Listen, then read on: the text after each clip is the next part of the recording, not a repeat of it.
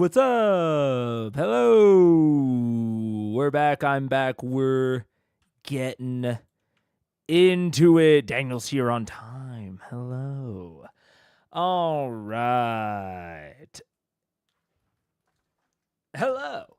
It's Critical Eyes. I'm Mega. We are talking about Critical Role Campaign 1 Vox Machina, Episode 91, Second Half. Hello, Valkyrie. We're going to talk about the good, the bad, the ugly, the beautiful, all of that in between. And you know what? I'm going to blow everyone's mind today. Because my only takeaway and or feeling from last episode is I just want to get in and get on with it. And so I'm going to astound and confound every single one of my viewers. Anyone who's been here for any amount of time. You know what we're going to do? A minute and a half in? Let's watch some fucking Critical Role. It is the black and white Is that the ebony zebra tabletop wood? dice tray. It's fantastic. The word to use in the Twitch chat. So if you're an Oh wait, we're behind. I actually do need to take a second and pull up the session notes. I wanted to do the bit more than I was actually prepared to do it. Shit. Mega sus. I'm doing it though. This isn't even a fucking joke. Because I was like, oh, what am I going to say? I'm going to talk about like, oh, what are they going to do now that they're in hell? And about how I don't have enough information to even predict it. But then we've talked about it. We've talked about the lack of plot hooks. We've gone through all that. So let's just get on with it. Let's fucking watch. Let's do it. I'll move over to Twitch chat to make sure that you put this in there to be part of this giveaway. But the word of the night is Doty. D-O-T-Y. It should be D-O-T-Y. earned, but whatever. Well, we've already. Oh, wait. I forgot the reason that I was pulling up the left-hand notes. Shit. I'm so used to doing this, you can tell.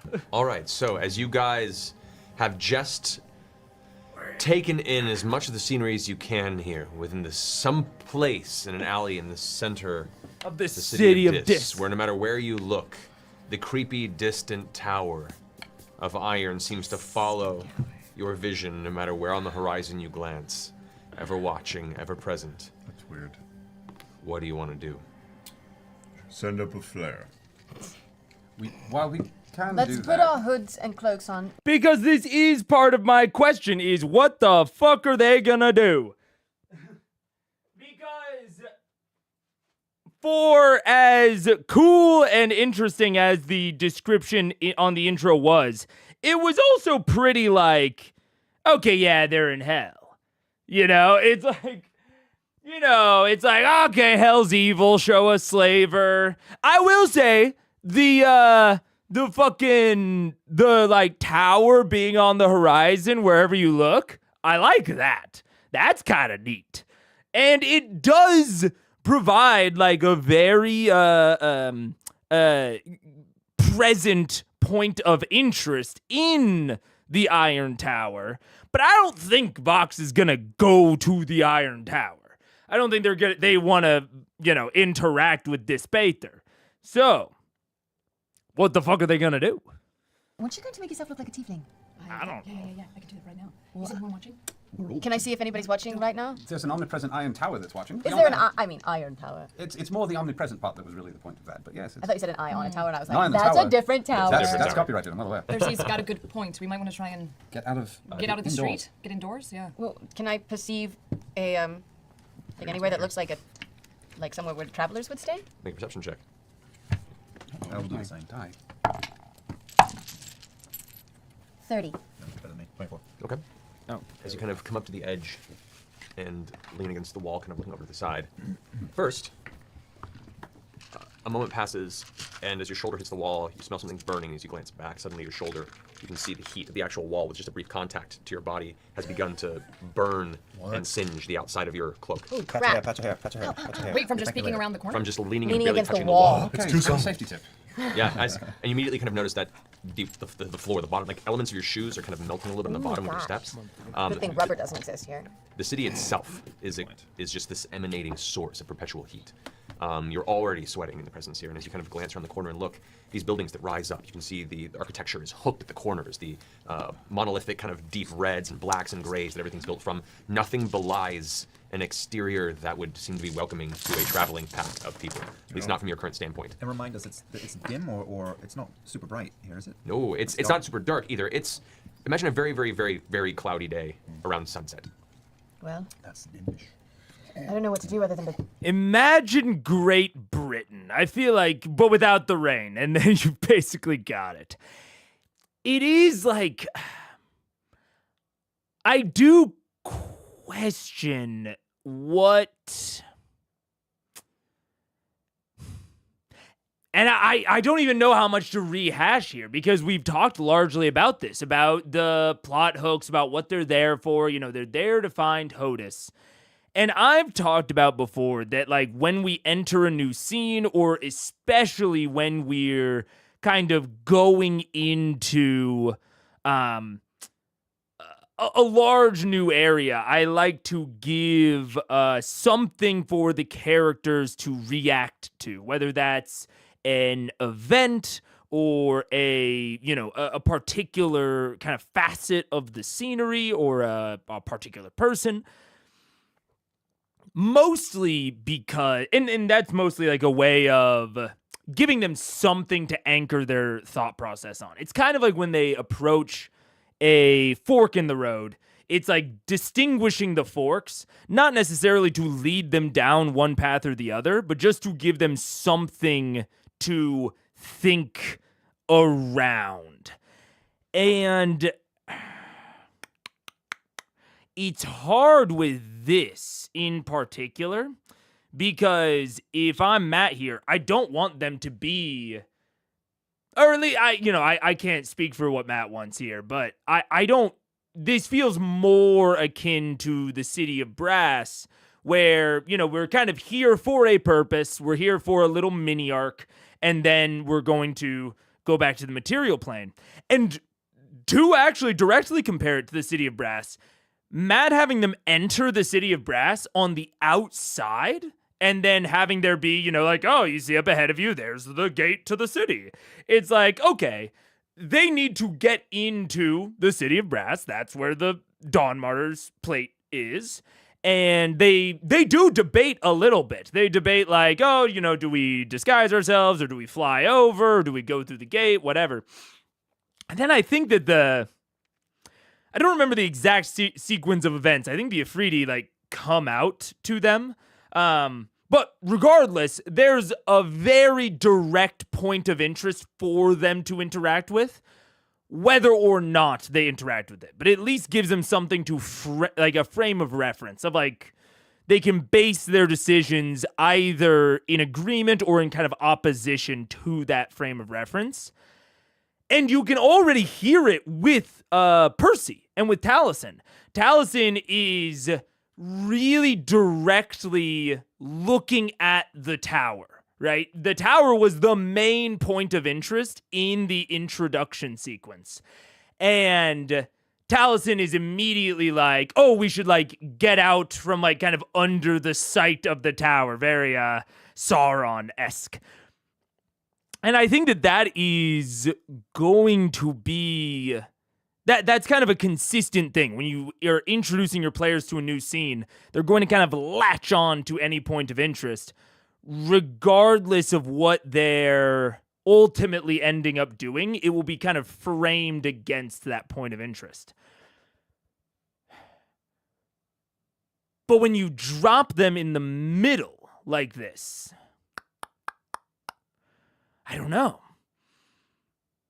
I don't know if Matt has a reason or a rationale for dropping them into the middle of Dis rather than, say, maybe the outside.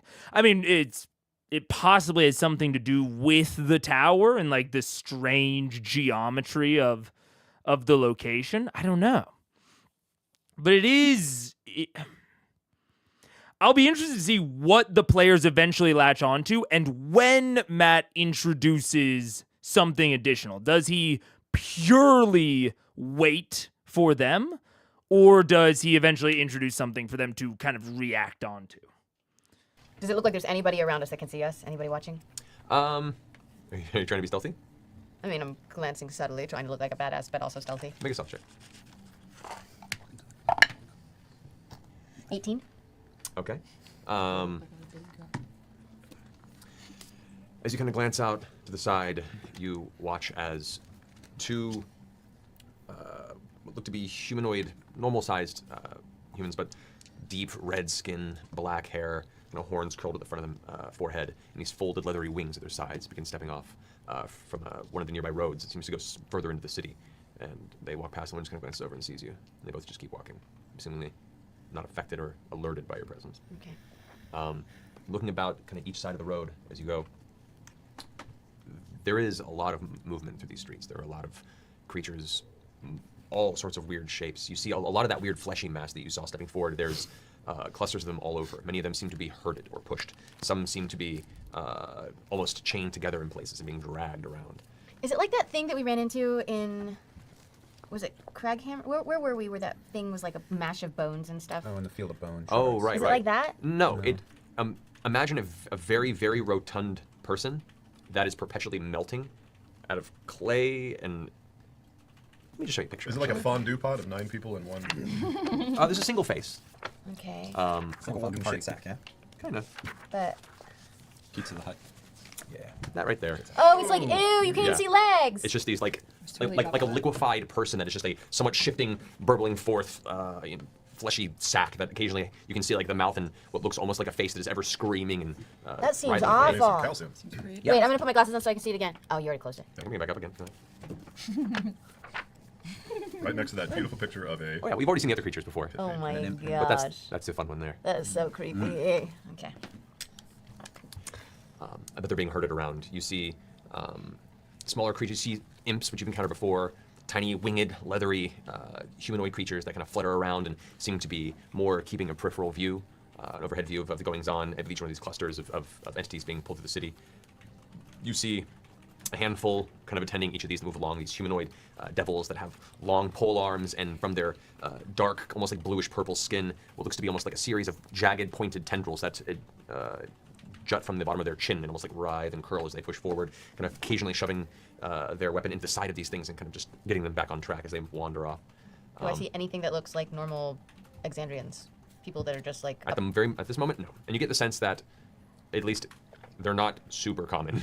Almost everyone that's currently walking through the street in this particular intersection seems to be of some sort of devilish heritage. Right.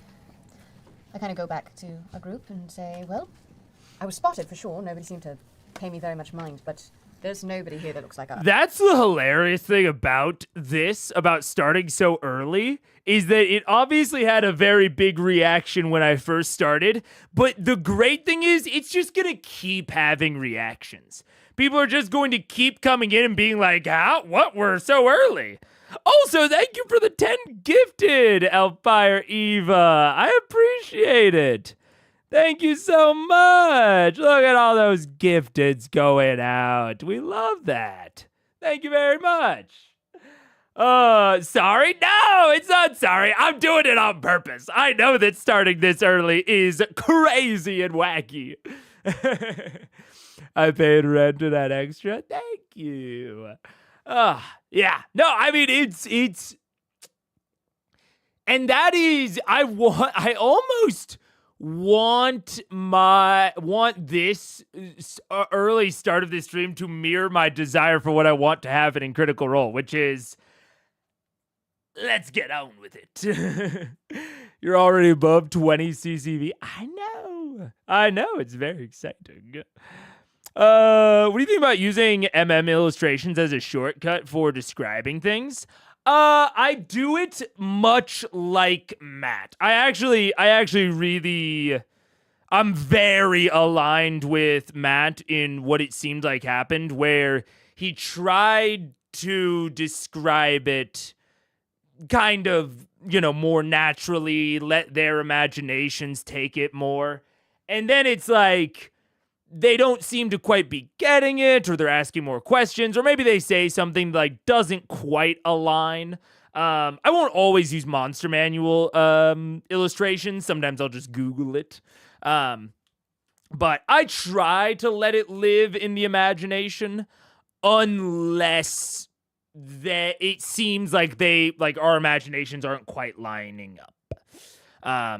It's sort of my same underlying rationale for why or when I will start like drawing maps or like reference charts, is for things where I feel like we need a common point of reference. So I try to use it, I don't want to say as little as possible, but my default is to not use it, and then if we can't bridge the gap, then I'll pull out the Monster Manual or something. So I'm pretty aligned with Matt, I think, on that. But yeah. I don't know if we've happened to pop into a particular area of the city that is inhabited mostly by devils, but that's where we are. Do we know what layer we're in? What layer of This What would be, layer? well, It's like this will third, be fourth, second. This is 2. Second. Oh, we gotta find What the level dis? the open market, right? The open yes. market. The market. Yep. Oh, right. What? If we find the market, we'll find an inn. Find an inn, we'll find a place to Please drink don't and make get a me be the room. one that remembered all the shit about this. I mean, I am the grand poobah, the doink of all this and that, so Oh, that's true. Yeah, this You is would in your know. title. y'all motherfuckers just come with me. Oh no, I can already I see feel that like going we should well. put our hoods up and just generally act like we belong here. Yeah, just walk with purpose. Do you think if I do an alter self here that people will notice? Can you do it quickly? I mean, Yeah, I can do it at Just will. walk, stand we're in an the way. alleyway. Yeah, Just Alright, you- so I'll just- make the changing circle. Yeah, just shield me like we're Just stand like beach. huge Changing at the beams beach. in front of Healy. Look casual. Don't touch the wall, you'll burn. Which actually you do immediately take 4 points of fire damage as you do so. Poor busy. Oh, buddy. Put some mayonnaise on it, you'll feel better. Yeah, it's true. So are you changing your appearance? Yeah, I'm gonna kind of Can you imagine how sour Grog must smell all the time? He just has mayonnaise on him. Curdled dairy at all times. Or how much I love it. Sam said he can cast Alter Self on himself plus 3 others. Yes, I'm working on that. Okay. Oh, you can do it on others? Yeah. But people who can actually cast the spell, they can cast on other people. But you as an druid ability, you can only do it on yourself. Copy. Cool. I'm gonna look like a kind of a vague cross between Whitney and Zara. Okay. And as you do that, Terry immediately goes, "Oh, great idea!" And he turns himself into, he kind of pulls out a small object and clicks it for a second as it does. His form shifts into an almost identical looking, Female? no, a male, tiefling. And he goes, "Who else? Who else? Who else would like my blessing?" You know, hold off on that. I'm not saying it's not a good idea, but maybe we should workshop it. I want to be one. I knew you would. And he comes forward and pulls another one out, and as he kind of breaks the small capsule in your direction, this burst of arcane energy hits you, and all of a sudden your form shifts into an almost identical looking tiefling, same color. No, switch up, Terry. Okay. And he, How many more tries to turns? finagle with it for the last second as the spell just about takes hold. Your shade goes slightly more, and he goes like, blue, and you're a little more blue. Okay, So well. the tail end is kind of like No, hang on. Mister, we don't want to be. No, I'm talking it out. You can do that to how many more of us? 2 more. 2 more. Yeah. Kidding. He knew. I'll take one. Why not? I mean, Yeah, Grog can look like Grog. I feel like a handful of tieflings and grog is better than us as we are. I would agree. Okay. He goes and takes But one. make him more red. Hang on. Pink. How long does Alter Self last when it's just a spell? Because if we were gonna try and eat some food and take a break, then maybe we should do that first. Are we still doing that? Or are we just going head on into this? Well, I feel like our plans are We already need to, no, dissolving. no, no, we need to have it. Back We need to get alley. it. We need to eat. Yeah, we're in a back Okay. alley. Ghostface. We gotta walk through Hang this on. town. I can find it too, Matt. I'm looking it up. Hold on. Alter Self lasts for 1. You know, this is one of it's difficult. You know, I go back and forth on it. Because this is one of the other reasons that I like to give the players something to latch on to. Is because if they're sort of in a vague sort of, you know, there's things over here and there's things over there, but nothing's really happening to you. And everything that's happening around you is just sort of background noise more than anything. Like, no one's reacting to you in any way.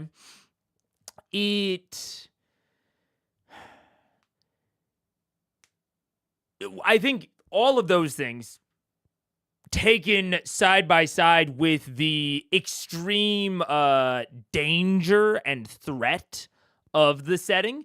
And I mean, one of the first notes I wrote of like Matt doing quite a lot of description surrounding just how like terrible it seems to exist here, especially as a lemur. There is this tension and pressure around like this place is dangerous. And even in like the way that Matt is like kind of responding, the way that the players are interacting of like Vex saying, you know, oh, I want to look around. Then Matt saying, okay, are you doing it stealthily? And her being like, I don't know. Should I? Like I'm trying to just glance around while still looking like a badass. And then she glances around like doesn't really see anything additional, which there's probably nothing additional to see. But it's this real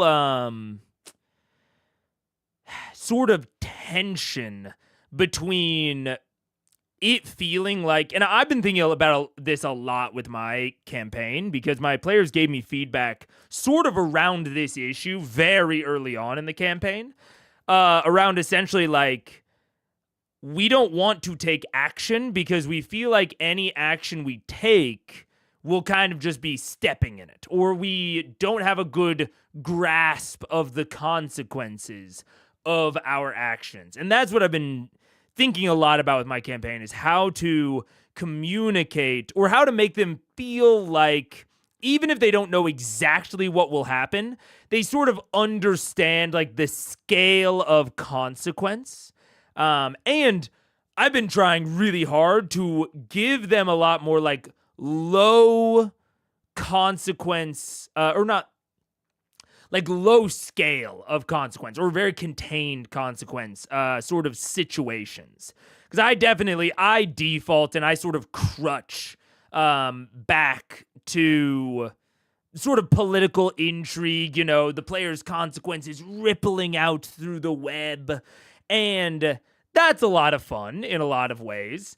But it can also, if the players feel like every action they take will have this sort of ripple effect outward, it makes them overanalyze even the smallest actions. And I think that's sort of where we're at right here of like, do we alter self? Do we break and stop for food? What do we do? What are we doing? And Marisha being like, I feel like we're like 2 steps in and our plans are already dissolving. And it's funny because nothing has really happened to prompt the plans to dissolve. They're basically still in planning mode.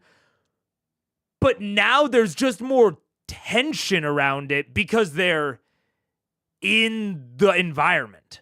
And that's something I've been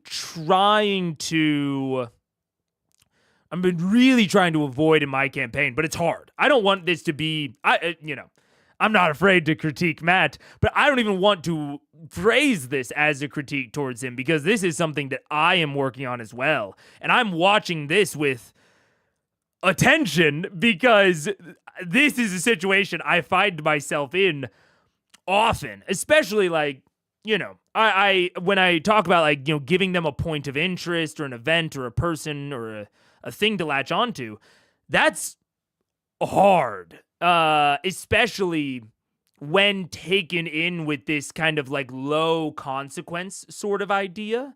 That's not always easy. Like, I can't really think off the top of my head of like, what sort of low consequence event do I introduce to them to give them something to react off of on their entry into hell. And my mind does go back to the City of Brass where he put them outside. I think that would be right now my default. And Matt didn't do that, and I don't know if there might be a reason that he didn't do that, or maybe there wasn't like a super active thought around it. I don't know. But that's really the only place I can think towards in terms of where can I put them, or how can I model this to where they get in and they immediately have like something to do or something to interact off of, is to just not put them in the city. Because once they're in the city, everything sort of takes on higher stakes. So unless all of that is caveated by, unless they have a really direct plan. Like if they know the exact place that they're going to go, I think you don't need to like give them something super active. I think you can just plop them in the city, and since they know where to go, they'll just immediately head there. But they don't really know where to go or what to do. They kind of have to explore a little bit. But the process of exploration is often trying something and then failing. And right now, I think this sort of tone has been established that trying things might have too high of consequence. So I don't know. It's interesting. And this is like, I am fascinated to watch this through, because I don't want to always put them outside the city, you know? I don't want to have to put them outside the city gates every time. That feels, you know, like maybe a solution, but it doesn't feel like, you know, the solution. But I don't know quite how to abstract it beyond that in a way that I can generalize for myself or for you guys. So I'm very, very, very interested in kind of how this progresses. It's kind of crazy that there was nothing in Vasselheim where HOTUS previously was hinting them about HOTUS's place in the city. And it's weird because there possibly was. You know, I try not to put, or not, well, that's not true. It's hard for me to put too much stock, especially in terms of like analyzing it for GM tips. It's hard for me to put too much stock into the Vasselheim arc. I think if the Vasselheim arc had been run in a more typical style and not the more sort of meta-breaking style that it was run in, I think we probably would have gotten something along those lines. I think if, you know, Vox in general had just been investigating HOTUS, I think there's a decent shot that we might have gotten at least a little something to kind of hint more at HOTUS. But because HOTUS was this, you know, very kind of one-off villain, I think that, and I think that was, I think it was a perfectly reasonable thing to do to bring HOTUS back. But I do think that HOTUS didn't have many plans beyond the Vasselheim arc, and then Matt's like kind of looking back in previous work later on and decides to bring HOTUS back. I could be wrong about that, but I do feel like that's maybe why there's not as much maybe future foreshadowing in the Vasselheim arc, is because Matt didn't have, he could have, but I sort of doubt he had super substantial plans with HOTUS post Vasselheim arc when it was happening. I think Matt's kind of handling this as an exploration sequence, which feels odd to me given Vox's objectives. Well, it's interesting. It's interesting, you know, sort of related to what we were just talking about like the process of exploration, of like trying things and failing, given the tone. Yeah. Is it just me, or does Matt's focus on describing Lemur's suffering have a bit of scare them straight feel? Maybe. Like the price of sin sort of situation? Yeah, maybe. Maybe. Where is 90? Can't see it on live. Oh, I probably didn't put it public. If you go to the playlist, it'll always be in the playlist, regardless of if I remember to put it public. I keep thinking that I'll have the chaptering software done, and then I keep not having it done. I just turned it public. My bad. But if you don't stop sinning, this is what will happen.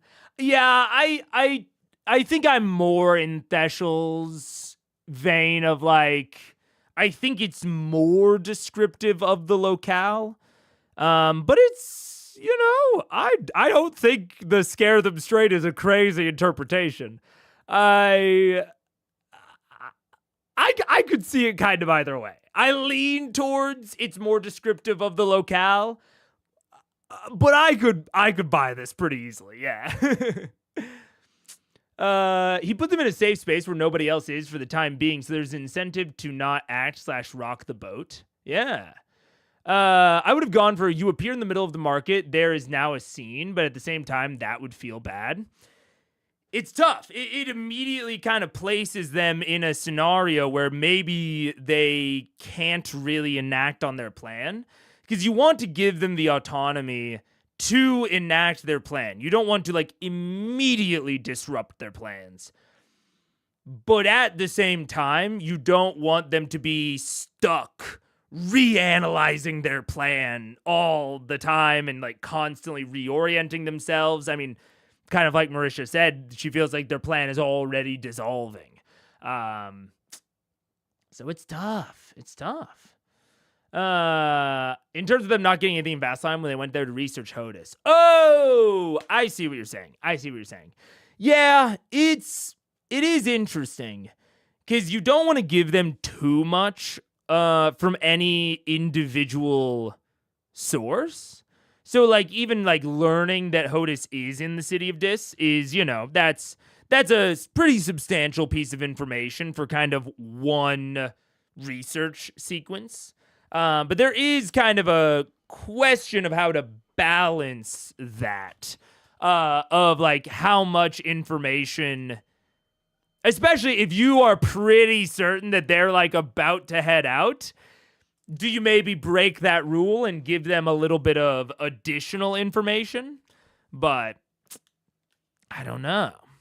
Like, nothing about Hodis specifically was found there. Sure. Yeah, I mean, and that's kind of the question is, like, would anyone in Vasselheim know about Hodis specifically? Like, is he a well-known Rakshasa? Because it does seem like they broadly just found out about Rakshasas, nothing about actual Hodis. And I think that there are definitely ways that you could have massaged the fiction to make it reasonable for them to find out about Hodis specifically. But I do think that as it's been presented so far, if I had to think down the most, like, in fiction reasonable thing, I can't think of a reason that Hodis would have any books written about him specifically. And they only went to, like, a library, right? They didn't go to, like, a Rakshasa expert or a demon hunter or an what would you call it? Not an excommunicator. What's the term?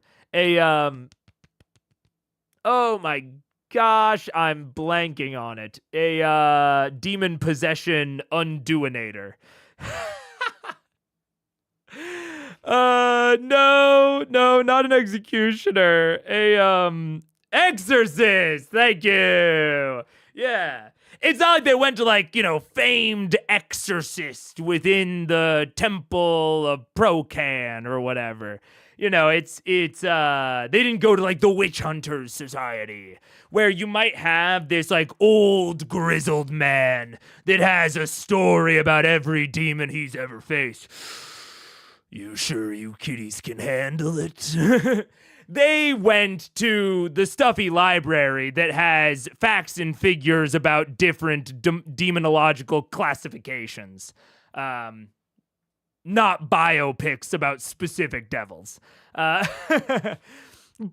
that said, I do think there are ways you could have massaged it to give them more specific information if you had really wanted to. Like, you could have found a, you know, biography or a diary of an ancient witch hunter that maybe spoke of a specific Rakshasa a la Hodis. You certainly could have worked that in. Narrative could be someone he impacted in the city wanted their own vengeance. Yes, I agree. And I think that that's the part that I see a little bit of a struggle with from maybe like Matt's perspective is the ways in which Vox goes about research sequences is almost exclusively through talking to NPCs they already know or going to the library. So even in Vasselheim, we can see that they went to Highbearer Vord and they went to the library. And once those two sources were exhausted, that was pretty much it. They're like, we got all the information we can get.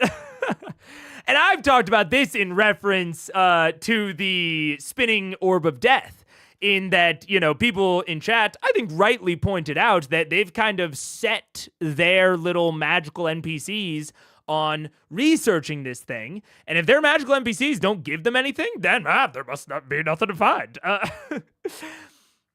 And so it's a good thing to keep in mind as a DM in what direction are your players going with the type of research that they're doing or the type of exploration that they're doing.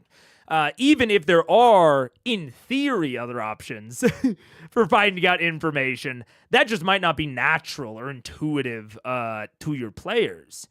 Because I think that this is super duper reasonable for there to have been the family of one of the victims. I mean, this is we were talking about this, not to do too much of a spoiler, but this is a pretty classic villain backstory.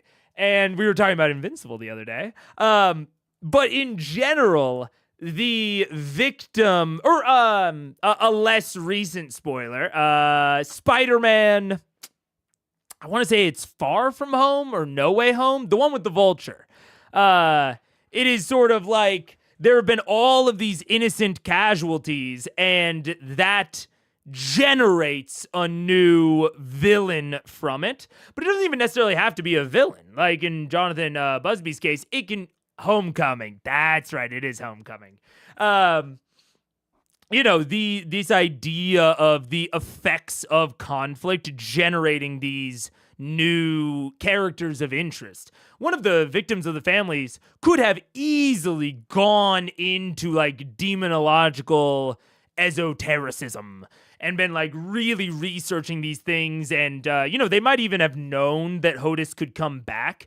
And so in their minds, it's Vox is kind of lazy and did not really put the issue to rest, even though everyone's acting like they did. They might be actively even somewhat hostile to Vox. And that might be a nice little sort of mini quest of them needing to convince this now demonological expert that, hey, they do have the right intentions. They just weren't aware. They were just ignorant of what would happen. That could have been a really fun research sequence. But there is a question in that case of, as Matt, how do you get them into that if they're not already kind of in that frame of mind? If they just go ask Highbearer Vord and they go to the library, where do you go from there? I think you could place it a little bit more, we might call it directly. You could have someone at the library drop a hint about this person.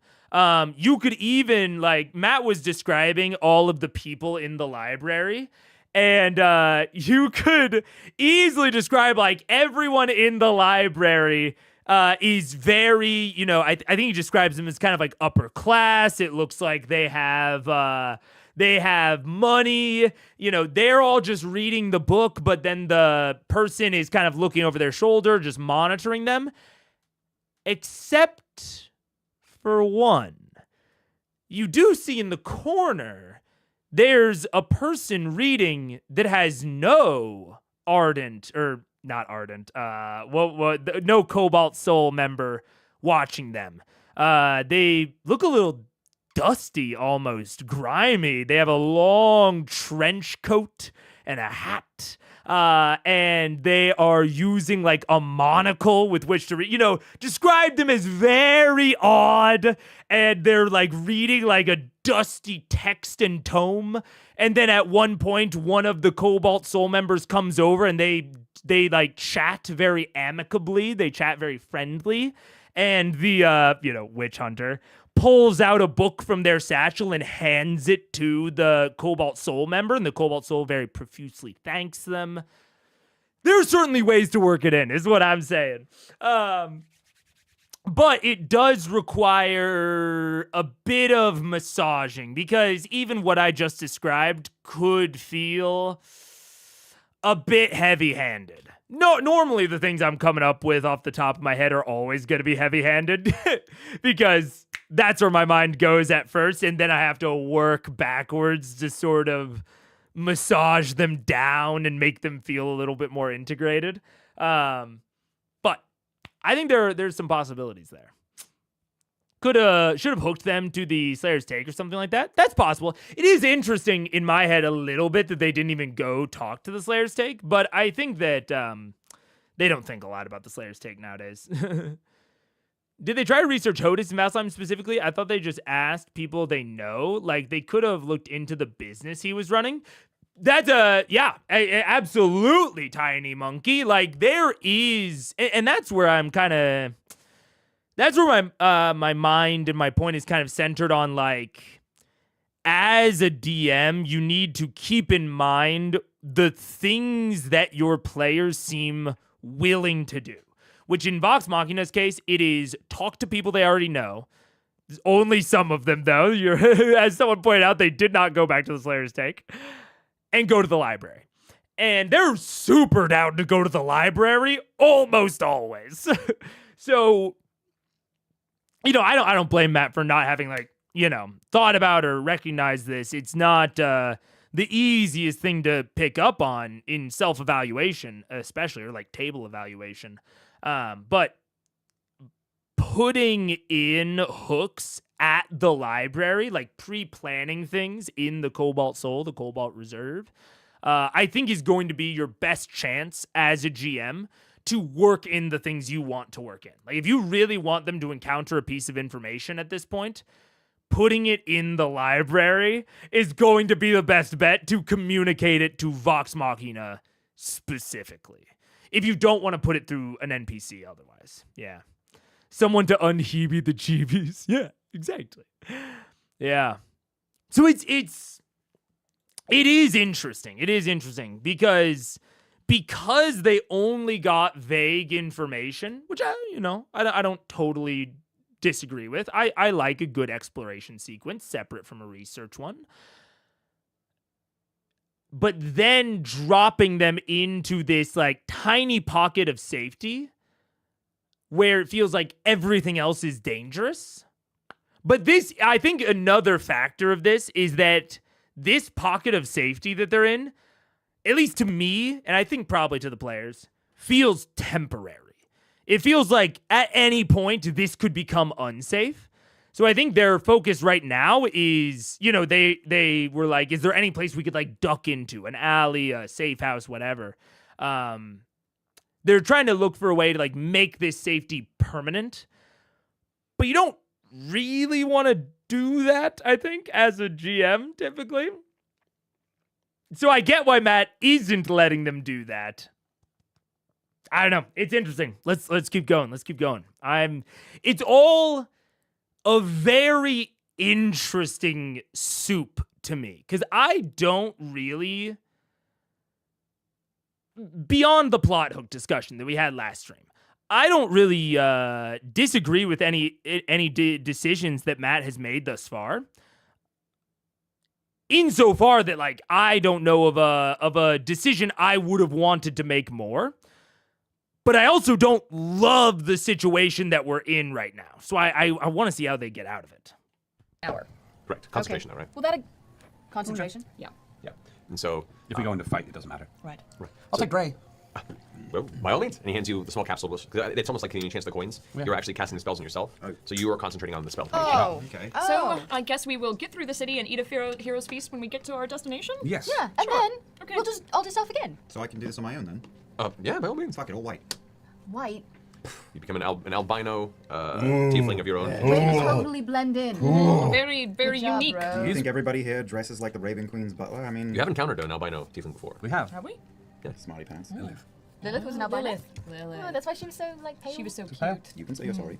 I'm not. You're not? No, you should be. I'm not. Yeah, you're wrong though. Right, let's find Let's ourselves a marketplace and an inn. And a Rakshasa. Let's go. I am going to step out into the Act like you street belong here. Act tough and with cool. pomp and circumstance and purpose. I join Percy. Please don't write things down while I do that. no. That's not nice. Act like you belong. Whatever do you mean? People will buy it. We just walk looking straight ahead. Don't look around too much. Yep. All right. 10% what you say, 90% how you say. I act like me. I think I'm going to be fine. I act like Percy. He's also going to be fine. Yes.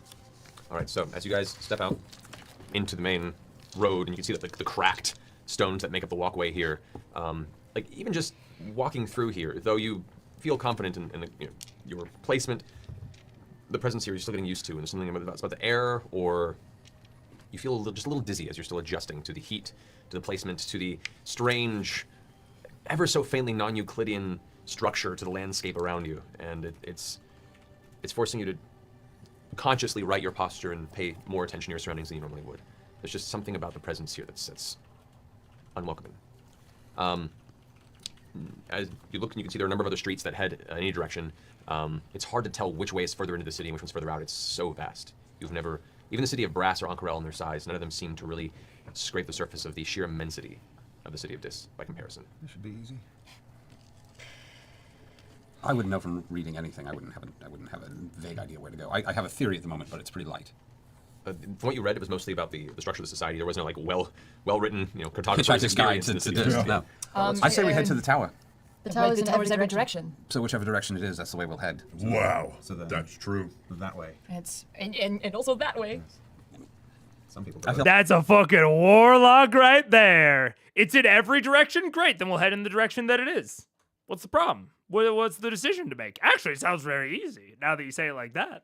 Like, I feel like if I was going to build a giant tower that couldn't be ignored, I would have that be the center of anything anyway. So Well, at any it may rate, not let's even just matter. take a stroll and see All what right, the lay head of the land towards the is. tower. As we start taking a stroll, can I do a nature check to see if I can spot any native beasts, insects, etc.?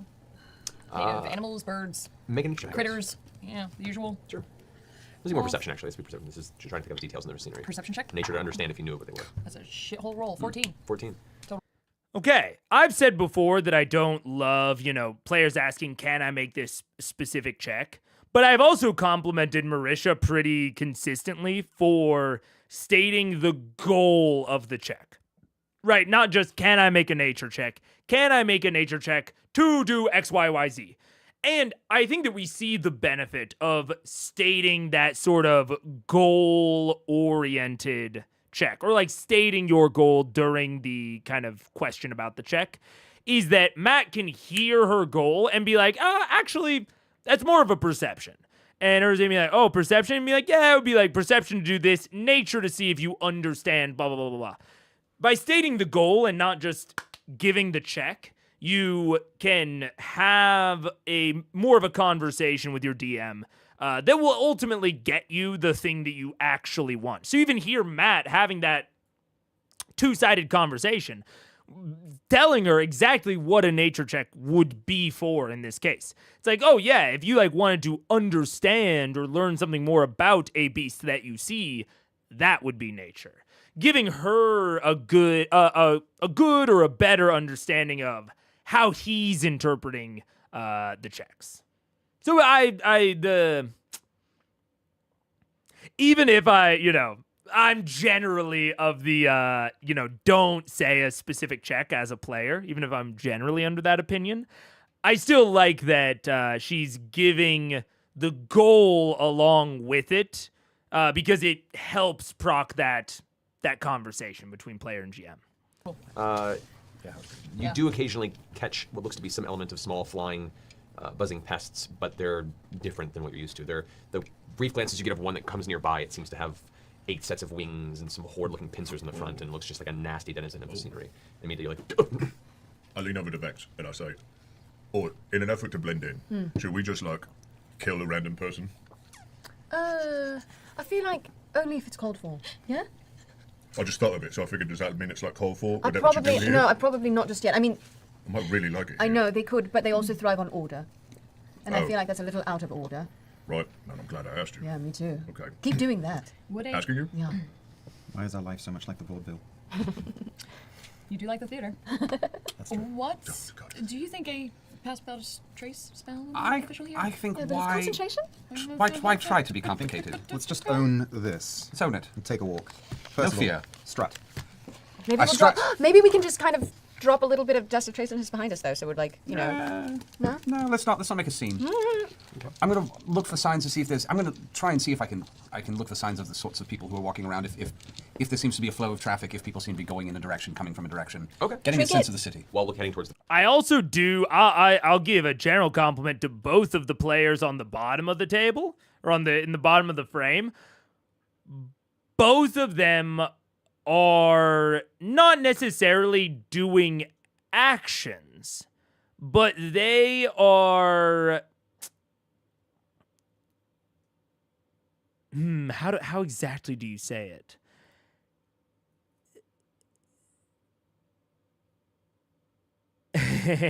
it reminds me of I was watching a lecture. I've been watching a lot of college lectures lately. And they were talking about how the ancient Greeks and like especially the kind of ancient Mediterranean world viewed seeing something as much more tactile. Like if you were to gaze upon something, that was like an active experience. And that is what I would equate what the bottom two are doing. And I really like it, especially in this sort of scene where everything feels dangerous. Any action, as we would typically think about it, feels like it carries an amount of risk. Just being active about looking at stuff and for stuff and allowing the DM to give more specific narrations that might give you something to work with. So Keyleth asks about the beasts. Okay, not much, just a little bit more environmental fluff. So now it's like, okay, and okay, what about people? Do I see any people that look in this particular way? You know, they're sort of fishing for Matt to give them something more specific that they can really base more activity off of. And I really like that mindset for the players. It might yield nothing. Like I would say, you know, Marisha, Keyleth's check kind of yielded nothing, but that's okay. You know, sometimes the things that your players ask about, like there just kind of is nothing to say. You just have to make up like a little bit of improv, but it's not going to be super plot relevant. But I like this just sort of fishing for information rather than, should we kill someone? Let's drop dust of tracelessness. But, you know, things that are either sort of obsessed with, or not obsessed, but are focused on like forcing things forward or desperately maintaining the status quo so that nothing changes. Because even something like the dust of tracelessness, I kind of agree with Percy, is making it a little bit more complicated. It's introducing additional complication for maybe not a ton of value in a way that might make them like even more paranoid, or like, you know, they're having to track even more pawns on the board. So all that is to say, I like these two's mindset here. I think they're giving Matt a lot of opportunity, and Matt just needs to like seize on it when it makes sense. And they're giving him multiple chances to find the thing that makes the most sense to seize upon, which is great. tower. While heading towards the tower, to make sure that I'm trying to get a lay of the land so that maybe I can see if we should veer off in the direction. Okay. I'm also looking for humans, or someone who might speak common. And are there stores? Are there businesses? Are these all nondescript buildings? Or does it all just look like the same shit? Or is it look They're like this- varying, but there's nothing here that looks like a welcoming shopfront. Right. Like the structures are varied, but any of the signs or any of the scrollings that you see chiseled into the stonework and Okay, work it in. Boop, boop, boop. Also, I like that question a lot. I honestly am a little bit middling on that answer because, like, there's an amount of, well, I don't know. I'm starting to, maybe similarly to the players, I'm starting to question, like, what does Matt want us to do here? Because, Liam just asked, like, are there anything that look like businesses? Or do they all just look like, maybe nondescript buildings and I can't really tell them apart? And Matt's like, well, you can tell them apart, but nothing that looks welcoming. Which, in my translation, means don't go into any of them. But it's like, okay, so we shouldn't go into the buildings. Okay.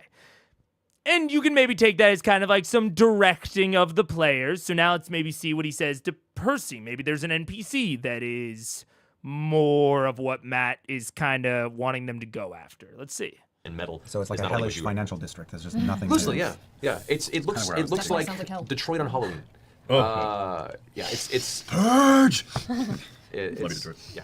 It's been a while. Yeah, man. That was nice, right? Long while since Hell.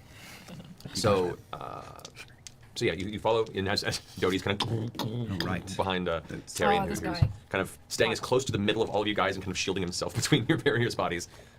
You continue to follow Percival as you step through, paying attention. Go ahead and make an investigation check. I'm gonna keep an eye out for anybody that looks like they're noticing us too much. Okay, we've found the thing. Everyone's asking questions. Okay, the beasts don't really pan out. The businesses don't really pan out. Percival, pause, make an investigation. And you even hear the moment that Matt says make, the pause and then the investigation check, Laura's immediately like, okay, and I'm keeping an eye out for blah, blah, blah, for this type of person, right? They've now locked in on it. Okay, it's a person. That's what we're looking for. And now we've got everything centered. So, again, kudos to the big question askers fishing for what the DM wants out of this, or not even what the DM wants, but the interesting thing that Matt has planned. Because I know that saying like what Matt wants or what the DM wants has implications of railroading, and I don't mean that by any means. But clearly there's something interesting that Matt has in his head, and he could certainly improv a store. I do not doubt Matt's ability to improv a shopping sequence. But there's something interesting in his head that he's sort of waiting for them to ask into, and I think Talison's found it. And I think the other players think that Talison's found it. Anything, Yeah. Same. of course. Natural snitch. Yes, of course. Natural snake. I have a problem. You are. I may have to like this. I'm aware that there's a lifespan on this die. That I We may are have in to hell. put away. If it's gonna You're come gonna out roll one anyway. natural 20 and it's gonna dissolve into gold Heads. dust and float away. Heads. It's okay. One of these days, your contract will come. Oh, I'm well aware. If you lift up Talison's mohawk, you can see the little tiny little points. The little points. Yeah. It's fine. Or the Tattoo. maze. Yeah. Jason Hidden Jason. birthmark. All right, so Official tail. you walk for about the next 10 or so minutes, and two And things- even with the natural 20, fast forwarding them to where the interesting thing is, right? It's like, oh, you keep walking for 10 minutes. So, I mean, essentially, that's saying that, like, the initial check failed, essentially. Like, if we're taking this as a 6-second action, of like, oh, I'm making an investigation check, I look around, well, okay, there's nothing around there. But because he's asking into the right thing, he rolls well on the check, okay, we'll speed you up safely. You don't accidentally stumble into anything bad. Here's the interesting thing. you notice kind of just looking for patterns and elements of the city around. There does seem to be a general direction of not individuals as such, but a lot of these fleshy masses, these which you've read about in the book. They're referred to as lemurs. Yes. They are Big swine. fallen damned souls that have been tortured into the specific form and are like the most lowest base level of devil that exists here. It's a fleshy mass. Liam, come Go to bed. Fleshy mass. But they all seem to be, not all, but a lot of them seem to be going in a certain direction. It's difficult to maintain focus on the direction of the tower if you have to avert your eyes. However, if you're looking in a particular direction, it doesn't like follow your vision when you move. It's whenever you look away and kind of change your perspective on the horizon, that's where it appears elsewhere. Sure. So you assert yourself in a direction. Cheap VR. Yeah, and maintain that way. After about 10, 15 minutes, Shitty clipping. there's no discernible gaining of distance Oh, on the tower. fuck's sake. In that case, I'm going to find a lemur and inquire sternly of directions. Okay. As you're walking, you see there are 3 of them currently. Great. giving them something to focus on simultaneously. And this might be a consequence of the nat 20, who knows? But very subtly sort of discouraging their current plan of like, yeah, it's hard to pin down the distance of the tower, but you do pick up on this pattern. Now, they could take this in a lot of different directions. They could choose to try and match the flow. Percy's going to interrogate a lemur. Love it. We've now gained something again to sort of revolve our decision making around, is this pattern of movement amongst the lemurs. That are kind of chained together with two of these like weird black jagged spiked collar and midsection bands that are jammed on their sides, and they're all joined. And okay, we are going to run ads in a minute, but I guess for this minute, I will think out loud a little bit about this, because this is sort of an alternative kind of event to what I generally think of. I generally think of events as kind of, or at least events that I am putting in for the players to kind of react to, like, a disturbance in the marketplace, or, that sort of thing. I think about that in terms of individualized events. But Matt is introducing this pattern of movement amongst the populace, implying something that is happening. Not even really what is happening, but just that something is going on. And that is an interesting sort of basis for a...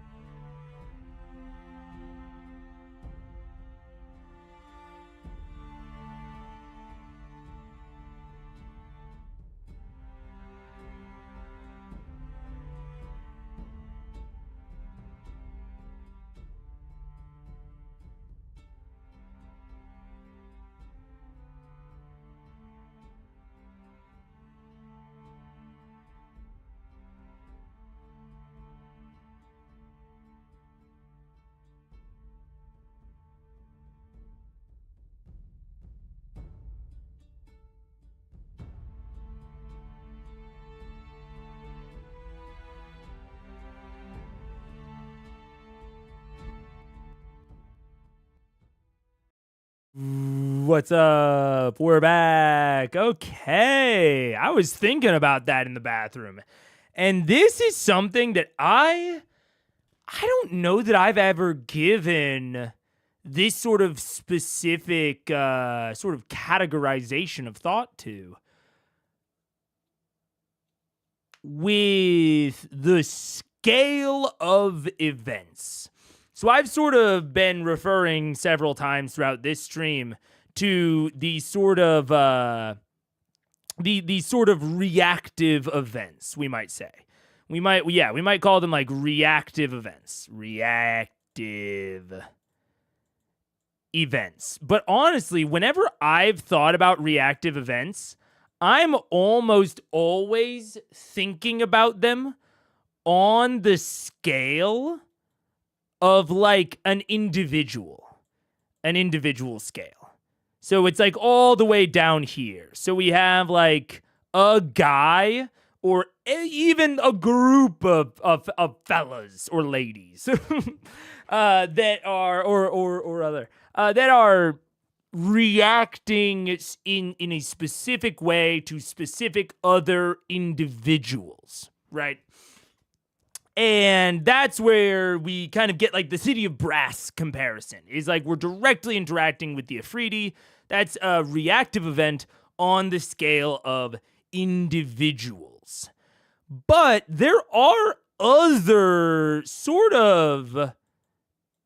there are kind of other scales of this. And I think that we are on the scale, not necessarily of even like groups, I would say is like maybe the next kind of scale up. So that there are multiple, but then there's almost like the scale of like entire communities and events that are throughout entire communities of people. So we'll say that this is the Top Hat community. And so this is not just a group of people. This is the entire Top Hat community that is having this specific event. So, I mean, we can categorize this into sort of like, let's say that there is a particular day of the year that the Top Hat Manufacturers Guild gets off. They've negotiated with the factories, and they have a special Top Hat celebration day. So this is a event that the players could react to that encompasses the entire Top Hat community. And then you can have it on the scale of, like, we'll say settlements. So an entire settlement might have an event of sorts. So now we have, it has buildings, and there's like a little clock tower. You know, so this is a community that we're talking about here.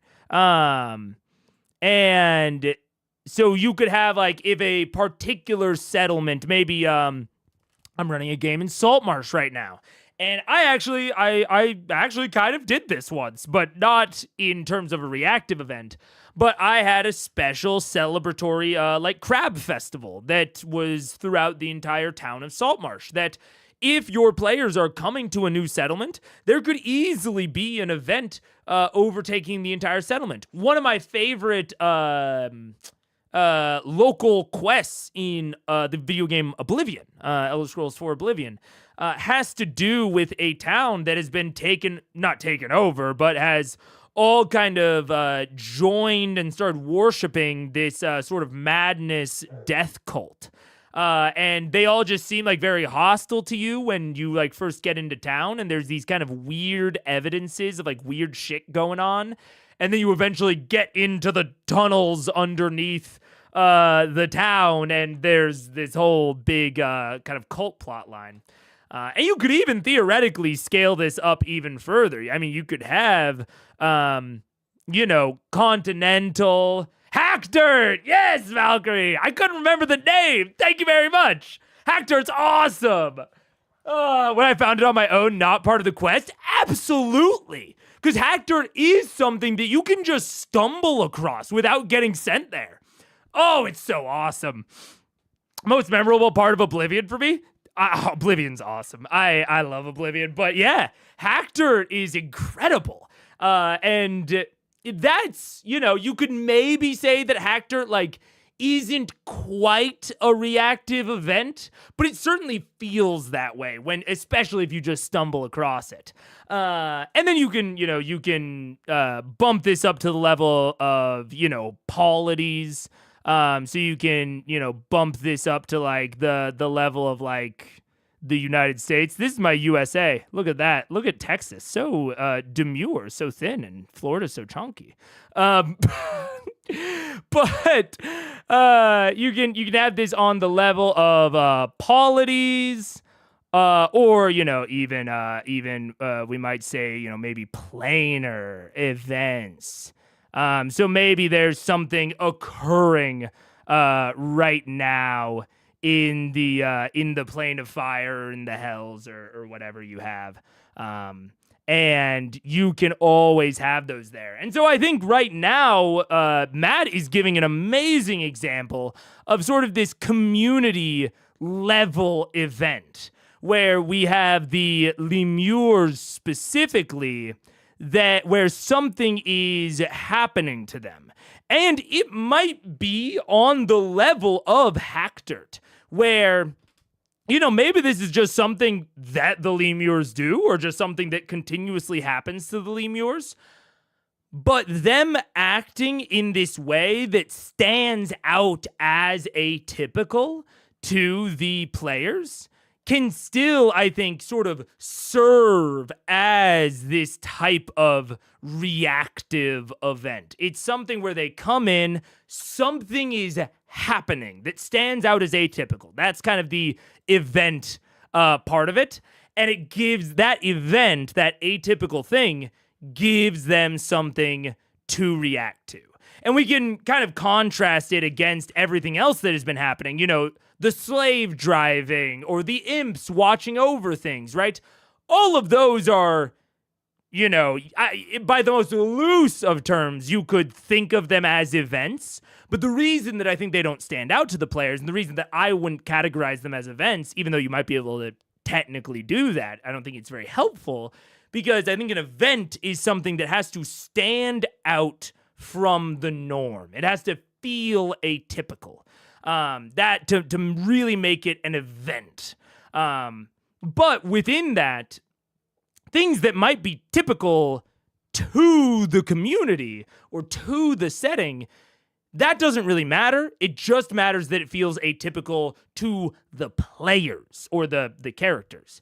And that it's something that they can react to. So this, the lemurs moving in a particular way with a certain pattern, that is something that the players can react to. You don't know as a DM how they're going to react to it, but you know that they can. And there are multiple ways that they can. Yeah, this is great. I've never thought about it this way. I mean, I'm sure if you've I've talked about sort of reactive event sort of stuff before within Critical Eyes, but I think I have almost exclusively, if you've ever heard me talk about it before, I've almost exclusively been in this mindset down here, individuals and groups. I've rarely thought, at least in terms of reactive events, I've rarely thought of anything on the higher end of the scale. But I like it. I like it a lot. And it honestly, in retrospect, gives a little bit more, I don't want to say credence, but like it makes even more sense as to why Matt is focusing in this direction with his initial descriptions of the plane. Like, I'm talking about quite a bit of description surrounding the suckage of being here. We talked about, is this a warning? Is this just describing the plane as a whole?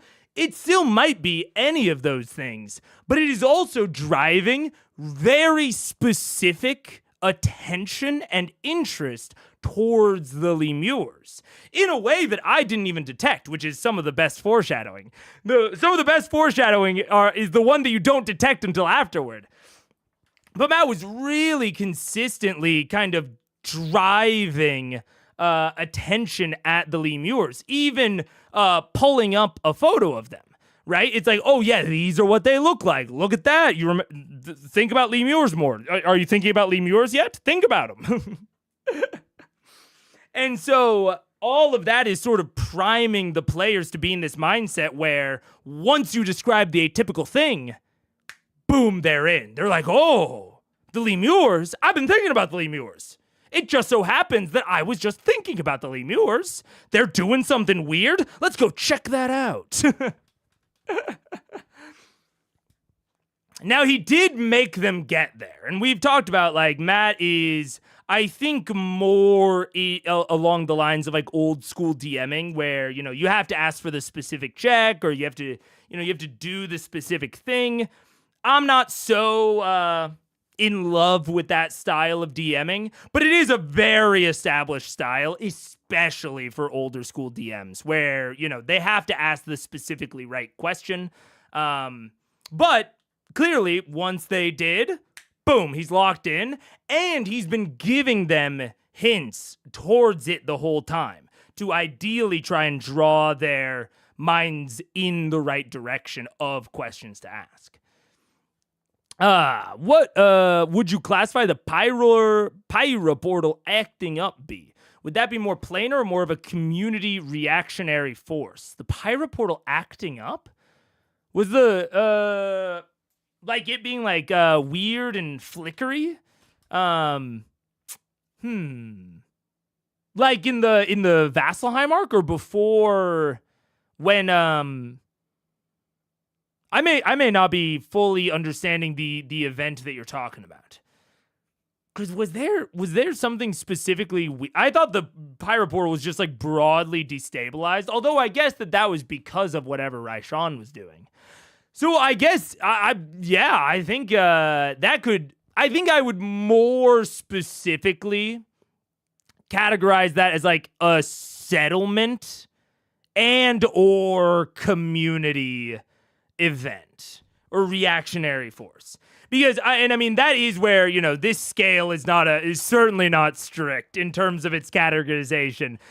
Because the difference between a community and a settlement sort of breaks down in certain cases. Some settlements are too small to have multiple communities within them. But it wasn't acting up. It was just always weaker. Yeah, I mean, I think that it still is something fair to point out. Like, pointing out that it is sort of weird could be an event that they could react to. But I think it's a good thing to point out is I don't think it was described in such a way that made its weakness sound atypical.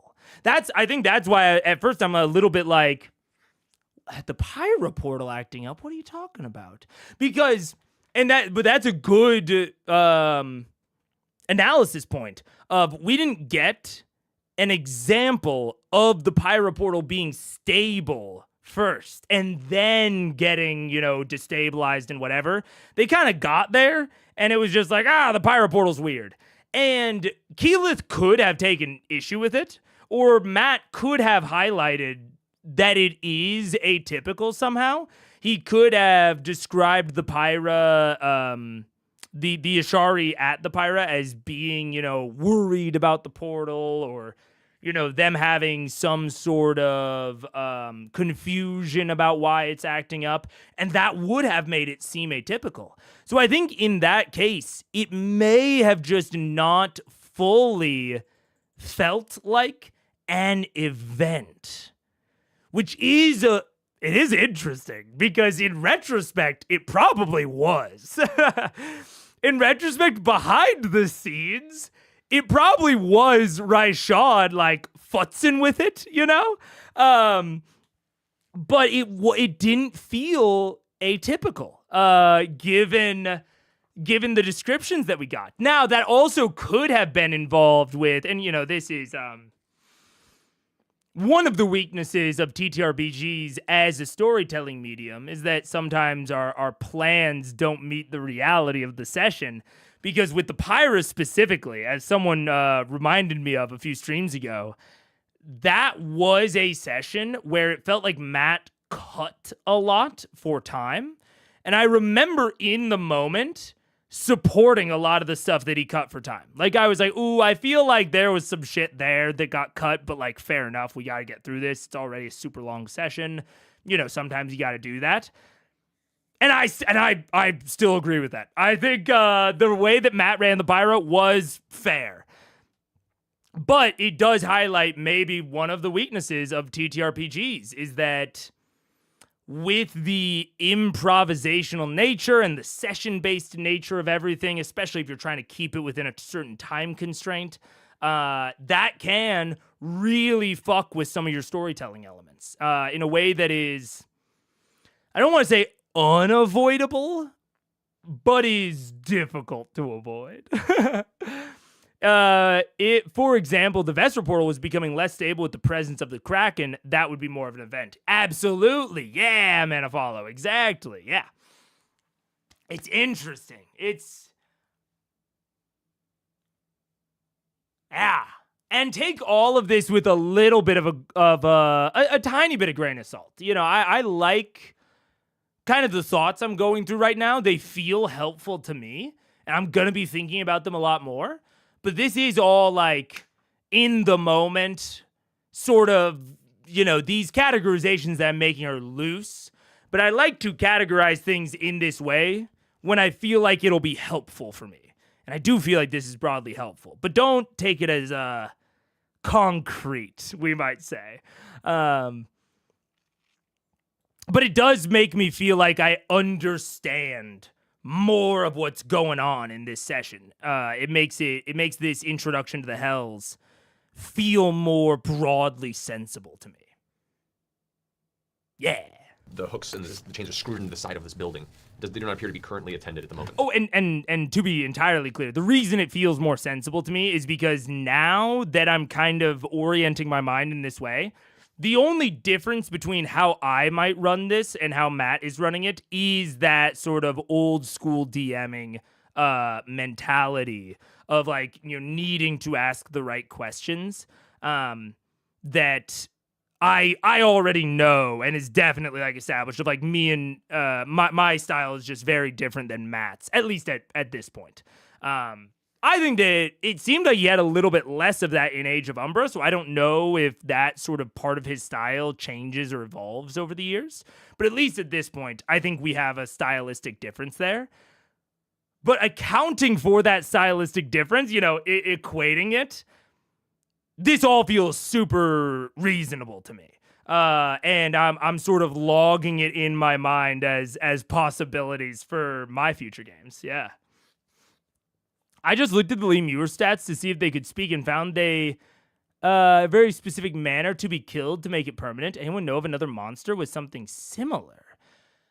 I think trolls. I know that troll regeneration turns off if you do fire damage, but I don't know if you can kill a troll with non-fire damage if you just do enough damage to like kind of overcome their regeneration. But I think it's broadly things with regeneration. But I don't know anything specific off the top of my head. And I would assume that the Lee Muir is probably even more specific than what I just described. Yeah. Has to be a good creature with bless cast on them or covered with holy water. Wow, that is, yeah. Even if I'm right about trolls, that's way more specific than the troll one. Interesting. I can't think of anything else that has that sort of specificity. I will say, that's my kind of shit. I love that sort of shit. What, me, the person that loves like ritual casting and, you know, ingredient casting, and when I want if my players want a magic item, I make them go and find individual ingredients to craft it and make that a whole little side quest. What? I love that. I also, like Shadow of the Colossus, boss weak points. Ooh, that's my shit. That's cool. I'm into that. Yeah. That's very specific. Read it as and covered with holy water. Oh. Oh man. I'm gonna be thinking about that. That is interesting. That's an interesting conceit for a dungeon. Where like the boss is like in the front room or like just like off of the front room so the players can access the boss of the dungeon at any time. But the boss has this very specific way that it can be killed, and they have to explore the rest of the dungeon, both to find out how to kill it, as well as to like find the ingredients to kill it within the dungeon itself. You would need to let them know ahead of time. If that was the conceit of the dungeon, you would need to let them know that ahead of time so that they don't just like, bull rush the boss. Dude, I was actually, I need to make a dungeon for my campaign right now. I have a monastery dungeon that I wanted to make, and that sounds like a really fun conceit for it. I'm going to be thinking about that more. That sounds interesting, yeah. I feel like legendary monsters should have more specific ways to kill them. It makes it feel like a fairy tale quest in a way. Yeah, it's very classic monster of the week or very classic vampire, werewolf stuff. Actually, I don't think most of it made the cut. God, I need to release those longer Dragon Week videos. Well, I think a lot of what got cut from my interview with the Tales from Elsewhere Clock World was us talking about how Clock World, a lot of Clock World sort of hinges on that sort of stuff. And we talked a lot about like old like monster movies where like the vampire needs to be staked. There is no like amount of power you can gain. You can't just get a 20 strength score and kill the vampire. You have to stake it. You have to use a silver bullet on the werewolf, right? And that's a lot of how that system, that TTRPG functions, is off of that like sort of special weaknesses and special tools sort of conceit. And I agree. I think it is something really cool. It's something that I kind of feel like, in a sense at least, D&D could do more of, and it's what I wish the damage type system at least had a little bit more of. But it is cool, and it is something that you can work in as a DM. It just takes some thinking about, yeah. The English original says or, but the Russian translation is and. Oh, interesting. Did you start early today or did you change times? I have been a little bit whiffly on the times. It's been anywhere between 12:30 and 2:30. This one I knew was going to be long. This is like a 2.5 hour half, so I wanted to start towards the front of that time frame. Yeah. What was the edition where the trash could only be killed with a wish spell? Oh, that's interesting. That's very interesting. A restriction like that on Hodis would have been interesting. Like, finding him isn't the hard part, but getting the special waters of a sacred spring to bless your weapon or whatever would be key. Yeah. I feel like that's more common in D&D for stuff like the Feywild. I think the Feywild, that's more common to sort of work in. But I think it could be worked in anywhere. I mean, it definitely has a certain tone to it that might not always be the tone you're going for. But I do think it's really cool. And it's a really interesting way to provide some variance to your quests and to your bosses. Especially if you've had the, just get stronger to beat them, which was kind of like the Chroma Conclave was a lot of that.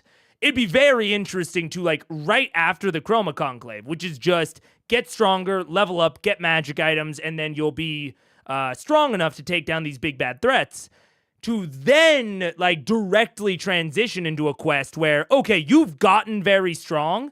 That strength is not what's going to carry you through this one. You need knowledge. You need a specific procedure. And then, if you wanted to get really fun and fancy with it, you could have the final quest line be a combination of both. Of like, yeah, you need the specific info, but this is still going to be really hard, and you're still going to need to be very strong, even with your specific info. And that could be a very interesting way to make the final boss feel like the hardest thing they've ever had to go up against. Even if, you know, you don't want to make it, or not don't want to make it, but because of like maybe the restrictions of D&D and bounded accuracy, you might only be able to make it so much stronger than, say, like Thordak.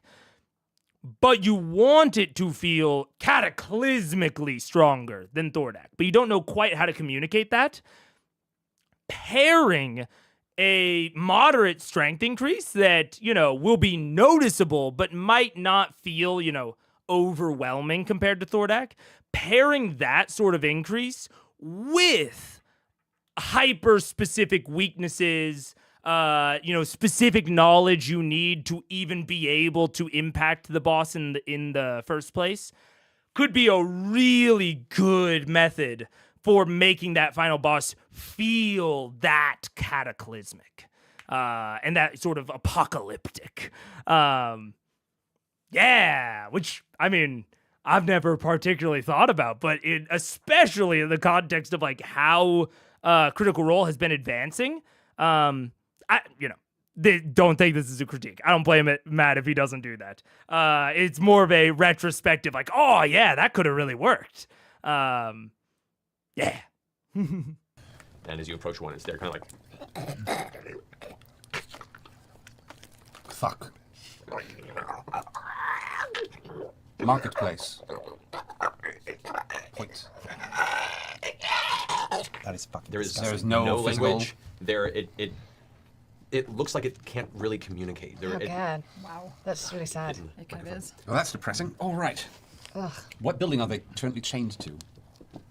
It looks to be.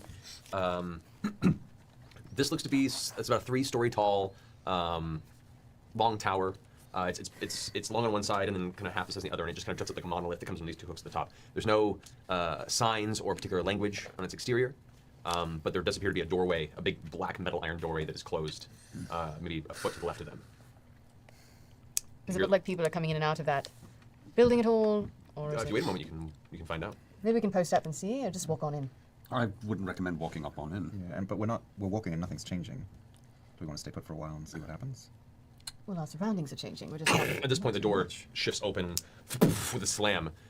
There is kind of a burst of kind of phosphorus type clouded fume that just drifts out from the interior as curling down, looming from the inside, another one of those large, lanky, skeletal-looking devils with a giant scorpion tail kind of lurches out and sees all of you clustered over, and it kind of and then begins to rush up quickly and grabs the side of where the hook is jammed into the wall and just breaks it out with its bare strength and yanks the lemurs closer to it. You see its jaw almost seems to disconnect and unhinge for a moment as it gets impossibly long. Its tongue kind of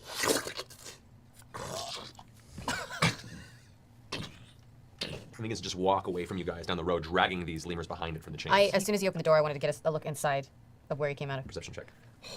Do it. Silent Hill shit going on. Yeah, no. Almost It was almost a 20, but it was a 25. 25? Yeah. You got a very brief glance from the inside. Very dark red light seems to kind of slightly light the interior. It looks almost like a shelf of some kind. That's as much of a view you got. It's just like some sort of shelf, a bit of furniture on the side there. Fuck. Hodis, where the fuck are you? It was a fine place. We Well, didn't if have a we- stupid face. If we can get to a safe place, a quiet place, I can do a locate creature spell and see if I can find him. Yeah. I can also still scry on him, but I need to We need something. something not in this back alley of the street. Did that devil who just left leave the door wide open, or did it shut up? No, the door like slammed Slammed open shut, as it yeah. walked and went towards you guys. It slammed shut behind it. Which way did the creature go? Loosely the same direction as where you're walking to the tower. Keep walking that Keep direction. walking that for a bit. direction. See if I can gently catch up just to the vague periphery, just so that like I can see if I can see them. Then great, and if not, Are you following this group? Is that what's going on? yeah, from a gentle long distance, Yeah, he did just and not with scold great us to intent. back up. Yeah, was he talking to the lemurs or He was was he talking talking to to us. us? You guys. To back the fuck off. You're clustered around, apparently. His the tower properties. doors. He was saying, get away from my Back, game. back the my fuck game. off from my people. You don't speak pissed off because. That was a chain devil. This is No, my this, toy. no, this was a bone devil. That was a bone devil. All right. That told us. Yeah. Pages. Although my Picture mind is pages, pretty good. picture pages. Because this means I could theoretically, like, turn into them now that I've met them, right? Technically, yeah. That won't go poorly. Nope. Get the Oh, fuck out. that's Creepy. creepy. Put us in our place. Creepy. Yeah.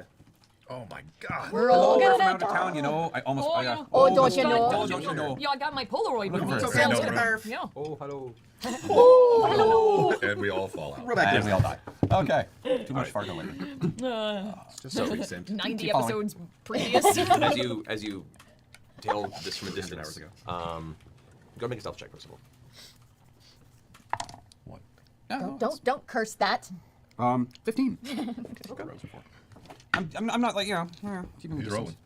Okay. He's D-rolling. So, Did they see me? D-roll. No. CD roll. I love Laura bailing so fast. so Go. as you guys are kind of following Percival's lead along the roads here, the heat still just starting to really crawl under your armor. Those of you that are wearing it, you're fine, right?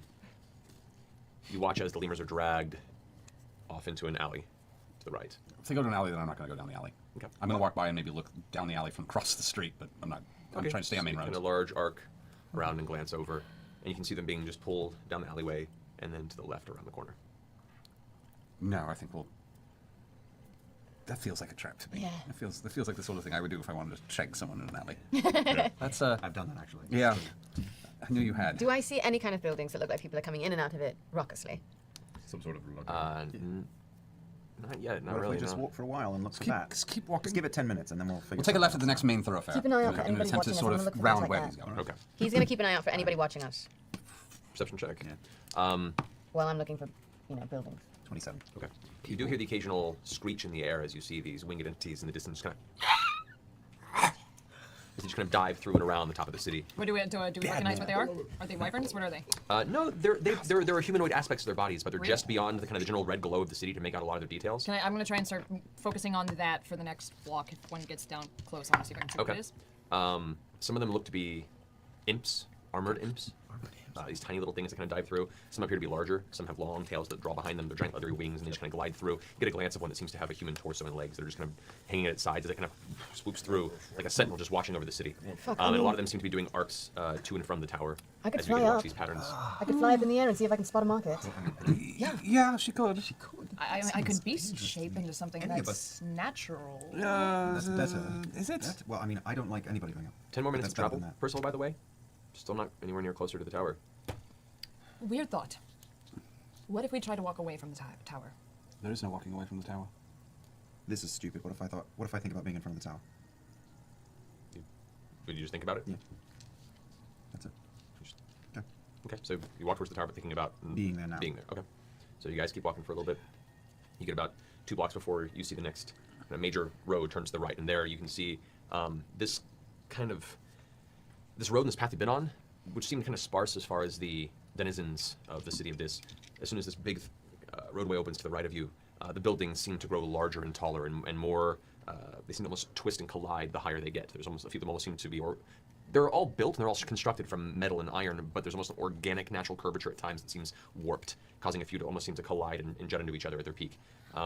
Many of them have these big black metal chains that dangle from the outside and giant evil-looking hooks that are just mounted on the front of the building, some of which currently hold lemurs that sit there and writhe on it like some sort of punishment for something they did. In the roads themselves, a lot of them have just pikes jutting up, and it looks like sections of the road have cracked open, and there are natural rock spikes and formations that have kind of protruded out from the ancient construct of the city. But people just walk around them as they go, and you do see more people down this way. You see more of those devil-like creatures. You see a few tieflings in the distance. You see a few humans. You see a few fair-skinned folk wandering through, and you see indeed that same bone devil that earlier you saw emerge from the side alleyway about 2 blocks up, still clutching those 3 other lemurs behind it by chain. It walks up to another bone devil that kind of seems to be almost sitting off to the side and is in the process of scratching the side of its horrible bony chin and jaw. It kind of comes up to it, and they both speak and snarl. You cannot read their lips because they don't really have lips, and you don't know Infernal. But they both kind of almost become a unit, and walking side by side, head further down that path with the 3 chain lemurs behind them.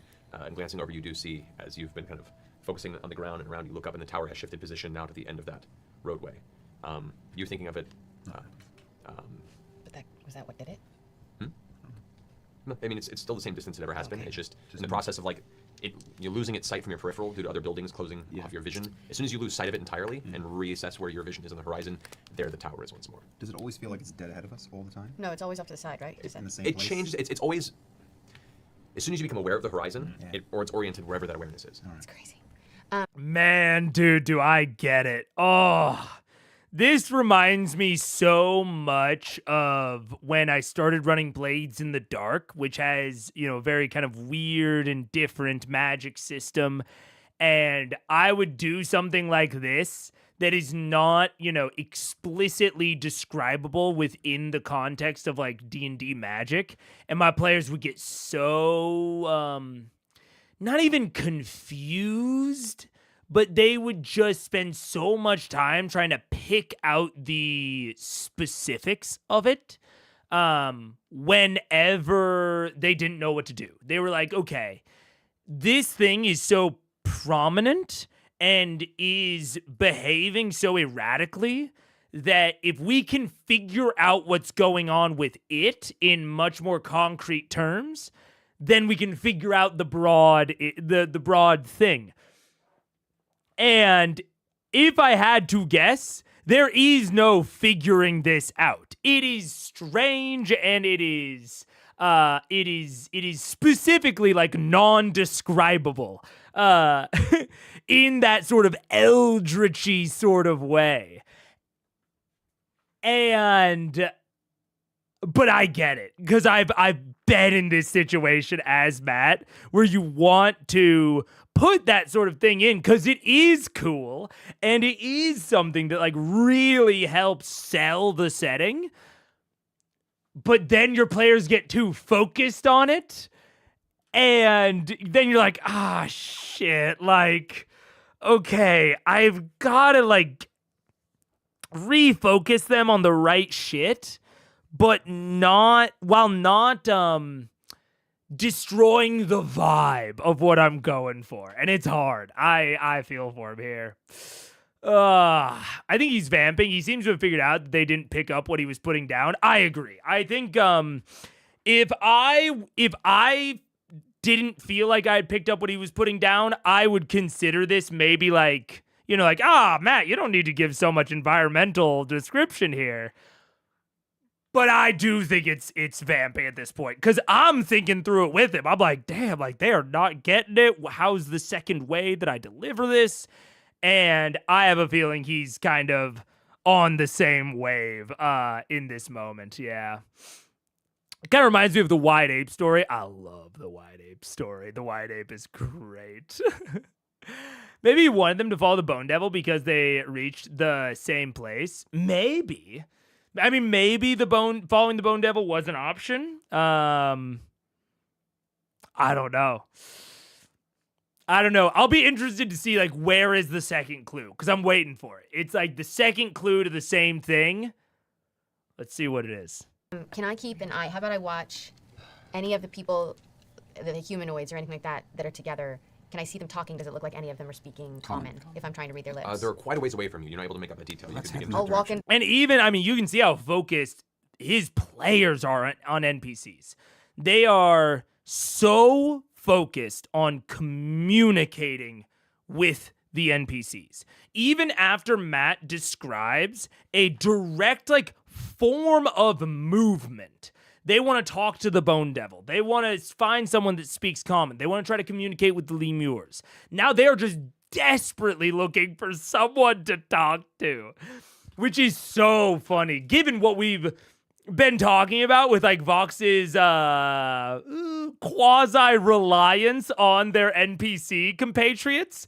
It's really funny to watch this and be like, they are so desperate to communicate with someone rather than like focusing on these like broad patterns of movement. The only one who's really not kind of is Marisha, is Keyleth. You know, but even she is focusing on entities and creatures, you know, following the imps. And it's even, I don't know if this is quite, if this was quite purposeful, but like, I feel like even in Marisha's question, like about the imps, Matt describes their patterns of flying. You know, the patterns of flying to and from the tower. In relatively similar language that he used for the lemurs. And so I do think I'm picking up what Matt is putting down, but man, are the players not. And, you know, that's not necessarily their fault. This is patterns of behavior. They've been trained to think in this way. And so you gotta be thinking through his mind. It's like, oh shit, like, do I give them someone that speaks common so that we can, like, get to the place we need to go? How much do I redirect their attention without them asking? Because we've also talked about Matt wants them to ask the right questions. It's that old school kind of DMing mentality. I get it. Or do you just kind of, you know, let them keep sort of stumbling until they do ask, you know, in the right direction? I don't know. It's so interesting to watch. There's something so funny in going to hell and deciding to network. Yeah. Oh, man. It's so, yeah. I don't know if it's, you know, I'm predisposed to be like kind of thinking about it and watching for it because we've so recently talked about it. But it feels very like, not egregious, but it feels like very prominent right now of like, why are you so desperately trying to find someone to talk to? The direction, just kind of get in the area that they're in so I can just try to read their lips. Okay. Once again, I want to just keep an eye out because I had a shitty perception check for any birds, bats, beasts that I see flying. No birds, no bats, no beasts. There isn't a whole lot of indigenous wildlife within the hells, it seems, or at least nothing that would be considered a beast. Insects. Even the insect you saw earlier, or the insect-like creature, it had kind of twisted fiendish qualities to it on a very micro scale. That was an ambassador. Yeah. It probably was. That's the thing, it probably was. Keep dropping the pin out of I'm going to nervousness. trail my sister by like 10 feet and Okay. watch her back. So, you're moving closer to get a view of lip reading. What's everyone else doing? Is the ground as hot as the walls are? It is. And even as you're walking, you've grown somewhat accustomed to just the uncomfortable heat that your boots are currently mustering. Thankfully, you guys are wearing footwear that is designed to endure environmental hazards or magical footwear for some of you. But you imagine if you were to stand still for too long in one place, it would probably end up damaging any sort of regular footwear worn. Jesus. It's like a parking lot in Texas. Venice in August. Beach, not. Is there anything about the humans in particular? Are they wearing anything unusual, or do they have any company with them that might, you know, denote why they're allowed to just roam about? The two that you see ahead of you, it's a man and a woman. The man has stark white hair that is almost wet and like, brushed or pushed very tight to the back of the skull, with a series of black and red markings or tattoos or some sort of scar that goes across one side of his face. A very, very thick nose piercing that connects to a chain that links to the back of his ear, and is wearing layered black leather armor. The woman, who's currently conversing with the other side, has long black hair with a shock of white that kind of curls to the front. She is, her skin is like a deep kind of reddish brown tan color, and her armor is a dull gray, like a cloth padded armor. But she seems to have at her side a very, very wicked looking scimitar that is just kind of hanging at her belt, and she rests her arm on it casually. And you look just past them and you can see they have what looks like two sacks that are kind of resting on the ground as they're having this conversation, and a cage. Empty? The cage is not empty. There's something inside, but you're not quite close enough to make out any details. You just see there's a cage and there's some shape inside. You make a perception check. That's cocked. 27. Okay. It's a trinket dice bag. 27. And I will say make a stealth check as well. This is to both get close enough to witness their conversation, but not be noticed as overtly trying to pay. 17. Okay. That was bad. Okay. You kind of saddle up, and instinctually go to lean on the wall. And you're like, nah, this is not conducive to your usual casual tactics. But you pay attention, and you catch bits and pieces of their conversation. They're arguing about price. They're both talking about how much it's worth. Is it even worth bringing it here? We've come this far. We already have the offer. Might as well go through with it. One of them talks about how they hate the fetters. The fetters? The fetters. I bet it's one of those little, like the little dudes we had. Yeah. Is like bondage or chains, isn't it? What are they called? Fetters. Oh. And then one eventually says, well, let's get going. This place makes me feel uncomfortable. I still can't see what they have in the cage. You can glance just barely past, and you see what looks to be some sort of a humanoid, naked. You can't make out much more detail. You can't tell if it's male or female. Appears to be medium to light skinned. You can't get much detail beyond that from this distance, Wait, unfortunately. how big is this cage? It's about maybe 4 foot by 3 foot. Oh. A little taller than that, actually, more like 3 foot by 2 foot, because it looks pretty cramped. I'm gonna walk up to them before they walk away. Okay. As they both start turning to walk, and one of them, I'm gonna be casual as I do it. Just walk up. you can see that there's So actually cash. there's a couple of chains affixed to the front of this cage, and there's a handle of some kind that the guy lifts, and there's small wheels you can now see that are affixed on the cage. You can start to kind of roll away. I don't with even this look light at the squeak. cage at all. Like I don't give a shit about it. And I walk up and I say, The woman immediately turns and sees you, and her hand moves from resting on the pommel of the blade to just grasping the handle. Same. "Oh, are you with me?" I'm 10 feet behind you. I signal at you to come over. All right. I don't want to look like I'm talking to the people yet. Okay. I'm just kind of walking in their direction, and I lean over to my brother and I say, "God, I hate this place, don't you? Yeah, pretty much. It's so hot. I wish we were back home." All fucking looks the same. Right. It's nondescript bullshit. I kind of make eye contact with the woman as I say it. Make a subtle deception check. Yeah. They're intensely paranoid, it seems. 21. Okay. She stands there and just keeps watching you. The guy who was pulling the cage stops and turns around and looks. You can see his chain kind of swing and dangle for a second before coming to a stop. He just kind of glances back. His eye is irisless, just dark pupils with white around them, and he just kind of not a snarl, but a very intense stare. He doesn't seem to be put at unease, but he's definitely paying attention Can I as help he you? silences his cell phone. Can I help you? You too. I'm sorry, what? You were staring at me, darling. You, unless I'm mistaken, approached outer space. Oh, you had claimed it. Sorry. Everything is claimed. She turns around and kind of gives him an expression of fucking shove off, and he just takes the chain and begins tugging it, and they both just walk away. That didn't go as well as I planned. I want more. I just want to find a fucking tavern. You just let him walk away? Yeah, but as they walk away, I want to look at the fucking cage and really get a good look at what they had. Okay. Glancing inside, it's you're not sure how old or how young, but there is a definitely beaten, wounded young man.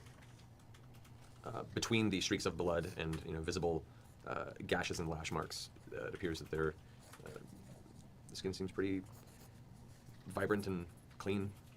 This is a creature that was taken here. This person was taken here against their interest and is being dragged in a direction. All right, before they walk off, I go, "Oi, you made a deal for that one yet?" Oh, no. Turn back and look at you.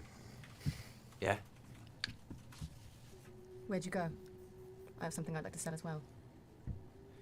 We don't share our clients. They both just keep walking back in the direction they were going.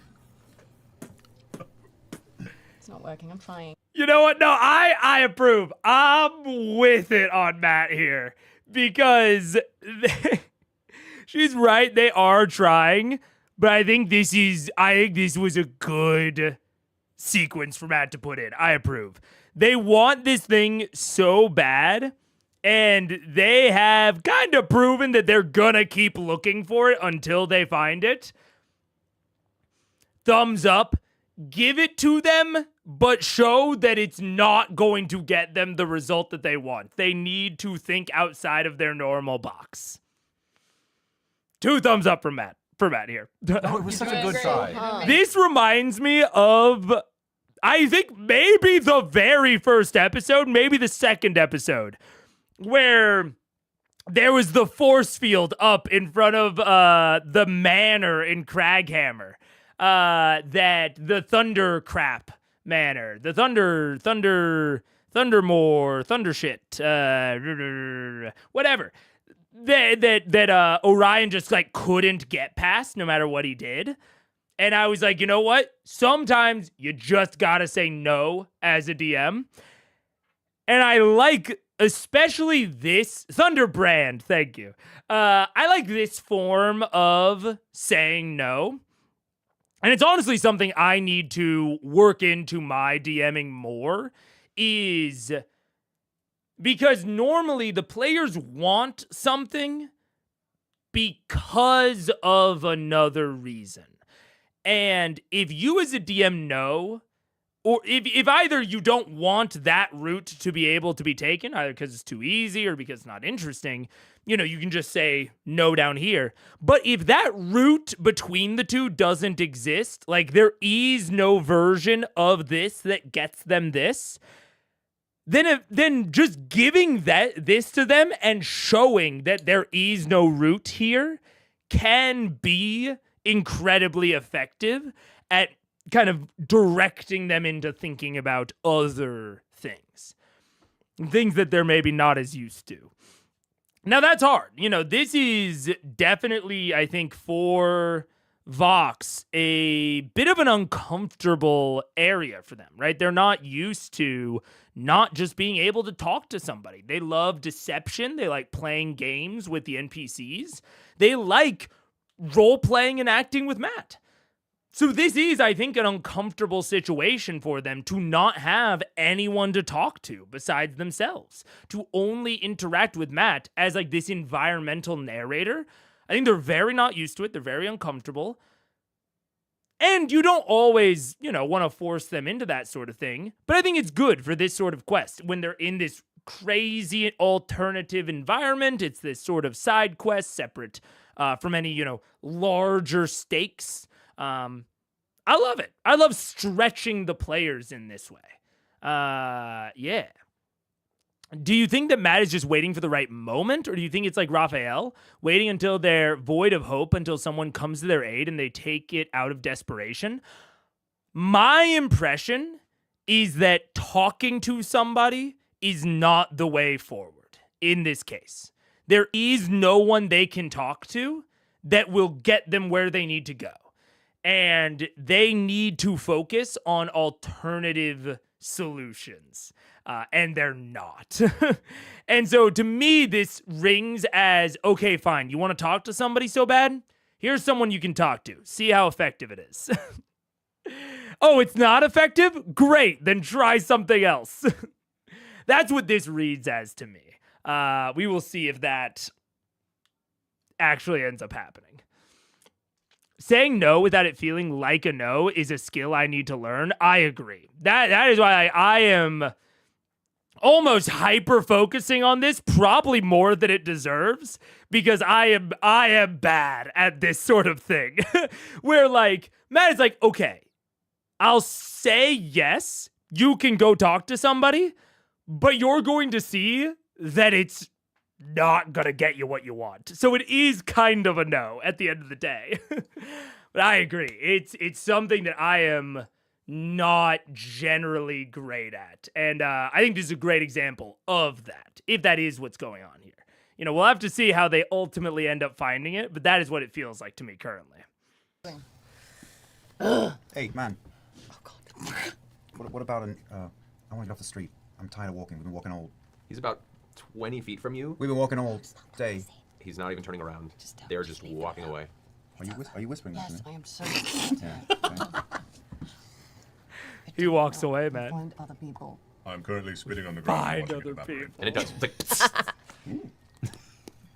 I mean, what do I see a tavern around here? It seems like a busy sort of street. you can keep walking, looking for some sort of a tavern. Are there any other people around? I'm going to give a roll. Sure. I mean, they're people. Those are the only two humans that you had seen in the vicinity. Like you saw Tieflings? You saw a handful of tieflings, little even further down the road, and then there are a lot of. You see a few humanoid-like devils that are just covered in barbs and spines that kind of seem to walk in spurts, like they step, and then kind of dash a few steps and stop and glance around nervously, and then continue forward. About roughly a little human size, maybe a little smaller. Is everyone here afraid that they're gonna be murdered at any corner? No, It seems obviously that not. Just way. us. Let's try this proper. I'm just going to start walking and see if I can make eye contact with anything. You're gonna try and make eye contact with these people? Are you guys following them, or are you staying back with your party? Well, I'm walking in their direction. Yeah, I thought we were like Well, just you walking guys with have them. caught up to them now, and Percival's apparently walking forward. Come Oh, on. is Where are he? you going? Just trying to. Did you notice no one here makes eye contact with you? It's really weird. They did. Maybe there's a reason for that. This is wild. This is really funny. And it's hard to tell cuz like I think at this point there's a mixture of character acting, doing a little bit of comedic bits, and like genuine frustration. I think there's like a nice mix of a soup with the players right now where like I think to a degree they're doing a bit of a, they're kind of doing a bit about how much they want to talk to somebody, but they're also not doing anything else. I'm Follow gonna head in the towards general the. direction of those people that walked off. Yeah, I'm gonna head towards the tieflings as well, which I think is the same direction anyway. So. Yeah, they tend to like as you're following from a distance these two humans. I'm thinking about a pub because. Yeah, the two tieflings that were conversing kind of split off. One walks across the way and vanishes into an alley. The other one. And I think that's fair, man, to follow. I do think that, like, we're talking about, like, kind of, like, closing off options. And this is one of the reasons that I'm not as into the style of, like, needing to ask the right questions is because it can be hard. Can be. I don't want to say it always is. But it can be hard if you do want to stretch your players or if you want to put them into maybe a more uncomfortable situation or a more atypical situation that where their typical solutions won't work. It can be harder to put them in that situation or to run that situation in a satisfying manner if they need to ask the right things, right? Because I also wonder what other avenues Matt has set up. My current impression of what Matt has set up in his mind is this sort of pattern examination, investigation. Like they are not talking to anyone. They are monitoring behavior. They're monitoring non-verbal behavior specifically. The patterns of movements of the lemures, the patterns of movements of the imps, maybe watching where the devils come and go from, trying to get a sense of what this community is like without talking to them, purely through investigation.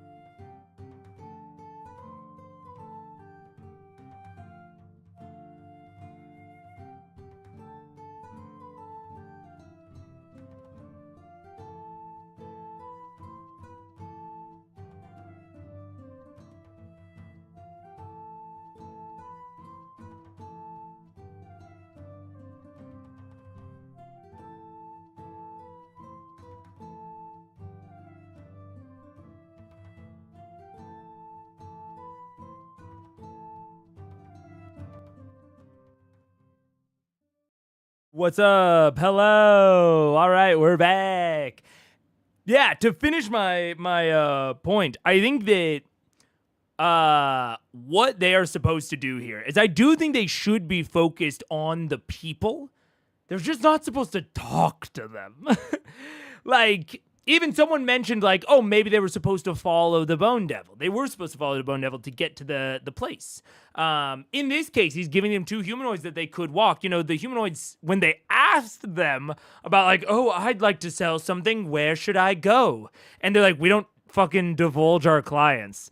It's like, they are supposed to look at people and to understand the society here, but without talking to them.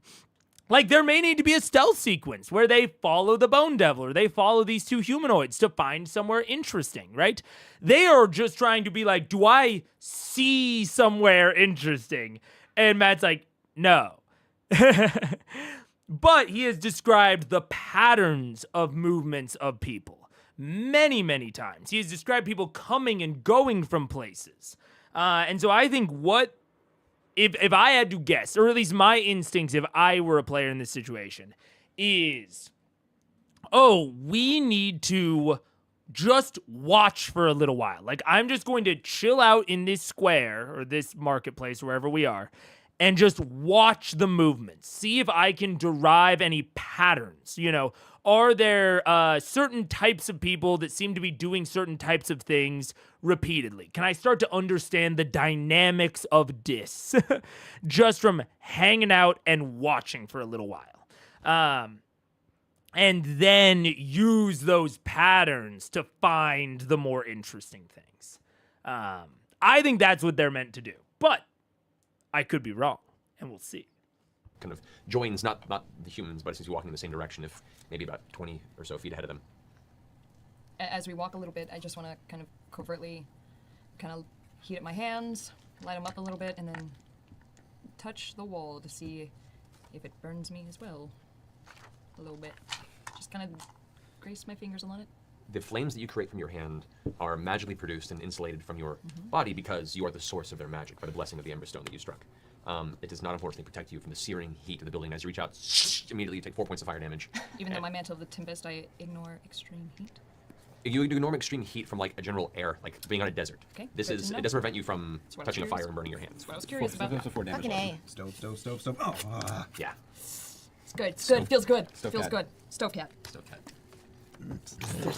Some of the rolling clouds, you hear a distant clap of thunder kind of roll through the vicinity as the occasional flashes of bluish white light and the green ash clouds atop of you. Those humans are both gone out of sight? No, they're still inside. You guys are slowly following them from a distance. And you said they split off? They split away from each Well, other? the humans kept going, but the tieflings he was following, there was like Oh. there was 2 of them that were kind of loosely stepping in, and they kind of split off. One vanished into an alley, and the other again walking in the same direction. Talk to this guy because I'm about to. We're fucking dick. And Matt's even allowing them to be like, no, you're still following him. Don't worry. No, please don't say that you've stopped following them. Please, keep following them. I would really prefer that. I'm just going to ask somebody where to find a pub or an inn. That's all. That's all. I'm not trying to be coy. I'm not trying to be interesting. We can't pretend shit here. Come on, let's just go talk to him. Wait, are we interesting? Yes, we are interesting. Oh. You watch as 3 different flying imp-like creatures suddenly just like dart off of nearby buildings and kind of dart past you, and you watch as the 2 humans kind of stop and drag themselves off to the side. The tiefling that was kind of walking not far ahead of them kind of takes a few steps back and Showing waits some patiently as you nonverbal watch, dynamics. Stepping through one of the adjacent roadways, about 3 or 4 small devils that have these kind of barbed spines that kind of stick out of their body in all directions come walking through carrying these little spears. We step off to the side. I push Yeah, everybody to the we've all side pushed off and to the side. down. Eyes on the And ground. Yes. kind of as a procession behind them, you see a Reinforce. familiar creature.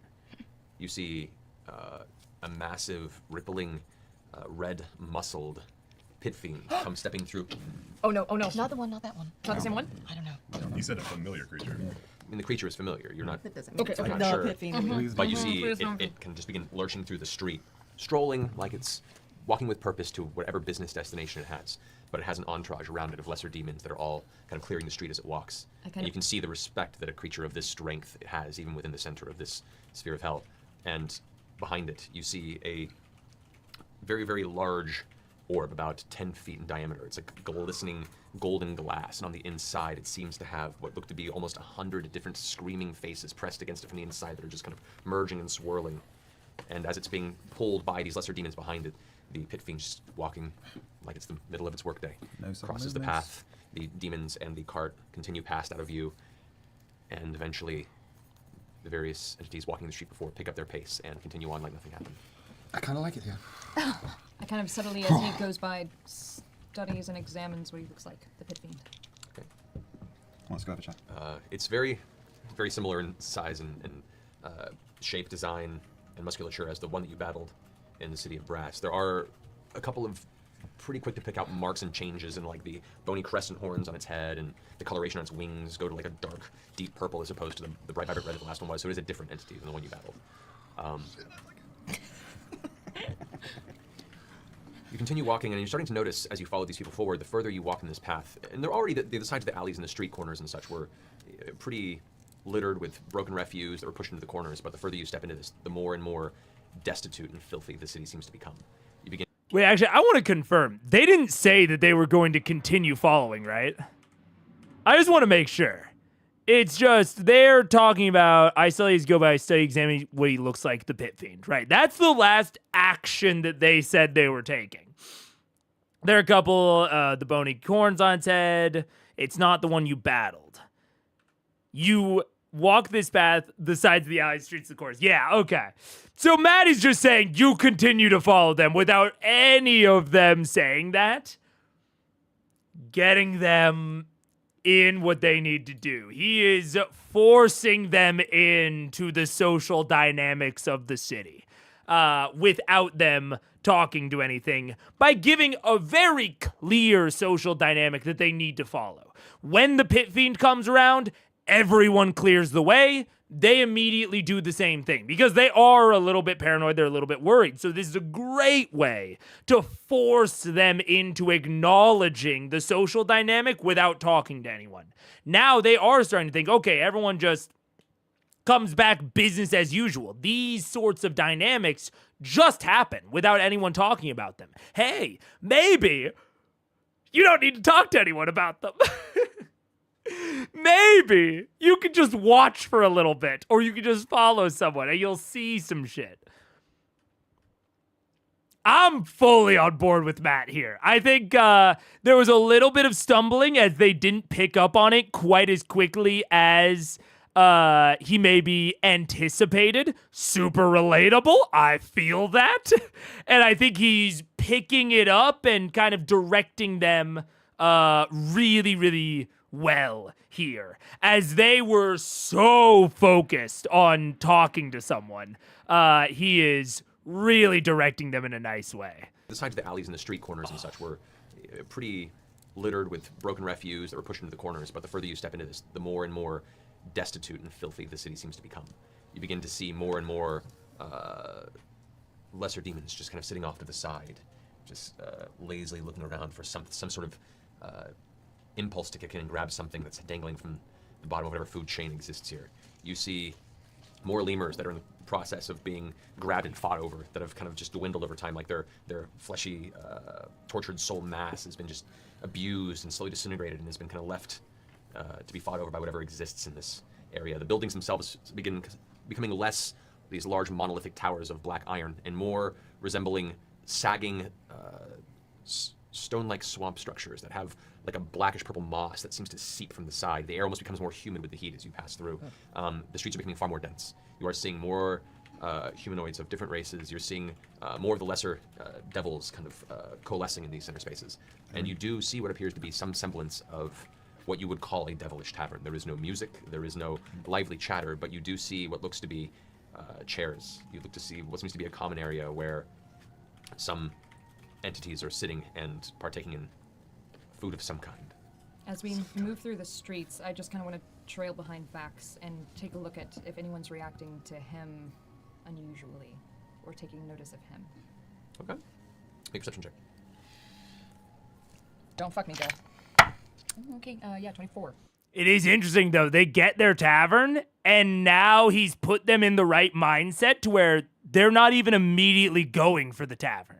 And you can see Marisha here is like, okay, I'm going to see if people are reacting, again, non-verbally, to Vax in any sort of particular way.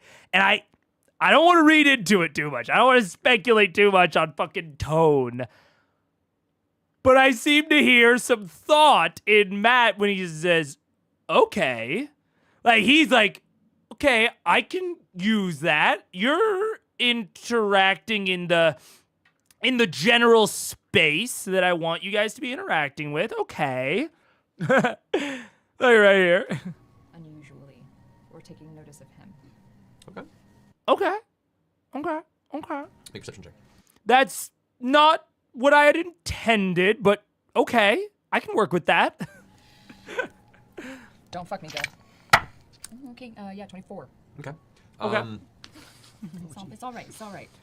You, as you're kind of keeping an eye out, the gleaming bright albino tiefling does seem to at least have caught the eye of a handful of humanoid. It looks like humans. You see that they're trailing behind you by a good 100 or so feet. They are following us? But they appear to be following you. One appears to be a. It looks dwarvish in how stout it is, but it's hard to tell at this distance.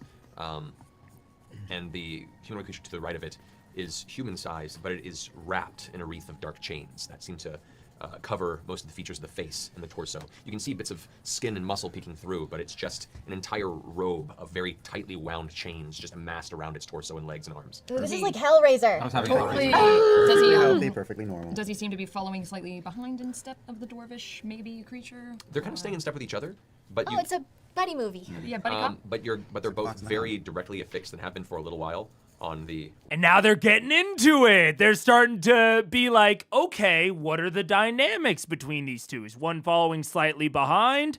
And then Matt goes, oh, no, they're following together. And Laura goes, oh, it's a buddy movie. But, they're starting to try to piece together dynamics just from what they can see.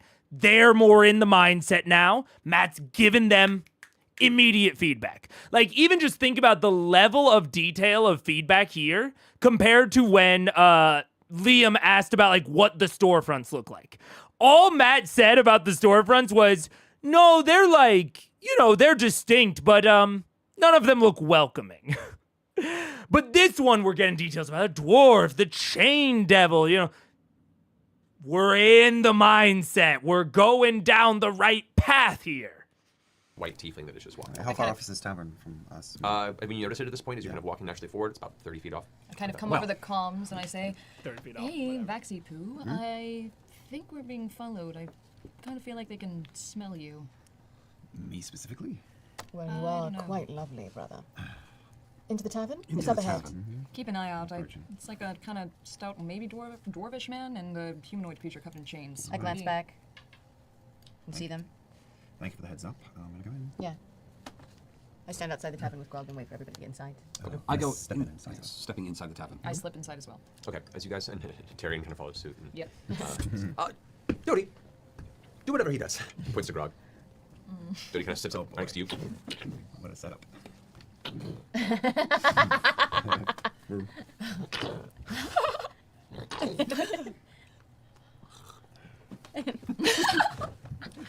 Inside. As you guys enter, the low burning kind of orangish red glow of the interior shows you a slab slate floor across. You see tables that are carved from similar deep obsidian bedrock type material.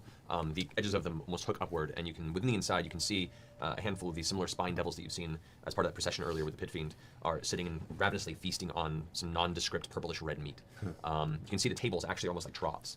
And the center of it seems to be almost a funnel that where all the blood and gore that is sent out from the viscera that is slurps past their toothy maw is gathered and then siphoned down below. Out of curiosity, these spine devils look like the thing we fought under Krieg's house.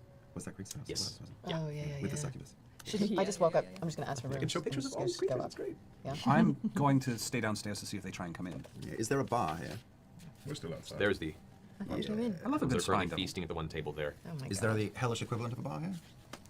You glance, that's one table there. There's another table where you can see what looks to be a deep red-skinned, very handsome-looking man who has black hair that kind of fades to a very faint gray at the tips. It's long, goes past the shoulders. He has horns that protrude up the front. The rest of his body is swathed in a dark black and gray cloak, and you can see wings kind of folded against his back, and he just sits there clutching a goblet at the table, leisurely staring into it as he occasionally sips, just kind of lost in his own thought. Beyond that, in the corner, you do see sitting a rather rotund, he's a greasy, obese-looking fella who's been, he has a big, matted, brown beard. His hair is this kind of curl, and he has a whole series of scratch marks across his face that are just long, deep-set scars that kind of just leave this very marred visage. And he grins, this toothy grin as you enter. You can see he's just, his chest hair that exposed under his white tunic and his leather apron that he has over the front of that is just a very, very disturbing grin when he smiles at you as you enter. And he sits up from his stool and walks over and puts his hands down, and as it puts his hands down, you can see them begin to burn his skin, but you can now see his calloused fingers. You can see he's been here for quite some time and has had his own way of adjusting to the atmosphere, and just kind of leans in. Who is talk the most? Kuthak. Common? Kuthak. Rooms. You are from around here. Certainly not. Urmagard. Urmagard? Urmagard. Urmagard. As you say that, the devilish entity that was sitting at the table slowly turns its head over and has now taken an interest in this group that has entered and just sipping his wine. I look back at him and I light better. up my fingers and I give him the flaming finger. The point. Super douchey. Gives a nod. Over exaggerated nod. He's literally eating No raw more meat and Keeley. blood. Yeah, No no. more eye contact. Well, who are we No, talking that's right. Well, No eye he has a contact. goblet. Yeah. Oh, Red But you don't know wine. what's in it. You don't Do know you what's have in it. rooms available? We can provide space, yes. We're here on a few days of business, and we were hoping to find a friendly place to rest our heads on occasion. Maybe taking a meal of something not necessarily Organ. too Horror-based? conscious. Too conscious. And he kind of leans in and goes, I can provide that. Don't worry. How are you paying? Will coins suffice? I suppose. If we get anything more exciting, we'll be sure to let you know. We just got here. One room. he puts up a thick, meaty finger that you can see is kind of, it's been broken in two places and not yeah. healed right. Stop it, man. Awesome. 3 rooms. And a special meal for the lot. 250 gold. Wow. Wow, vacation destination right here. I'm totally okay with that. Yeah, it's airport prices. Yeah, totally. You, To be sir, honest, it doesn't really matter what we is that think 250 a about night that or price. 250 for Total. total for our stay? He gives you all a really dark look. We'll say for the stay. A few days, you said, right? For that, 350, I think. I feel that I want you to know just how grateful that we are. I'll put the extra 100 out of my personal bin. You can see he's looking at you as he's saying this, and he's contemplating. You can see there's that urge to Jack it up. jack it up, over. but he keeps glancing past you occasionally and just nods and accepts it. Do I notice this? As he's talking, I there's turn some- around and lean Yeah, against yeah, the table that he's talking over and see who he's looking at. Okay. Does that burn you? You take 5 points Well, of yeah, fire but I'm damage. gonna act like I'm gonna act totally calm about it. Yeah, you're cool. You glance, kind Badass. of watching his eye line, and you can see that same dark red-skinned, devilish-looking man who was paying attention to you all is currently meeting his gaze directly and gives him a nod. And then Oh, no. This ain't no hostile situation. Oh, hell no. I think he might be the owner.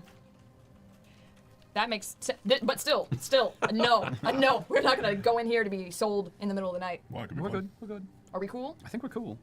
Can Let's we just let insight it play check out. the guy we're talking to? Sure, go for it. Okay. Sure, why not? There we go. Yeah, that's good. 17? I mean, he's hard to read. He seems to be a pretty fucking creepy guy Yeah. who's giving you rooms to stay in, and he seems to be making eye contact, and Over his your reactions shoulder. based on some sort of unspoken conversation with this other entity in the room with you. Man. But he reaches down without breaking eye contact with the rest of you as well, and puts a set of 3 keys under the table. They're all these kind of ragged-looking black iron constructs that all are identical in some ways, but they're handcrafted. Visual style shows that they have different slight changes to their designs. He kind of shoves them forward towards you. Free meal. And he reaches down, you hear the clinking of some sort of glass-like instruments, and he pulls up these small, almost dull gray-looking sponge-like stones that are about that large, and kind of puts one out in front of each of you. Takes the coins. says and walks back to Wait, his before he stool and walks sits away. down. How long have you owned this place? Oh, I don't know. I just work here. Who runs it then? Why are you asking so many questions? I'm curious, big man. That's all. Make a persuasion check.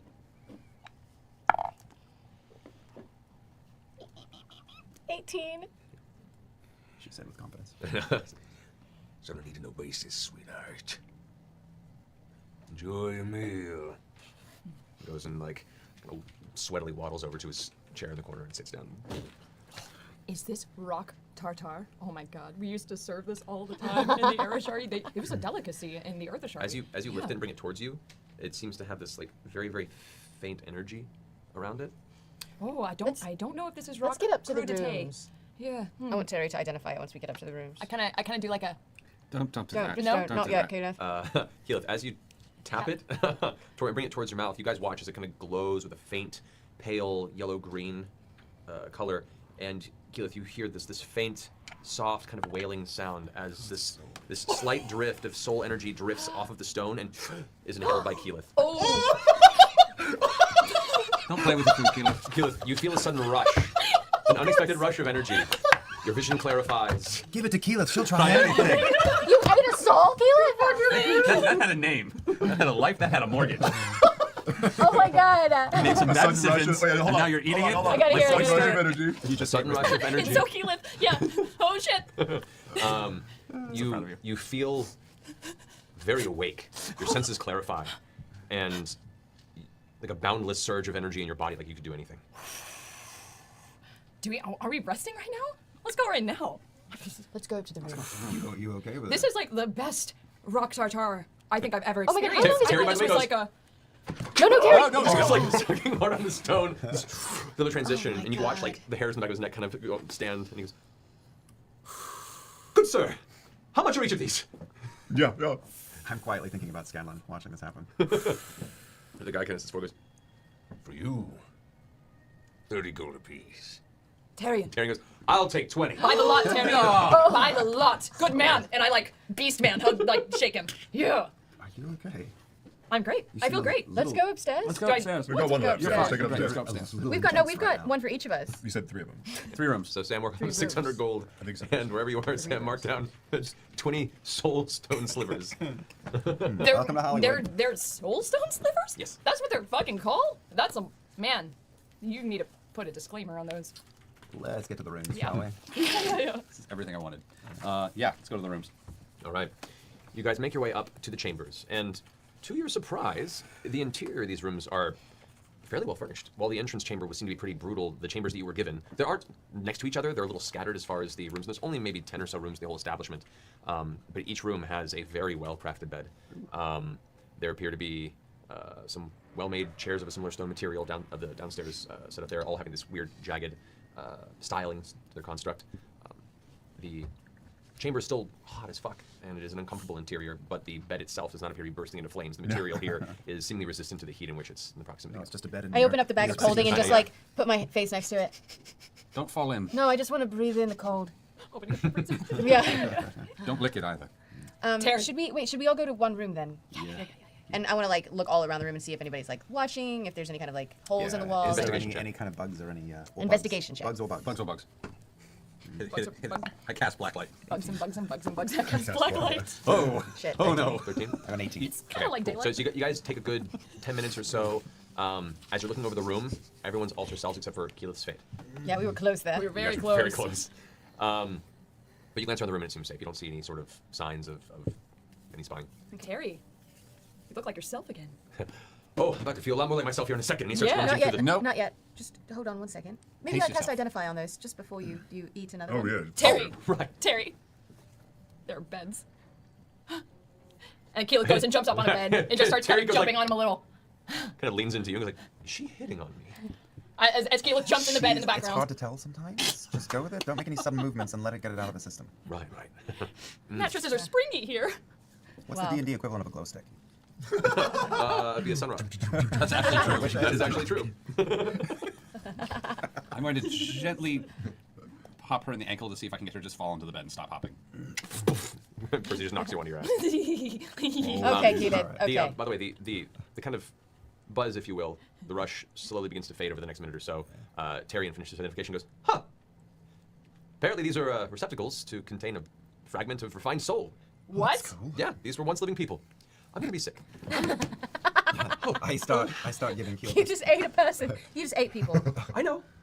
I go with Tyrion to puke. Oh, never mind. I was gonna give her a scalp So massage. does the identification spell actually tell you the name of the person that you're No. consuming? Okay, I was just curious. I don't want to. I'm sure they were a terrible How person. If many they're here, they're probably a terrible person. They're probably terrible people. How many right? souls did you just buy? I don't know. Well, it was fragments, so maybe it's Plenty. only like 5 souls completely. Maybe. I don't know the logistics. Like a I whole mean, you family, were basically. really up though when you were, Small full folk band at the very least. trade-off. But like, does it heal you? What do the Don't use that fragments next to do? I mean, do Gragas. the soul fragments just like get you Yeah, like? what happened? What happened when that Do you happened? do you just feel better? Are you healed, or are you just like not hungry anymore? Sustained. It's sustained. It is. I mean, as far as you understand, and from what you experienced there, what sort of any sort of hunger pains that would have existed there seem to have been staved off. And there was a. It's literally silent. That's really messed up because now I'm hungry. It's very hollow sustenance. I'm really hungry now. Well, we're about to have a hero's Yeah. feast, so Oh Back boy. to the plan. back to the Oh plan. god. My throat's a Scry. little tight. You're going to be fine after you scry. Okay, scry. Let's scry on Hotis. And then the feast? I'm going to give her a shot of something just to calm down. Yeah, can you give me like a minute? I'm going to give her a shot of something. Okay. What are we doing Go first? back from Scrying or Warsaw, pours the feasting? soul Let's in. scry first, and then feast. Certainly spirits at the very. It's soul and spirits.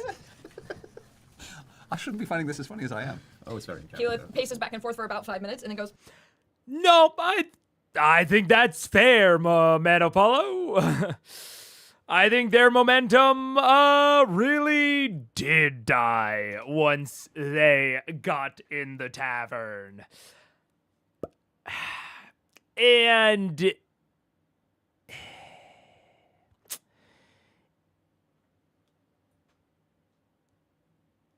it's tough because I don't blame them for wanting to find a tavern purely because they are so obsessed with this like disguise thing.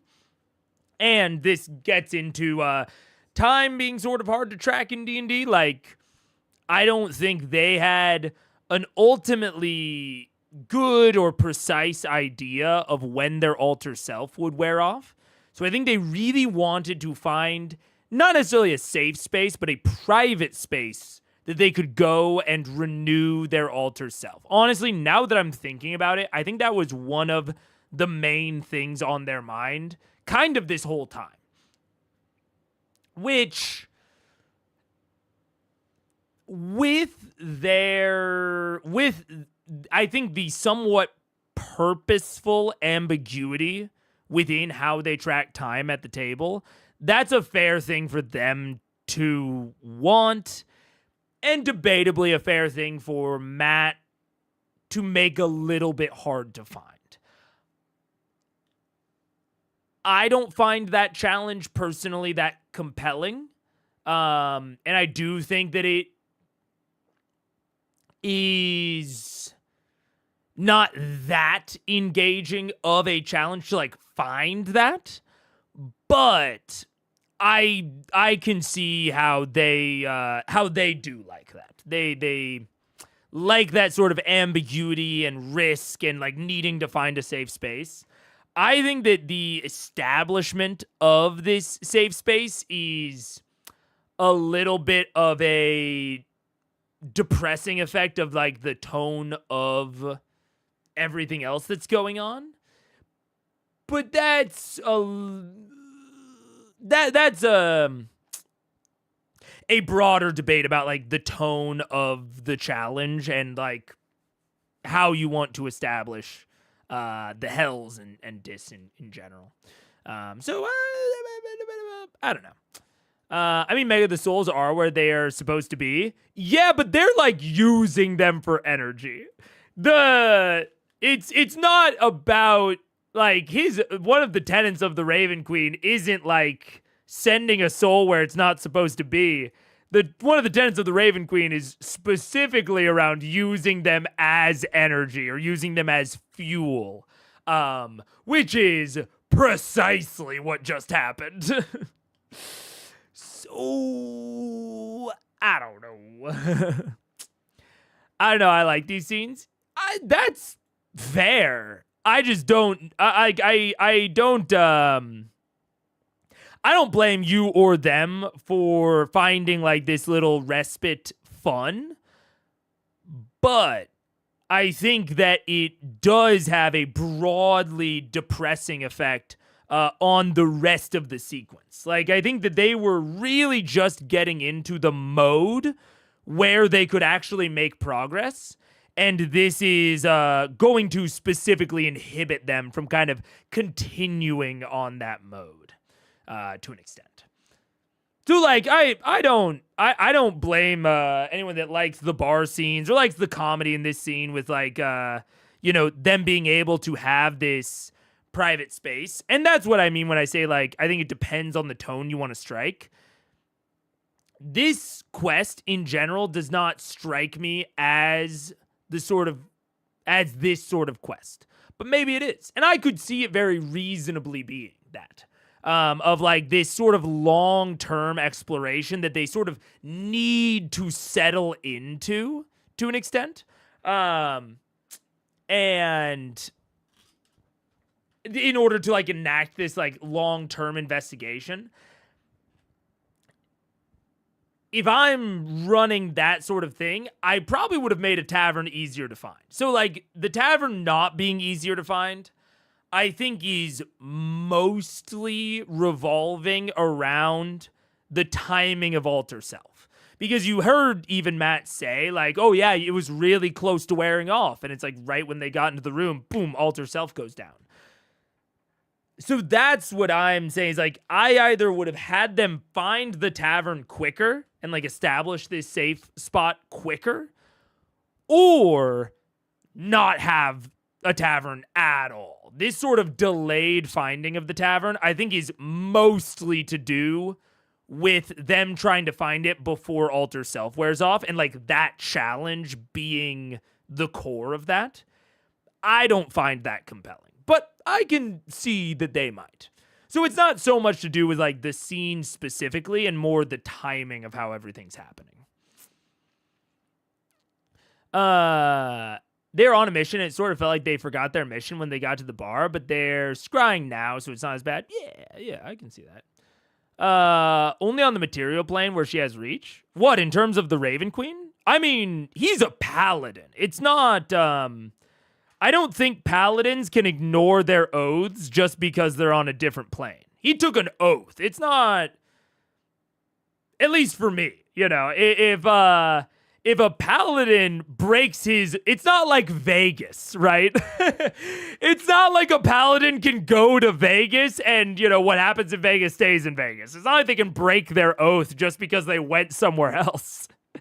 You know what I'm saying? I don't think it has anything to do with where he is. His power comes from a belief and a core tenet of like principles that he follows in life, not where mommy Raven Queen is watching him. If he only follows the tenets while mom is watching, he's not much of a paladin to me. That seems to directly fly in the face of what a paladin is to me. Does he have to follow Raven Queen tenets? He's an oath of vengeance. His oath basically only applies to killing bad people for the greater good. I suppose it depends on exactly how you're following the oaths. I mean, he is an oath of vengeance. To me, that is, I don't know. It feels convenient. If you're like not a cleric and you're not a,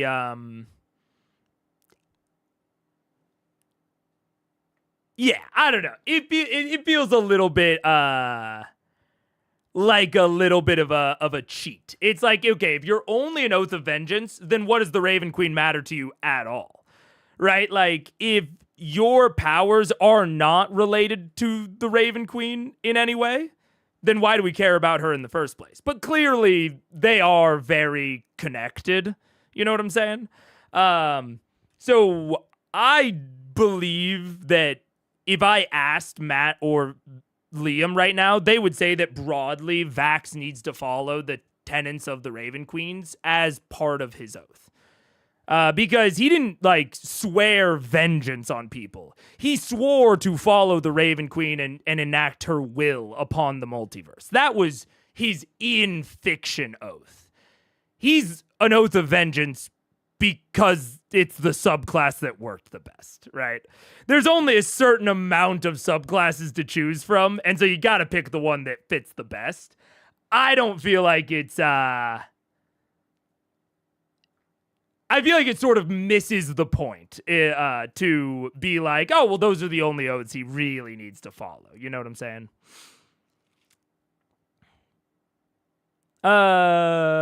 Just pay Mr. Oathbreaker and you can break your oath. Yeah. Also, they're outside the Divine Gate right now, so if anything, she should have more influence out here. Yeah, I mean, for me, it doesn't even matter how much influence the Raven Queen does or does not have. It's about his tenant, his oath. If he was a cleric, I would actually be a lot more on your guys' wave. But that's, like, to me, one of the distinctions between paladins and clerics, if you're going to have a distinction between the two of them. I mentioned she only cares about soul power on the material plane. I guess why?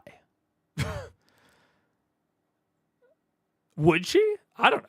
I mean, that seems, I don't know. I mean, maybe. I haven't gotten any indication that is the case, and that would seem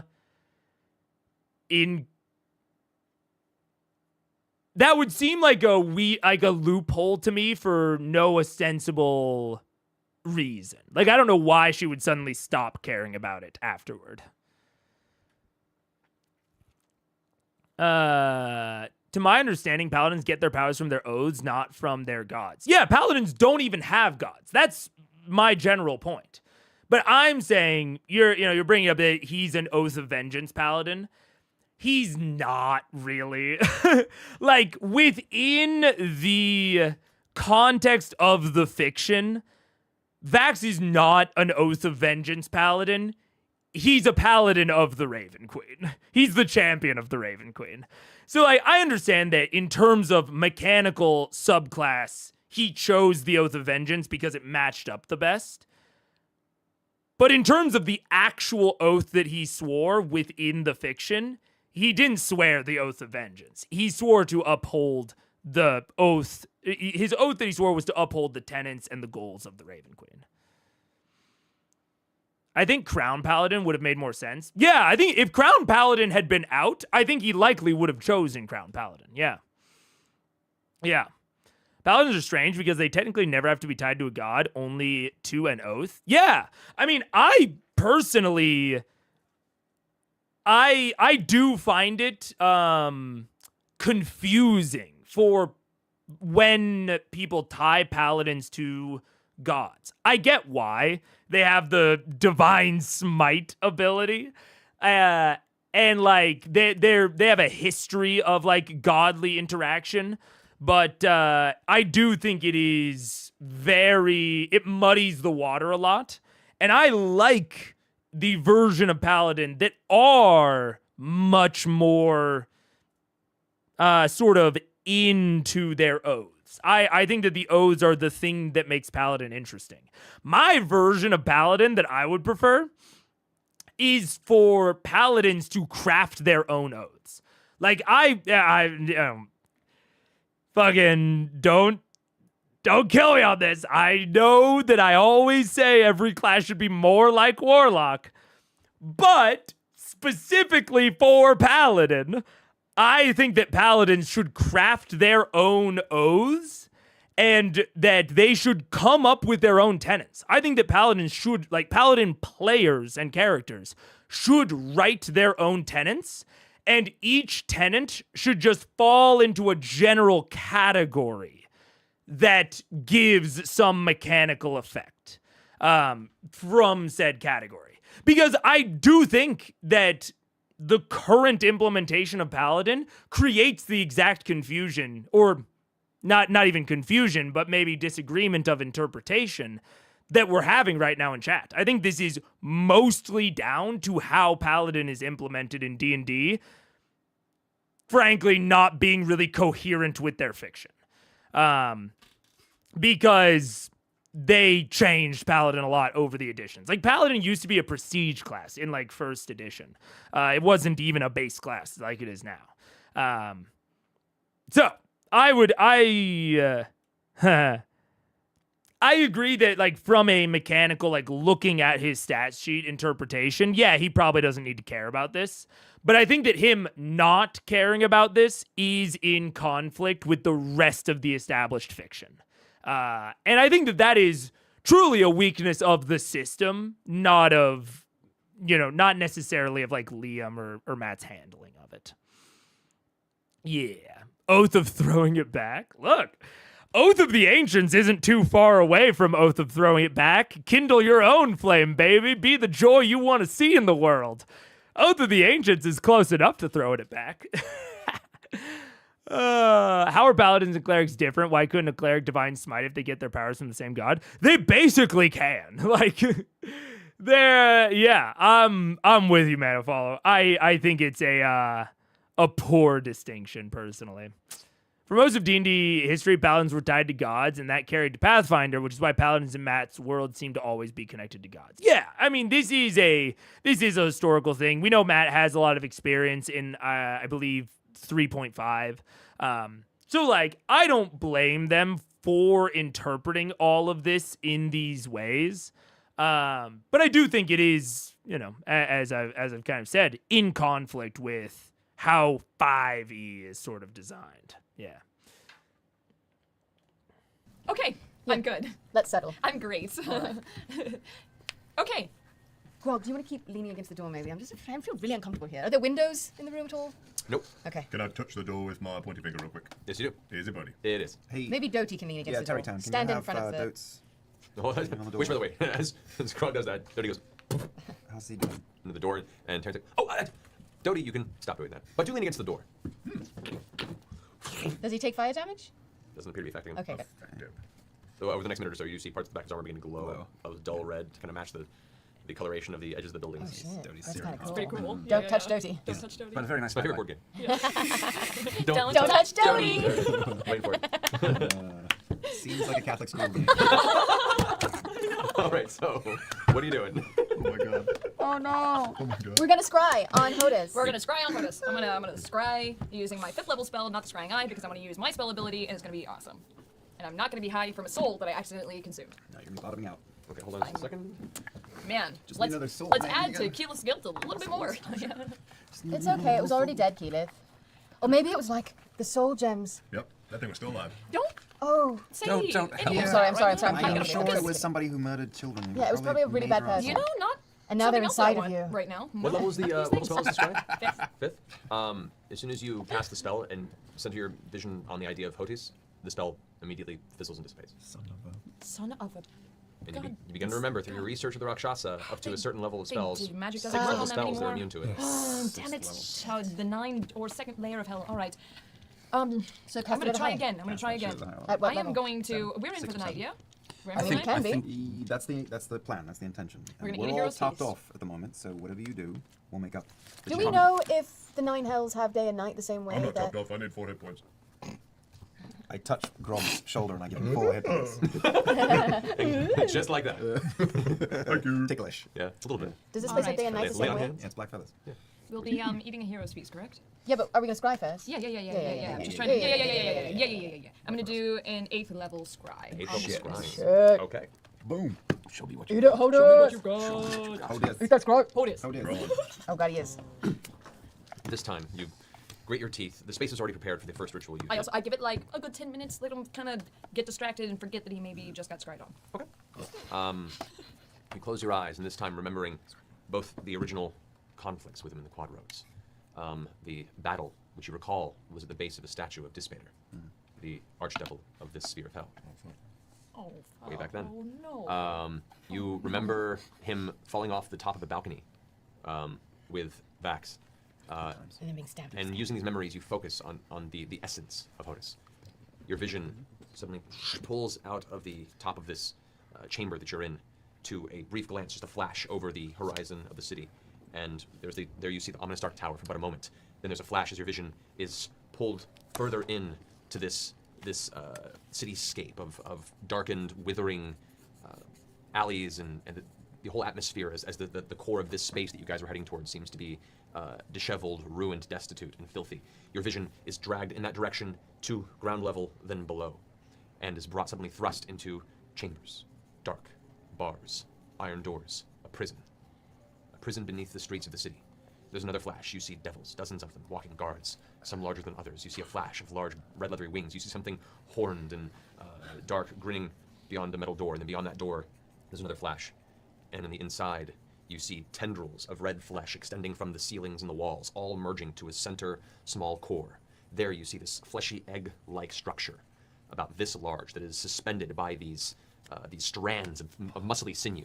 And there you see writhing and twisting within the membrane of this, a small, misshapen, humanoid cat-like creature that is currently writhing on the inside. You can hear the faint squealing and screaming in pain as Hotis, not yet fully formed, slowly torturing its way back to its full physical form, is just screaming with hatred, awaiting the moments of vengeance once the torturous pain that currently consumes its existence fades, and it can once more plot its return to the prime material plane.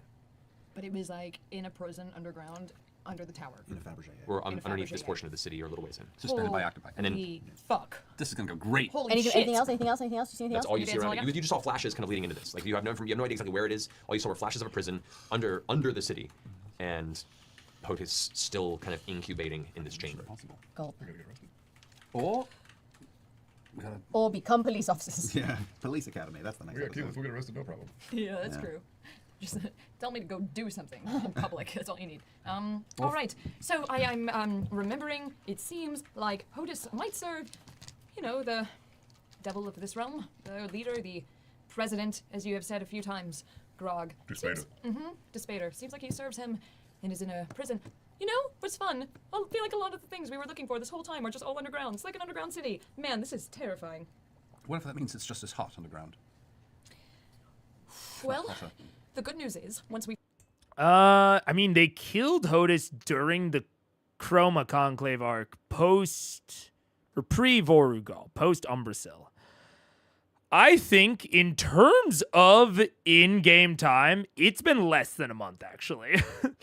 Because I think it's about a week between each dragon. So like Umbrasil to Vorugal is about a week, and Vorugal to Thordak is about a week. And then it was about half a week between Vorugal and Raishan, actually like 2 days. And then Raishan to now, I think was like a week and a half because of the traveling on the ship. So I think it's been around a month. And I'm pretty sure that when Allura gave the description of how long it would be before Hotis was back, she said between a month and 3 months. It was before the Feywild, and time can be weird there. Yes, but they did confirm how long they'd been gone when they popped out of the Feywild. And it was actually, if I remember correctly, I believe it was less time that they were gone than they actually spent in there. So, either way, they're still firmly within the time that I believe Allura gave them. I'm not entirely certain about that, but I'm pretty sure that it's pretty firmly within the time. Although they might feel like it's not, because I think that they feel like it's been a lot longer than it actually has been. He might be getting punished for being killed by mortals twice. Maybe, but also Matt specifically described him as being outside of the push and pull hierarchy of the Hells. So I don't know if he's actually, if he can be punished. Maybe he can be. I don't know. If he is getting punished, isn't that the sort of assurance from Matt they don't need to worry about him? Also that, yeah. So this is a little bit strange to me. I mean, I get it from a Doyleist point of view, or like an Arthur Conan Doyle. Sometimes, this is a term I'll use sometimes, but I don't think I've explained it in a while, so I'll re-explain it now. Doyleist versus Watsonian. Sometimes in Sherlock Holmes books, Watson will ask Sherlock something because Arthur Conan Doyle, the author of the book, needs to explain something to the audience, and sometimes he asks things because he actually wants to know in the fiction. So if it's something that like a character wants to know or a justification within the fiction, it's kind of Watsonian. And if it's something that like the author needs to do, it's Doyleist. And I think the reason that Hodis is in the prison is much more Doyleist, because the idea of there being security around him is something that I actually talked about last session, where, or not last session, last stream, which is that you want there to be obstacles between the party and Hodis, like a prison. In fact, I think I even mentioned him possibly being in an oubliette or something. So I think that there's a really distinct out of fiction reason that Hodis is in prison that honestly doesn't line up too much to me with what's been established in the fiction. Yeah. Matt used the word torture, but I don't think he intends to mean active torture, just that the rebirthing process hurts. That's also how I'm interpreting it, yeah. Maybe he can't get demoted, but Despater is just mad at him for fucking up. Maybe. Yeah, I don't know that he's actively being punished. I do think it's just the rebirthing process. But I'm just questioning, why is he in prison? And maybe it's just because Despater is mad at him. I don't know. He described him as respawning, but in a torturous way. After he's done, he'd probably go after Vox again. I would assume so as well. And I mean, Matt even said, before he can plot his return to the material plane. I'm just like, why is my man's in prison? I don't know. Maybe we'll get an explanation for it. Let's see. Find Hodis, it'll be super easy. The bad news is, finding Hodis, super hard. Gotta find out. I assume you filled this all in on what you saw. Yeah, I'm assuming I changed. So all we have to do is teleport through that tree that's underground. We can send him a small bonsai tree. I like it. Gift. Oh my god. Yeah. As soon as he wakes Oh, up. yeah. We have to find the prison We have to find the prison, find out what it is, who runs it, and then get in, get arrested. infiltrate perhaps, pull a favor. I have a weird feeling that this prison is run by Lord Despater himself. Yeah? James Spader. Well, you said it wasn't fully formed, right? It's still like in its goo phase.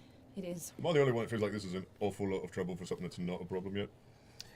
The trouble is, once it becomes a problem, it continues to be a problem until you cut it off at the root. Yeah, it's He just only two. stops when you kill him down here. Right, Grog. It's two different sets of problems. Here, he's a wee bab in a chocolate egg, but getting to him is difficult. If we wait, then he gets the jump on us when we're sleeping in our beds. Not in a chocolate egg. Not in a chocolate egg. Then he looks like a guy in like a mascot suit at like a winter's Selling fair. cereal, Or like hate Gilmore. Or like Keyleth. or like Pike. Oh, I can't even imagine Hodis disguised as Pike. I know, what a dick move that would be. So it's now or later. It's just a different set of problems, and now we know what we're doing at least. Okay. So, I'm tempted to head downstairs to have a drink and start scoping out and see who might know what's what about that prison. I mean, we know fucking nobody in this city, No. and they all look like garbage. So why don't we just start with the garbage downstairs? Small question. You checked in as tieflings. Yeah. Yes. We have to re-alter Yeah, ourselves have a nap before we go For downstairs. bursts of an hour each time. Or we could just not talk about it And and see if just be anyone actually normal notices. humans. Just see if anyone's going to be rude about it. There's only like a few rooms in this place, I right? have a feeling. they keep a fairly close eye on I their don't think so. patrons. Or broken sausage finger may be sharper than we think. I have a feeling there were more eyes on us here than we even realize. Oh, I'm sure. Hey, I'm really hungry. Can we have that fucking feast now? Yeah. Yeah. And I make a hero's feast. Alrighty. You guys go ahead and muster the hero's feast. I mark off 1,000 gold. Extra hit points, no fear. Yep. Lustrous hair, Shiny fingernails. shiny fingernails. Feel like you ate a soul. Does that mean all of our points are healed, or are we just still? Well, if you guys take a full rest, you will. Oh. And what's Oh, that's the question I wanted to ask you. Did we know if here night and day is the same? You don't know that. No, that wasn't in any of his books. Make an intelligence check, actually. Well, that's 12. I really have no idea. I mean, there are beds, there are places to stay, and from what you can tell, there is traffic from creatures that travel from, from different planes, probably require sleep.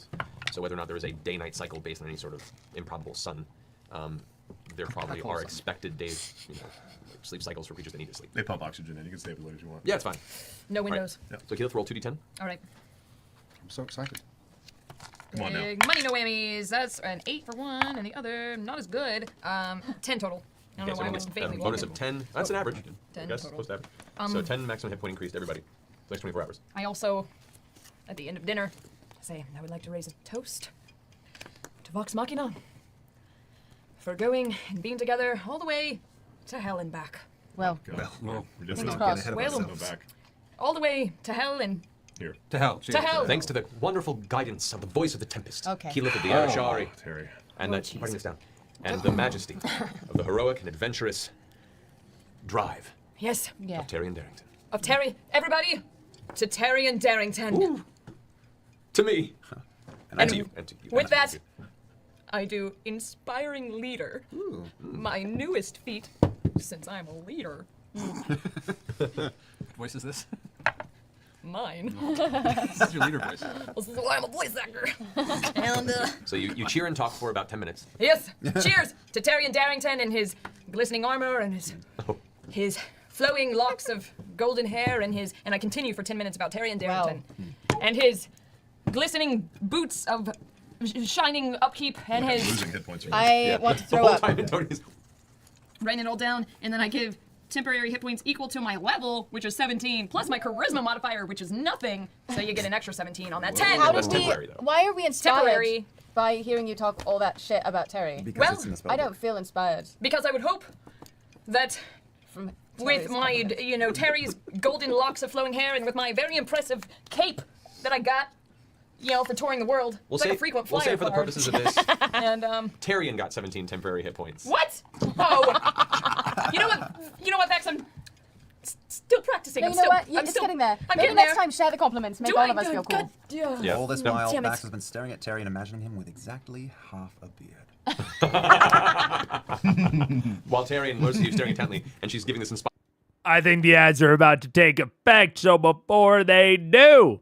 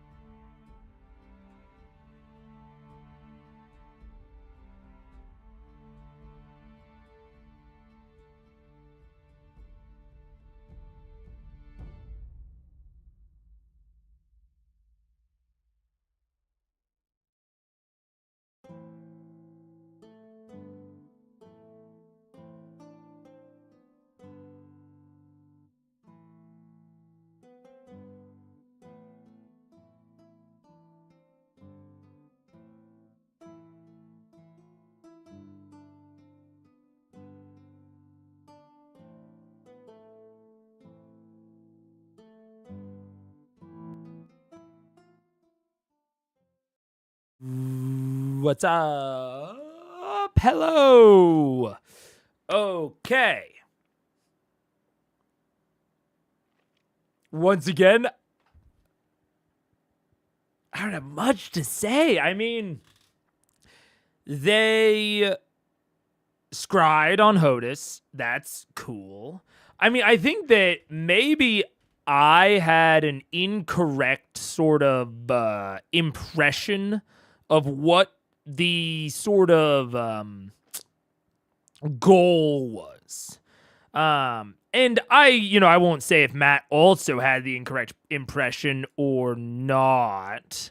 But I did not really realize throughout the first maybe 45 minutes, hour, that they were I thought they were looking for a tavern because they wanted to talk to people. It doesn't actually seem like that was the case. It seems like they were looking for a tavern to establish a safe spot. And maybe Matt knew that and was putting roadblocks in their way, or maybe he didn't realize that and maybe realized it around the same time that I did, or a little bit before, a little bit after, I don't know. But I do sometimes forget how high of level they are and that they can just scry. If they find a place that they feel is safe to do so. And that establishment of the safe spot is very important from that perspective. And by placing them inside the city, Matt did make that aspect a lot harder. If they were outside of the city, they could have just scried from out there. And now that they have scried, they have a lot more information. I bet they wish they had the mansion. The mansion was a bit of a crutch. I won't lie from that from that perspective. Yeah, it is interesting. And Matt did give them, I mean, we've talked about this before, that Matt does, Matt will say he does scry a little bit more flavorfully. I would argue he does it much more powerfully than the book straight up describes, which is fine. I think that it is a way to make exploration sequences easier, and I don't think that he finds exploration sequences as stimulating as maybe social or combat. So I get it. If you aren't as into exploration, then empowering scry a little bit can be a good way to help make exploration sequences faster and more directed. So now they have really concrete information. He's in a prison in a general area of the city. They've got something really concrete to go on. Where do we go from here? Firing speech about how And amazing. Terry looks over to his you and belt goes, that's "She is bejeweled, hitting on me." and his very bedazzled pauldrons, and his I'm very, so over this part. very manicured cuticles, and I don't know what else to say for 10 minutes about Terry. Are we staying in for the? On the plus side, we're all very tired now. Yeah. What else is there to I say feel about inspired to Terry go and to Harrington? bed. Don't ask me. Please don't ask me. What are you guys doing? Are you resting? Yeah, I I think don't we're going know. to. Should we rest? I don't even know what time it is here. You don't? It could be early morning and we could rest and then wake up in the middle of the night. We've only been traveling for a few hours, right? But it could be a Since- completely different time here. Yeah, but it's more about your internal clock. Yeah, whatever. you're doing. It took us quite a while to find this place. I've also But it's- expended like an my hour. 6th, It 7th, took an and 8th hour level to find It took an Nice. hour, a little over an hour since your arrival, since you guys did your transformations. Yeah, we went to bed. We got up in Yeah. what's that? That was that was Yeah, a burp. it's I probably forgot like we were maybe- You've had filming. maybe 3 hours since waking up, 4 hours since waking up in the morning. Yeah. It's like noon in our internal Technically, clock, yeah. probably. I feel like we should just fucking try to do something. Yeah. So if we got to find our way to some sort of prison, 2 options: get arrested, or ask people where people go who get arrested, which seems really fishy and stupid. It's Correct, Grog. Those are the only 2 options.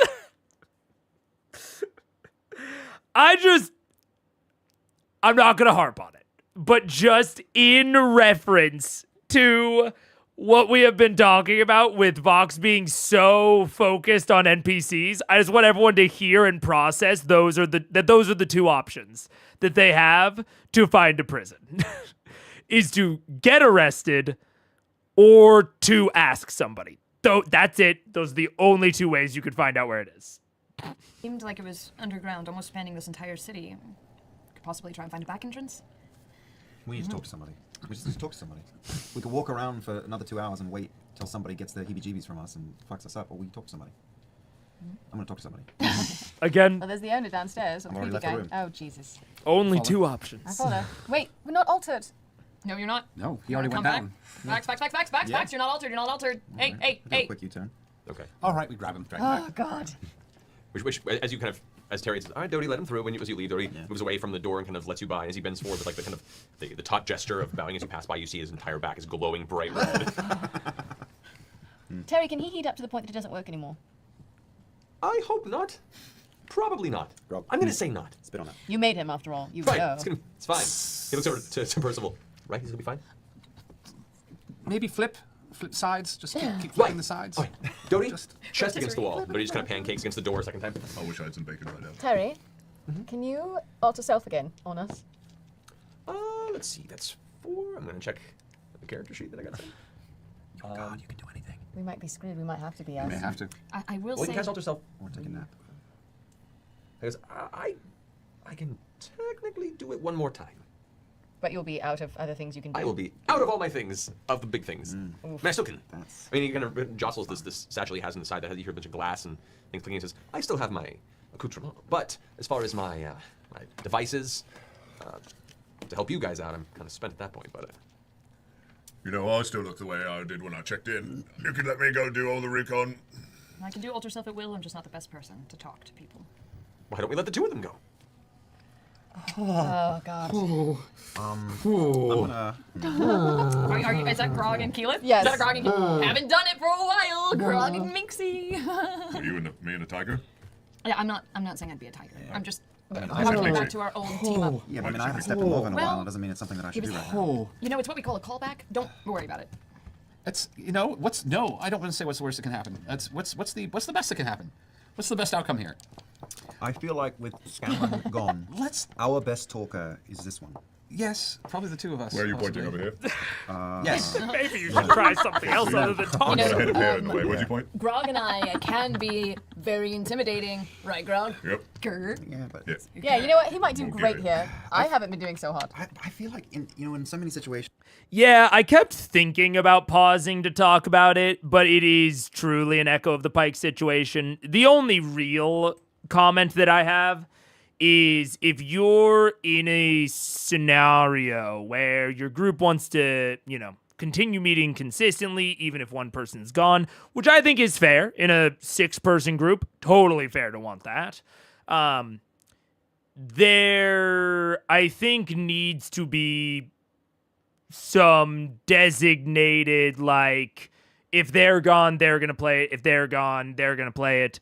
If you want the DM to always play it, you need to make sure that if you're going to be gone, you get your materials to the DM somehow. It's why even for in-person stuff, I sometimes debate having digital character sheets or at least having digital sheet equivalents so that transfer of information is easier. Because, yeah, pulling up, like, photos of the sheet is tough. It's making running Terry, which is already tough, even tougher. But not a, yeah, like you said, not a ton to say about it. It's not anyone's fault. It's just, it's a tough thing about the format, especially when you have this many people, is sometimes people are just gone and you kind of just have to deal with it. We just we say, oh, what happens if we push this button? Let's just see what happens. Let's just send Grog down. But that's not what I'm saying. I'm Yeah. actually arguing the opposite of that. I'm saying for once, maybe, you're a very good talker. Why don't we send the person who's good at talking down instead of on a lark sending down the brute to talk? Yeah, but everything I've tried hasn't worked so far. Maybe they're immune to persuasion down here. Maybe all they need is a little jostle. Maybe you haven't been lucky. Maybe you need to give it another shot. I think your average is a little bit better than big man. You know, Yeah, we could go back to old school days, and I could always go Minxie. A little intimidation let's check. not go No, let's not Minxie. go I think they'll We want did not walk in steal with you. a Maybe something non-charisma based.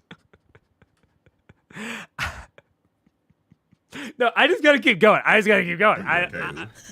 Because I it's thought we it's could the go same down thing there. over and over and over. One of you Something two. more One of you two. Just fucking go. Let's go. Both of you. He can only do one person. Yeah. Are you going to change it to something, or are you just going to be totally oblivious that you're definitely not the people who walked in upstairs? I'm going to be totally okay. He's got enough for everyone still. It's He has just enough for one. No, No, one, no. one. He can do Which it is again it, to all of Terry? us. It's just very funny to me that Vax very correctly is like, hey, maybe we don't just like send down Grog.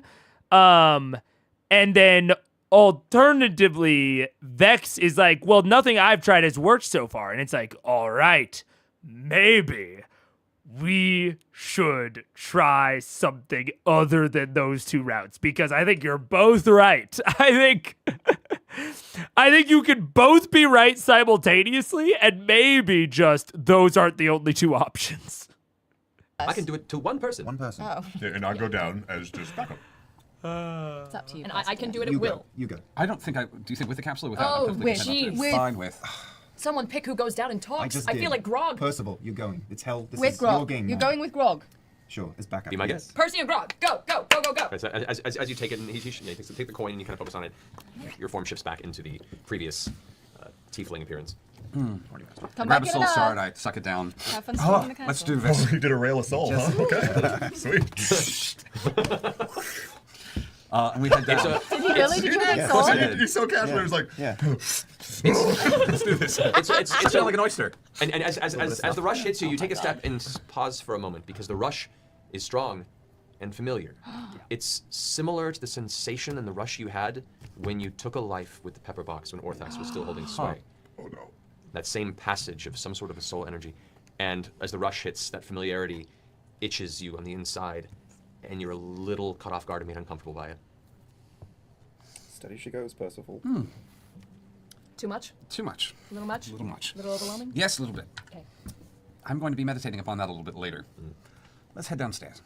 I Come place back, please. my hands on Grog's shoulder and Percival's shoulder and cast Bless as they walk out the door. Okay. You guys head out into the I hallway. smack both their asses. Dive in front of me to do that. Yeah. Tyrion goes. It's weirdly uncomfortable. All right, so you guys head back downstairs. The two devils that were there feasting earlier appear to have left, and the room is mostly quiet and empty now, except for the same rough-looking bartender in the corner, and there at the same table is the red-skinned, devilish, handsome gentleman. As you walk down, you see what appears to be a small impish creature that's on his shoulder, and he's currently conversing with it quietly. And then as you guys will step down, he kind of to it, and it flies up and skitters off into the distance outside of the door. Turns to you and reaches over and takes a bottle off the table and fills the goblet. What comes out of the bottle? It appears to be some deep red liquid. Ugh. Merlot. Oh. Yum. He's watching you, but he's not expecting any interface. I walk over. Could I possibly entertain you with some company? It would be a change of pace that is quite welcome. Take a seat, both of you. Okay. The seats, they're heavy and they're not quite as, they're heated at the base. They're warm to the touch, but they're not burning you. You both kind of pull them up and they grind against the slate stone floor, the interior, as you plop down and sit. Should I also fetch you a drink? That sounds lovely. What is actually available at this hour at this establishment? Available at the establishment, not this kind of drink. My personal reserve. That I can offer. I would be curious. I would hate to be indebted to you at this point, but I would be very curious to try whatever it is that you consider to be your personal stash. I would prefer you indebted to me. And he kind of lifts a finger, and the gentleman at the far edge of the bar kind of like stirs. Right. Sits up and kind of Chris Farley's his pants a bit. Comes over with two similar goblets and places one on the table. And steps back to the corner. The gentleman takes the bottle and fills them, both kind of finishing off the last bit he had in Grog's chalice and sets it to the side. What may I call you? They call me Yipkesh. What may I call you? Freddy will do for now. Freddy. Greg. Freddy and Greg. Broke the DM. 10 points. Boom. Fuck souls. That's a rush. 2 points for Gryffindor. Oh, man. Buddy cop, go. So what brings you to my fine establishment? What does the chalice smell like? Smells like a strong alcoholic wine of some kind. Very Take a excited. big old sip. It's good. It's very good. You're not a big fan of wine generally because you're more of a liquor and ale person, but as far as the wines you've had, it's pretty good. Your pancreas melts. This, I'm sure you know, is really good. It better be. So, Well, what is your business? honestly, cards on the table. We're in town because a friend of ours got in badly with a Rakshasa. This is not an unfamiliar tale. We figured not. And we're definitely out of place, a bit out of sorts, and definitely out of our depths. But thank you for the rooms. I assume this is your establishment, is it not? I run it at the, how do I say? A partnership with my betters. I think I understand. Another sip. Well, regardless of betters or otherwise, I'm grateful for the sanctuary. All of us are. So, we, I assume, are not the first people you've met coming into town looking for a Rakshasa. I have not met them, but stories do swirl and find my ears. It does all of us well here to know what's going on. Well, I will admit, we have some questions. Well, perhaps I have some answers. We've heard of a, would you call it a prison? An underground series of cells beneath the tower? Beneath the tower. Beneath the city. Beneath the city. That's where we think we might find our boy. There is a prison here, yes. I know it well. You know it well, I would hope not from personal experience. Oh, no. It imprisons many things. But, I will be blunt with you as well. We live here under the interest of business, yes? I understand. Information is a resource. Very, very great one. There is a prison, underground. People go there. Perhaps this is an easy question to ask that will flow freely. What is this? Why do people get sent to that prison? What do you have to offer for my information? What are you in the market for? I have dull things, but I get the distinct impression you're not necessarily somebody who's going to be interested in coin. I prefer not to dole out small tidbits. I prefer to bundle in larger packages. I understand. How do If I know what that you what you s- have to offer is worthwhile? I can... I have a proposal. Tempt me. Obviously, we're interested in the prison. We're interested in somehow getting into the prison or possibly getting our problem out of the prison. I'm not saying that we're looking for some sort of grand mastermind or otherwise, but if you feel that you're the sort of person that would have enough information in this direction of how one might get access to the prison or otherwise and get out with their skin intact, at least most of it, or the sorts of people who would be interested in helping such an adventure go forward, that would be worth our while and interesting. He brings up a hand and snaps his finger. As it does, the entire room around both of you goes dark. Jet black. You still see the table before you, the drinks in your hand, and the gentleman across the way, but everything else around you just goes complete, lightless, umbra expanse. I had too much of this wine. I don't think I've had enough. If we're to speak freely, it's best that we speak in a place that is safe to speak. Thank God. Oh my god. He fucking teleported you guys away somewhere. My cost for my information is high. But I can both give you what you seek and the means of achieving what you want. But I want a favor in trade. And I hope, if you're willing, that if we decline your offer, I hope you will take no offense. I won't take no offense. But those that listen might. That's fair. What I'm trying to say is, it behooves you to make this contract. So, what you seek is the Mentiri. Mentiri is the prison beneath the city. I can tell you more. I can get you there. I could probably even find out who there knows or is involved with this Rakshasa. And this favor I ask will lead you to this path. He leans forward after taking a big sip of his wine, finishing the last of it, and setting it aside with a heavy on the table.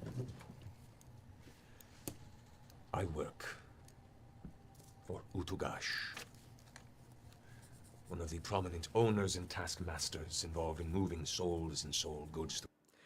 Yeah. I agree, Ross. It's like the players say no deals. Cause that's the mindset I would have been in at the start of this. It's a tough one, man. because I really respected that, like, the players came into this saying no deals. That was the start of the session, no deals. And they come here and they want to talk to people. And I'm sure, and Matt said, it's like, well, if you want to talk to someone, it's going to be a deal or it's going to be nothing. And so since they said no deals, no one gave them anything. But then they just, to me at least, it feels like they are just refusing to consider anything besides talking to people, which is a bit disappointing to me, but I understand. I get it. And so I'm glad that, like, the person that they are talking to, they are eventually going to parlay with, is just saying, like, hey, it's going to be a deal. The cost is going to be high. Frankly, I would have the cost be, like, pretty high. Because if they really do want to talk to someone and they are, like, going to just force it down mid here and just knock their head into the wall until they break through, they should bleed a little bit. If they are refusing to look at alternative solutions besides the one that they're trying repeatedly, okay, you know what? I don't want to stall out the entire session. I don't want us to just sit here and not have a fun time. That's not the goal. So, okay. Let's break through the wall. But it's gonna have to hurt. And so we'll see what the devil offers. I mean, a favor is obviously good because it has a variable value that you as the DM can interpret later on. There's actually in Blades in the Dark, hey, put it on the scoreboard. In Blades in the Dark, you as a DM are supposed to determine the reward for a score, like a heist, after the players do it. So after the players go through the score, you determine how much money they got based on what happens during the score, not beforehand. It's very weird. It's one of the things I had the hardest time with. But a favor is good because it essentially acts in that way. So however much the players lean on this guy, on this Ipkesh, you can determine how much of a favor Ipkesh is going to require afterward. If they only lean on him a little bit, then you can just adjust the favor to match that and to feel all right from that. So that is all to say, the favor, I think, is the easiest choice here. Now, is it the best choice? Debatable. We'll see. One of the prominent owners and taskmasters. Oh, wait, I forgot to write down this guy's name. I don't think it'll matter that much, so I'm not putting too much stock into it, but Udagash, taskmaster, Ipkesh is boss. Utugash. One of the prominent owners and taskmasters involved in moving souls and soul goods throughout the Syria of Dis. He is slovenly, he is lazy, he is powerful, and he needs to fall. Is he a pit fiend? At one time, maybe. This time his laziness has left him, a useless sack of ding shit. And I have been under his fist and wrath for far too long. I have friends now in other places. And if his business were to crumble, that void left behind could elevate me and my compatriots. Of course. Now I have friends in this prison. And the offense of travelers tearing down someone of prominence, and yourselves being still within your very mortal coils, why, that's what this prison is designed for. For those that break the laws of the land but haven't yet passed, to be ripened, to be kept, until they do, once the corruption has set them for the rest of our factory. So, you slay this creature. I can see that you are safely arrested and placed with allies on the inside. I could move you around and bring you fairly close to this Rakshasa you seek.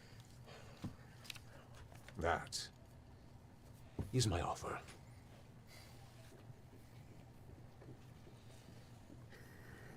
It is a fair offer. I will quietly, without naming names of any kind, confer with my compatriots, and we will give you a yes or no without naming names of any kind. Very well. Before we leave,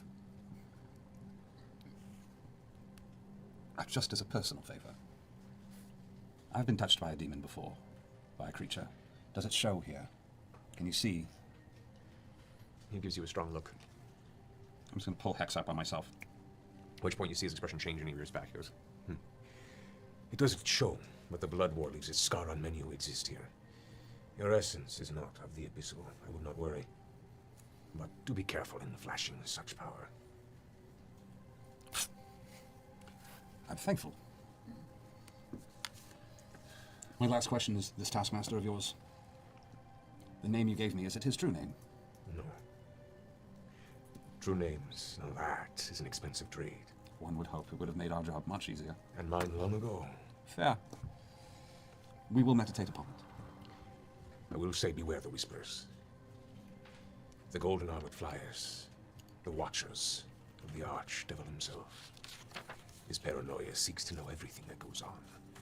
And should such treachery that we talk of be revealed, well, that would be a very unfitting end to me, my compatriots, and every one of your friends.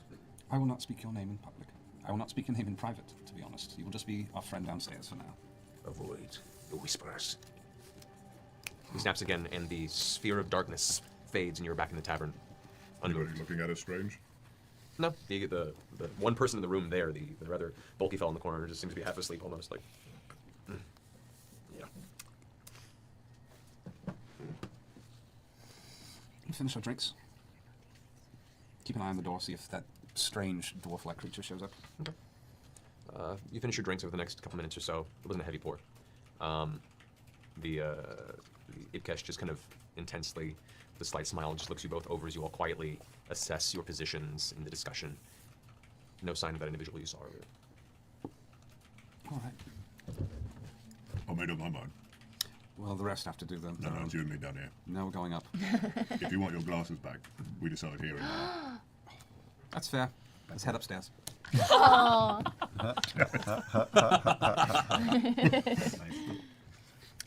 That's why it's tough, Jonathan. It is tough. Like,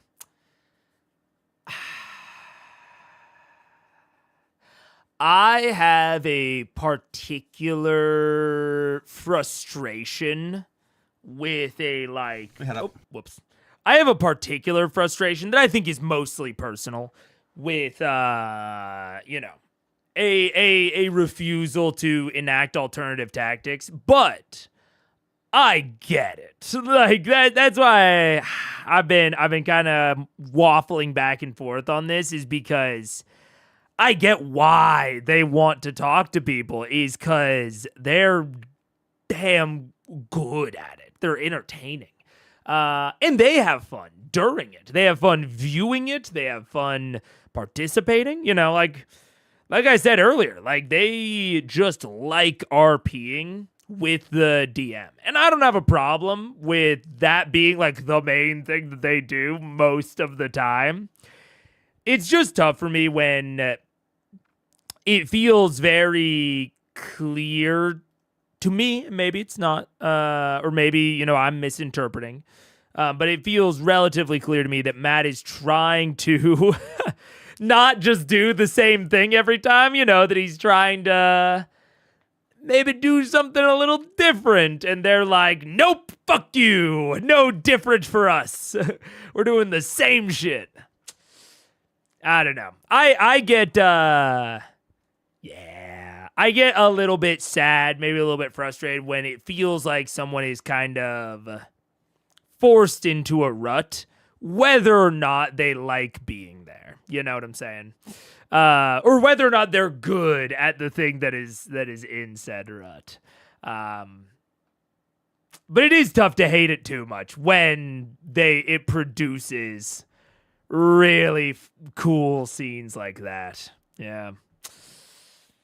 Yeah. How'd it go? Well, a friend downstairs says be careful about what you talk about out loud.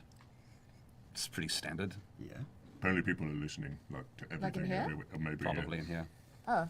So no names, no specifics. God, it's good to be so cool. Well, it's pretty typical. Doty is running down and he goes, don't write that down. How many empty soul stones did she have while we were I going? had none. This place is just so hot. So we switch back to little elf boy and little elf girl, Atlas, Yeah. Greg. I definitely would recommend everybody not use their real names. That's something I should have pointed out earlier. Nothing here is using its real name. Did you ask him if you don't look like a tiefling, if people are going to notice? I didn't. Oh. But I asked him some other things. I don't think it matters. I don't though. think it matters either. What did you find out? Well, there is a prison underneath the city. Yes. Knew that. Our friend says that he'd probably very likely get us in there and get us close enough to deal with our problem. All right. I believe him. What's the Exchange catch? for- We got to kill someone It's the typical catch. We have to do him a favor. and then get arrested for it. Or he'll arrange for us to be arrested. I understood that we kill him, and then when we go to the prison, he knows people in the prison who will make sure we find our way to the right places. But that's the shitty part. Who do we kill? The person you just spoke to? No, Someone else. whose name I will not say out loud for now. Okay. But you know it? Yes. All right. All right. How would we do that? Well, how do we ever do anything? And why does he want this certain someone killed? I'm sure it's out of politics. Sure. All right. Business. It's just evil Business. versus evil here. Yeah, it's really actually quite convenient that there's no such thing as the right thing to do. It just sort of takes so many things off the table here. You're not going to throw a rock at an innocent person in this city. No, the Rock is probably the most What innocent if person somebody that threw you're a going to rocket throw. at us? We're quite innocent. Right. So, It would be a contract. We would be. Well, terriers. a contract. Everything here is a contract. But Terry's exclusive. He can't sign any more contracts. That's He true, would you not told be- me that. He would not be signing the contract. Don't say his name. I mean, Barry. Barry's exclusive. Barry Barrington. Barry Barrington. I don't like this at all. Chin up, Barry. Barry Barrington. Better than Don't write that either. Perry Paddington. Berenstein there. Barry Paddington. It's got a nice Well, I ring. forgot your code name. We call you Freddy. Freddy, right? I wouldn't know that. And Greg. Is that, I mean, it kind of is your name, is that alright? Not really. It's a bit of it. I still like B-roll, but whatever. B-roll's good. The roll is YT. fine. Just don't use any Freddy. real first or last names. Nothing you would sign to a piece of parchment. Freddy, how do you feel about this plan? I feel good about it. I feel like it's a terrible idea. Right, but do What? you have any amendments to it? Would you change it somehow? I would just confirm with someone of reason that we're to do this and get arrested for it, or we're to do this and otherwise. Oh my god, how wonderful would it be if Scanlan could just dimension door. Oh, I shouldn't have said his name. Could just dimension door down to that thing, to the room, and just slice up the little egg. Just And to see then where he's going. vamp out. I'll have Well, a, we can't, can we? Probably not. Also, I'm not trying to prevent us from following this plan, but we were warned not to make any deals with any creature. We or definitely made a deal between ourselves before we came down here. No contracts, no deals. So So I the didn't first agree thing we to do is make a contract. Well, look at where we are. to I'm be fair. actually That's what pretty we do. positive he did But agree do to I need that. help getting arrested? I'm kind of Maybe a he frog. didn't. All I have to do is walk out into the square and like open my mouth, and then I'll get arrested. Yeah, Do we, but do then we you just can be want to get arrested. arrested, or do we want to actually end up where we need to be? so my thought, right, is that I think we have to be arrested. Breaking into a prison seems real tough. Right? At least with this guy's plan. If he's lying, the worst we get is just straight up arrested, which I would assume means all our toys get confiscated, right? Probably. So, not all of us go on the killing. So, a couple of us go and get arrested. Yeah, and if he's a man of his word, then those people that are in get led along to this magic place where you can go smash Chicken Little. And the rest of us But if can he's a follow lying piece of along. shit, like I'm sure everyone else is, we're gonna need someone on the I get the outside. distinct impression that most people here are painstakingly honest, which is kind of the horrifying thing about a place Really? like this. I think that that it's a lot of lying by omission. I have a thing that might be helpful while we're here. What is it? It's a little vial of oil of etherealness. The oil can cover someone my size, or maybe Scanlan's size, and it lets you Oh, he's not It's not here, so. you walk through the ethereal plane for an hour, so you can sort of bypass where you are. A little bit, yeah. a Like you little walk bit. through walls? Yeah, I mean, you're walking on a whole parallel. The way Dimension. it was explained to me from this piece of paper is that you are parallel to where you are. I will say, having Can't pick anything up, I don't think. having Yeah. true sight, if anything has true sight, like the archdevils, Yeah. I'm pretty sure they can see into the ethereal plane with true sight. But that's only the archdevils who might have it. But it is illusory magic, I'm pretty Yeah. sure. Do you... What does it say on the item? Well, it's the effect of the etherealness spell for 1 hour. Oh, right. And so for that, let's do the specifics on that. It's trying to sprinkle fairy dust on it, but let's just go to the rules, shall we? Let's do that. I like where Vax's head is at. I'd love it if they went in this direction. Keep going, my man. I like this. I like it. Let's see here first. 8th level. Does it make anything with your sight can see into the ethereal plane? It's like a non-school think. KY. Kind of. You remain in the border ethereal for the duration, or until you use your action to dismiss the spell. During this time, you can move in any direction. You can see in here the plane you originate from, but everything there looks gray. So yeah, it's kind of like the One Ring, but you can shift in any direction. You Is can it only- considered illusory magic? no, Illusory transmutation. magic. It is transmutation. While on the ethereal plane, you can only affect and be affected by other creatures in that plane. Creatures that aren't in the ethereal plane can't perceive you, can't interact with you unless a special ability or magic is given the ability to do so. You ignore all objects and effects that aren't on the ethereal plane, allowing you to move through objects you perceive on the plane you originated from. God, I'm really wishing we had the stones with us now. Yeah. But this is a slow-moving one-way ticket. Yes. It's an hour. Yeah, but I mean, So, you could, like, I could use find it- your way down there. Right. Or if we get trapped, one of us could lather up and get out. I mean, I don't know we don't really know what we're dealing with yet, but it's just good to know that we have it in our back pocket. Well, I mean, with shape change, I can change down to one of these little weird 8-winged insects Imps, we've seen imps. flying around. And do what? Get in. Then change into Where, something the bigger. prison? Squish the egg. Yeah. And then get I out. don't think they won't notice that you're an imp that doesn't belong to Not an anybody. imp, it's an insect. The little insects that I've been seeing that fly Oh, well, around. that's So that fair. might be little tiny, very tiny imps. I don't know. I mean, it's not a bad idea. No, A lot that's- of variables, but But it keep is in a mind pretty that good when you idea. shape change, you maintain the hit points, whatever. Of whatever I change into. So if I get down there and I get caught, You'll bamf into I'll yourself. bamf into myself. So the way shape change works is whatever I assume first. Let me clarify this later, not now, because it's like whatever you had before is what you have. So do you just have 1 HP the whole time based on whatever you changed into first? Yes. So if you turn into like a dragon with 300 hit points, then that's great. The next thing you turn into cannot have more than 300 hit points. Right, but if it goes down, If it gets damaged down to like say 10 hit points, and then you turn into a different kind of dragon, that dragon will still have 10 hit points. Sure. Or if you turn into a fly that has 1 hit point max, and then back into a dragon, it'll be a dragon with 1 hit point. You cannot regain hit points by Oh, changing wow. forms with the spell. but it's whatever I had before. So I can't like change into something awesome, then change into something less Correctly, awesome, and then back into something awesome. and still You have can those do hit it, points. but you'll whenever you like squeeze through to the tiny hit points, those carry over into the The big big hit creature. points. Big So you're saying you don't bring your 300 dragon hit points down into the fly body. Right. You Yeah, unless it's the switch last to- resort, you or switch you to have a fly way hit out. point. Yeah. I think we go perform the hit, and then we leave Barry to get boy. arrested. Right? Just well, no, we're gonna do that all of us, Like right? super secret spot. No, this is a very privileged role. Really? Yep. Big time macho man stuff. Are you gonna get me out of the prison? Yeah. Prison break style. I It'd be just so don't think we dramatic. should do that to Barry. It's not going to be one of us in the prison. He's ready for more I responsibility, really right? don't feel like he is. No, I Sherry can't handle think that. she might be right in this instance, but if we're going together, then you guys stay around me. We're a team, right? That's what teams do. We do things as a team. Fox Do we want to go Machina. downstairs I and mean, Say our name. Don't whisper. Rocks, docking, Stop bringing it down, Tony. Box cocky knot. Really? womp womp. So do we say yes to this? I'm Oh dear lord. To doing the hit and then going to prison. well, what else are we going to do? Right, no, I'm not arguing. No, to this. I say yes. Yeah, me too. Can also always, yeah. All right, wait. What did we just agree to? When you Killing an arch devil. We're taking the contract. No, devil. Wait a second, wait a second. No. When you peeked in A at greater Hovis- devil. There's a big difference. is the Pope. Oh, When a she greater peeked, devil. I'm asking Keyleth, but you might need to come in here with detail. When you peeked in at Hodis, what, like, how much security was around him? What was around? Didn't really see. Didn't see, just saw. Just Fla- had saw, Barry like, in. flashes of catacombs interior and and like pulses. poof, and then all of a sudden. Definitely something big with big red flashing wings, though. Yeah. Might be Archdevil. Yeah, or no, could be I'd like a say. pit do it. I fiend think or this is something. our I, best. I'm kind of getting the idea that maybe Hodis serves Dispater. Dispater. Dispater. Yeah, kind of think he serves him. So we're kind of maybe going in to kill one of his little, secret spies.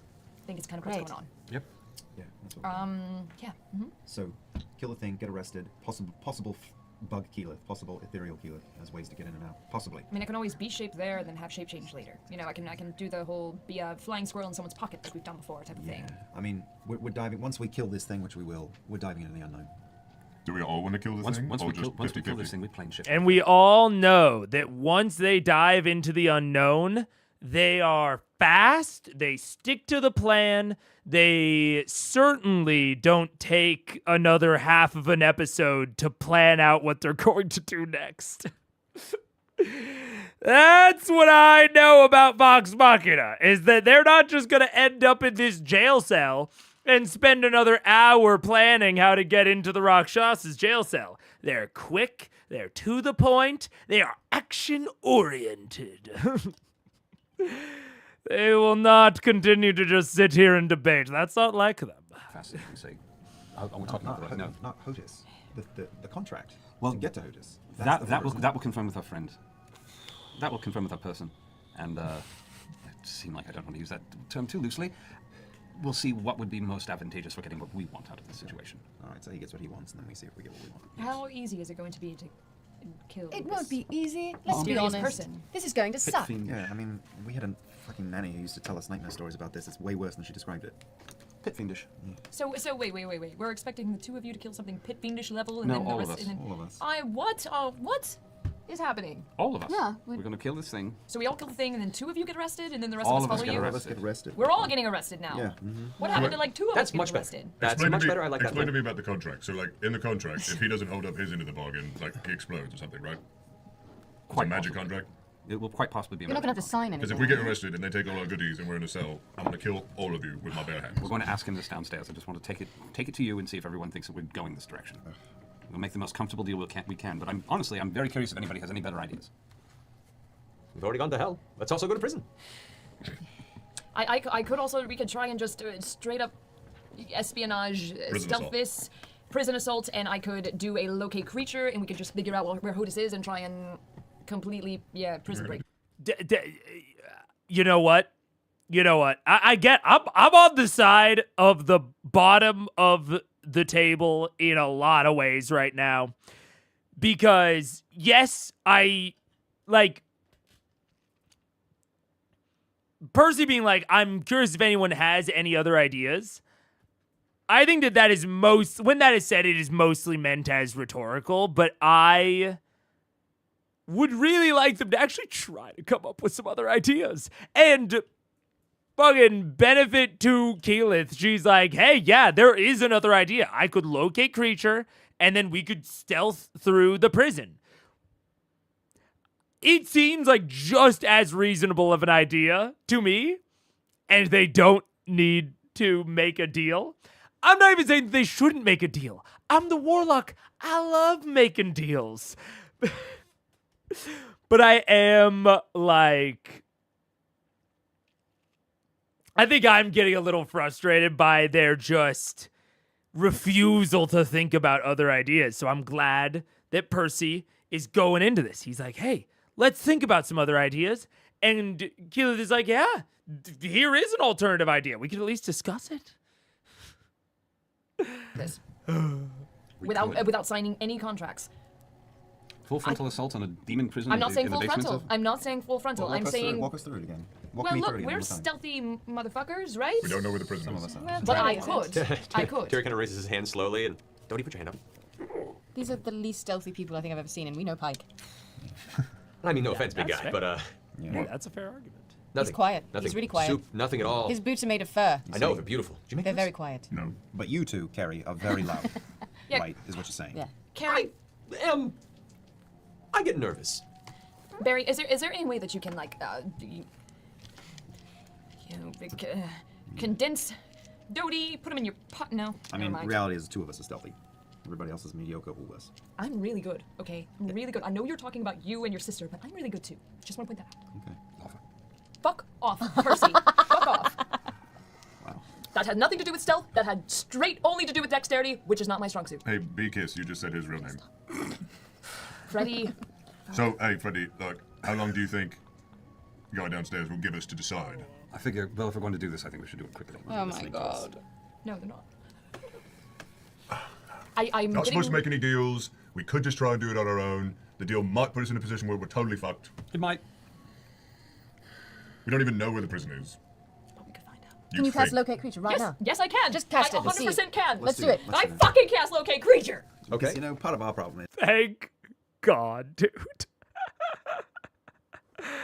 Oh man, I'm not gonna talk about it. I'm not gonna talk about it. I feel like I'm going a little crazy, but I also know I'm going crazy not because anything is going wrong.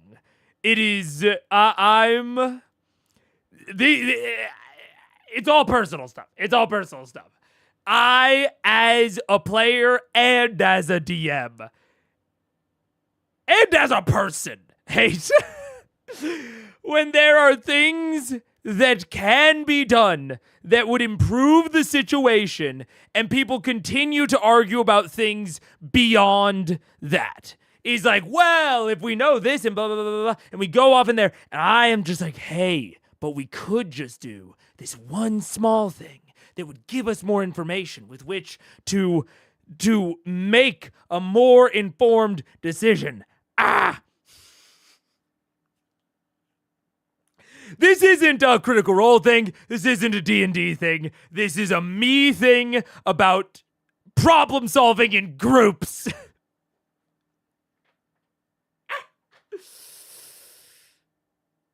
Okay. I'm gonna play the show. Sometimes, always we grab the first opportunity in front of our fucking faces. So Isn't that the way let's life explore is? this opportunity. What level are you casting Look at Creature at? 27. Well, it's a level 4 spell. Will that work on? Can you? You cannot cast it at a higher level. I can't. You can cast it at a higher level, but there's no doesn't do effect. anything. Okay.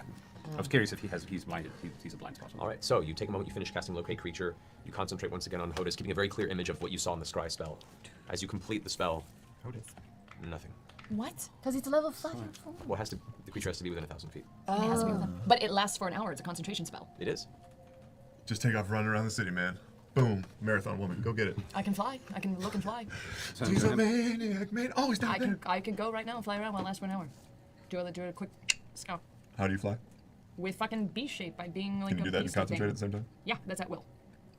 Yeah, sure. I've gone. Fly off by yourself. Nobody cares. I'll go with her. How do you go? Well, You're not. Well, it doesn't matter. I'm not what? What am I not? A tiefling anymore. yeah. I know.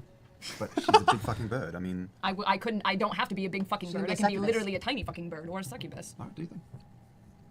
If I am a succubus, though, it's burning my 9th level spell and we're done for the night.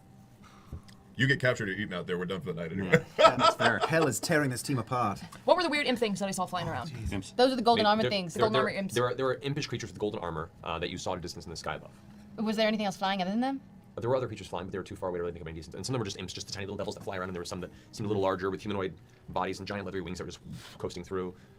And you said this is like the biggest city we've ever seen. There are things that fly here. There are many things that fly. The first thing you saw when you looked up in the sky was at least a dozen or so winged creatures all up in the clouds. Oh god. Go into the window. Anyone There's stopping no me? window. There's It's no just window. wall. There's no windows. Anyone stopping me as I ult herself and This is your game. Go for it. head towards the door? Do No? it. Uh, No Do it. one? I, All right, I'm gonna go do a quick, are quick you doing? pass. Be careful. Have that backup character ready. She becomes leader of the Ashari and dies as soon as she gets to hell. Come on, go get it. Go get it. One Keep going. day. Momentum. All right. I'm gonna shape change. You're casting shape change. Okay. Level 9. All right. What are you turning into? I'm gonna do a succubus.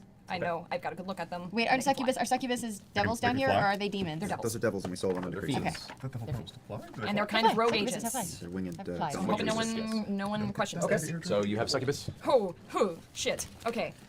Just quick loop. Oh my god.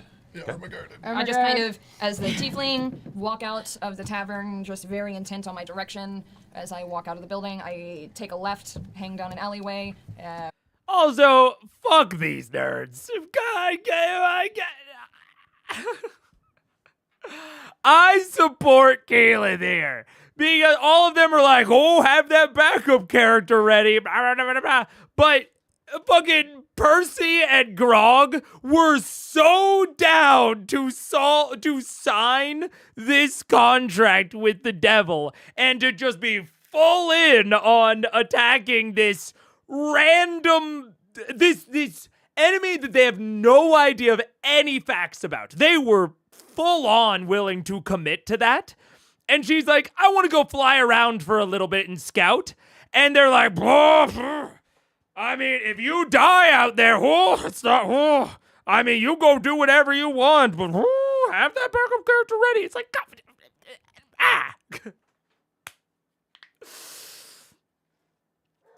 fuck off. She wants to scout a little bit before putting ink to parchment. Calm down.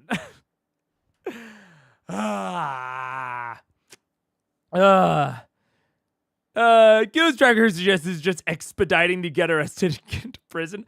Even if it is, whatever. Who cares? Oh, man. Scary all this shit. She talked to Demon Grandma last time, and now she's yapping to fucks about no problem still. I mean, I will say, especially these two are willing to take and bite at the first thing that comes their way. These two don't want to do anything ever. And then Keyleth is like, hey, maybe let's gather a little bit more information before we jump into this. And they're all like, oh, gather more information? Are you insane? I feel like I'm going crazy. Keyleth is the only one who has not died yet, to my knowledge. I'd put money on the 17th level druid to survive. Me too! I wait for her to check over my shoulder, make sure no one's watching, and then into succubus and take off. Can make a stealth check real fast. Oh god.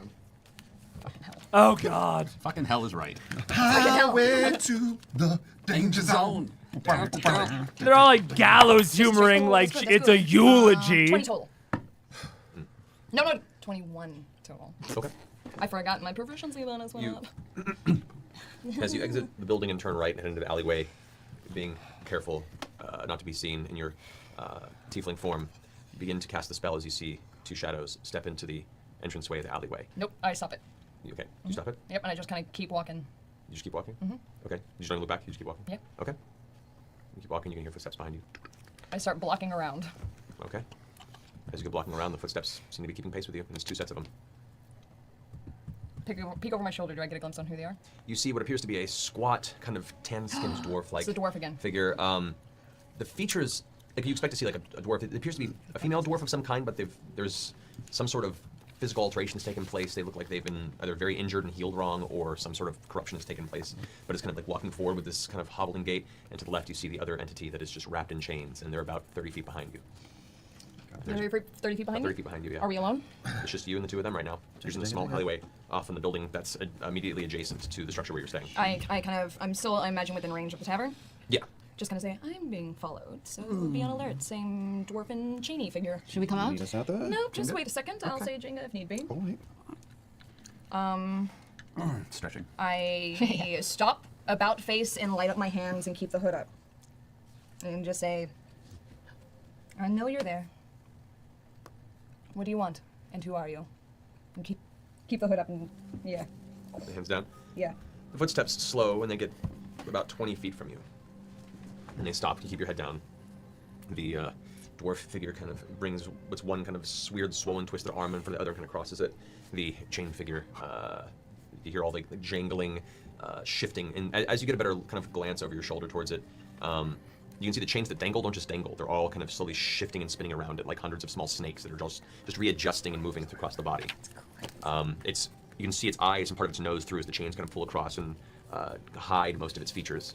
The skin itself, like a deep, deep pinkish red, like a normal body that's been constricted so much that all the blood has rushed to the surface. Off the cuff, do they seem familiar? Any idea on who they might be? Nope. But there is kind of a heavy breathing from the female dwarf figure that's kind of glance at each other. And So you want to tell me? You want to tell me who you are? Because I don't have a lot of time to deal with this. the chain one says, "You seem to walk with a white one." Who's asking? I am asking. I could be referred to many people, including myself, so I am asking. Silence. You will bring us the white one, or you will be tribute yourself. What do you want with him? So no response. I don't think you want me as tribute, so you'd best bet tell me what you want with him, because maybe we could strike a deal. The white one caught the attention of the creature, but I wish to see pleased. Well, is this creature willing to make a deal? Because the white one belongs to me. You have ownership of the white one. Of course. Make a deception check. Do it. Really well. It's not really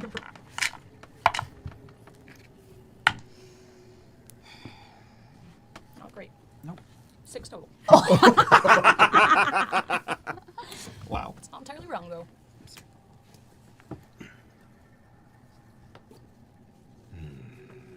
chains kind of intensify with the rattling and clinking.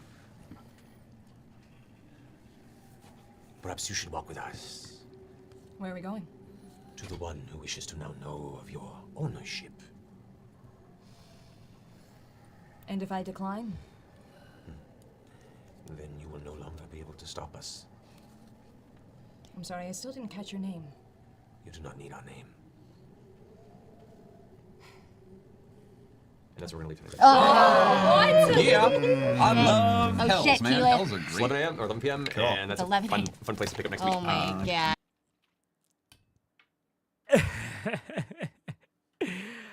I mean, sure.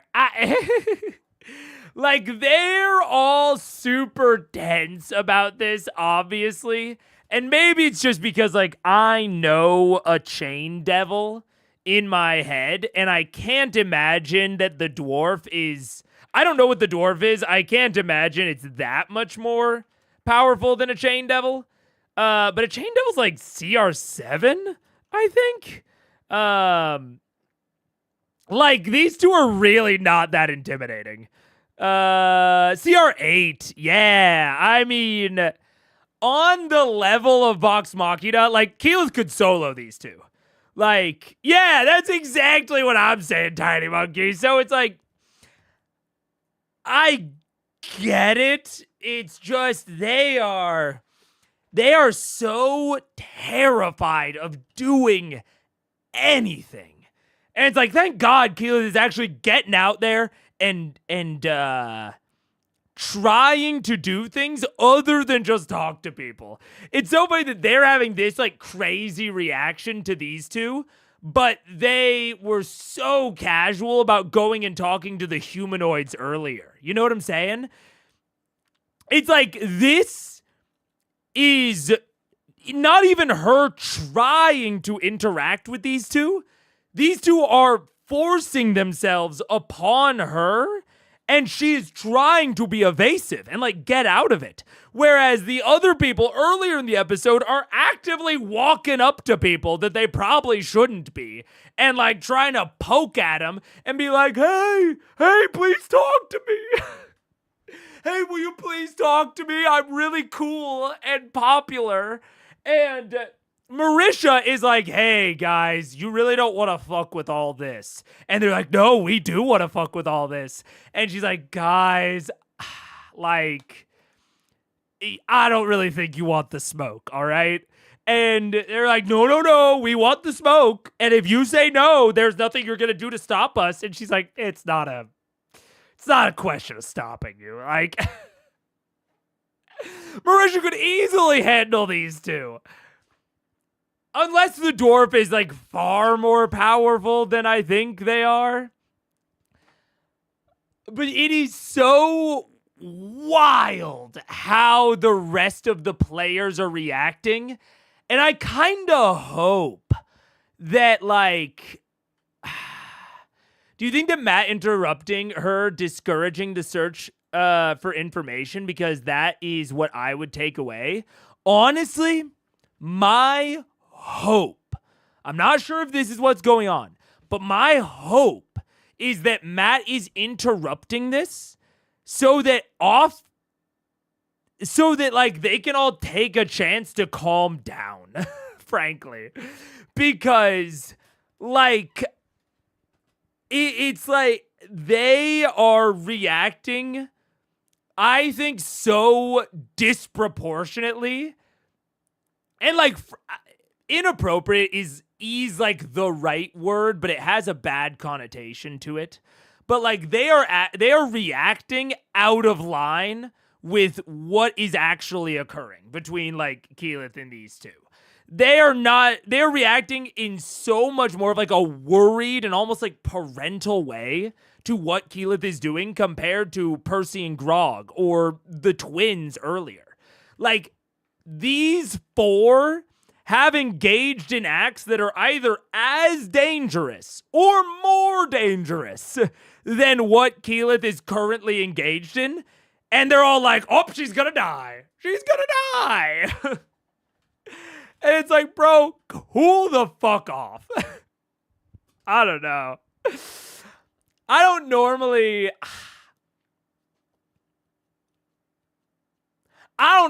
get like annoyed by the players and by their reactions, but they're kind of annoying me today. I'm gonna be real. They're kind of annoying me, especially with like it feels like Marisha is the only one that is trying to do anything outside of the norm or outside of the bubble.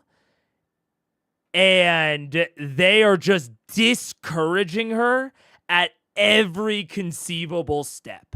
And that is simultaneously very annoying to me. Yeah, man. I don't know.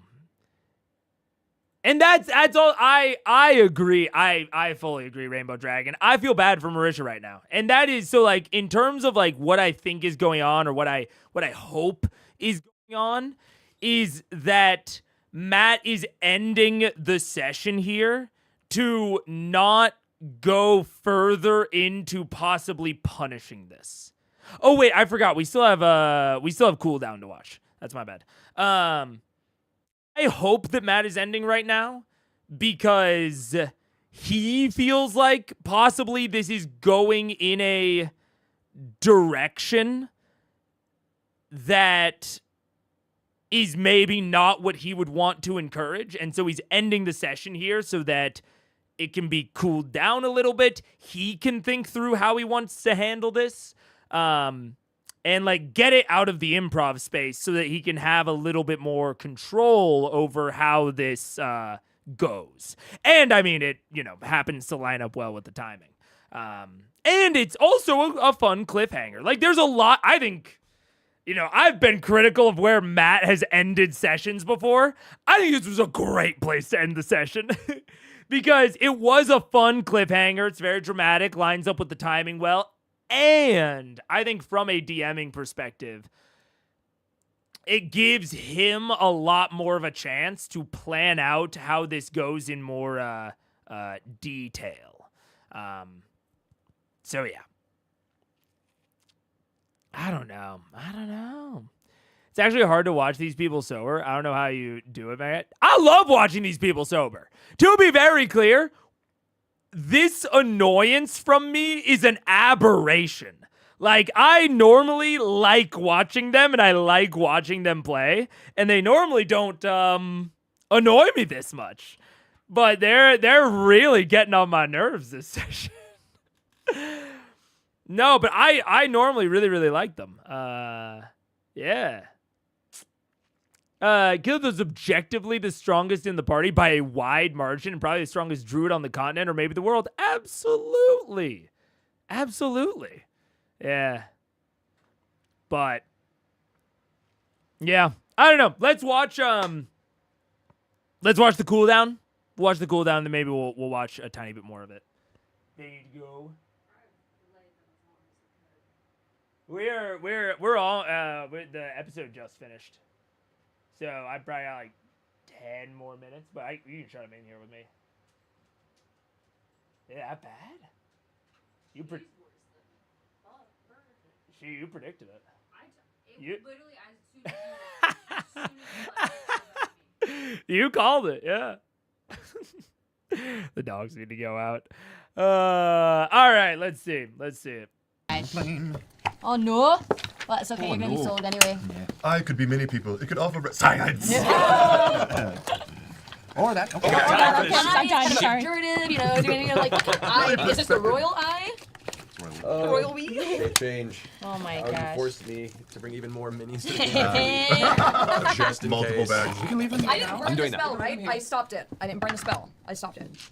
Right? Because I was like, cancel. Come on.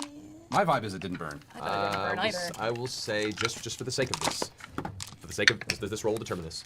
Roll. Or what's your passive perception actually? My passive perception? Yes. Pretty good. Hang on. You gotta do something about that. This is becoming a problem. Shut up. It's like watching. Shut up. 21.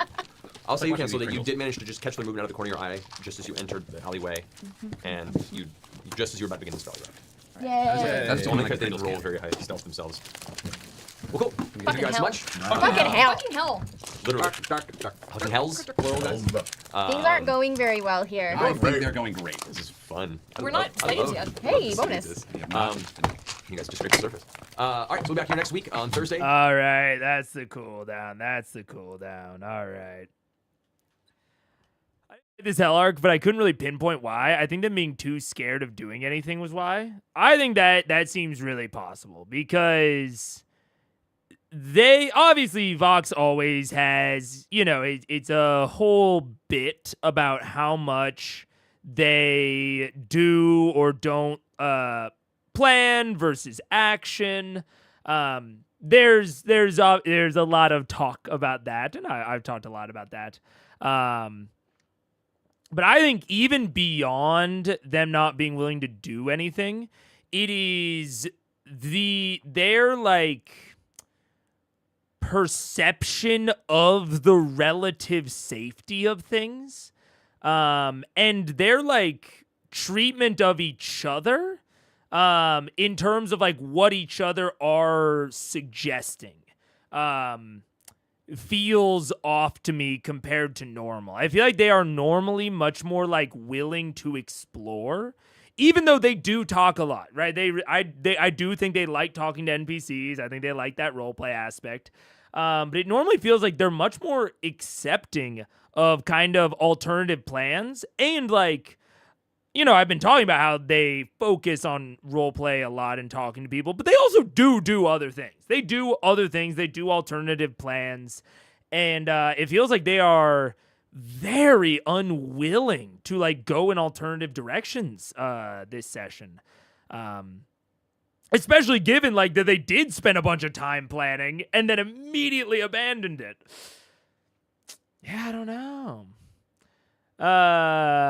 The Wizards wrote a book about level 1s going to hell. The outer plane in this edition are less dangerous. Yeah.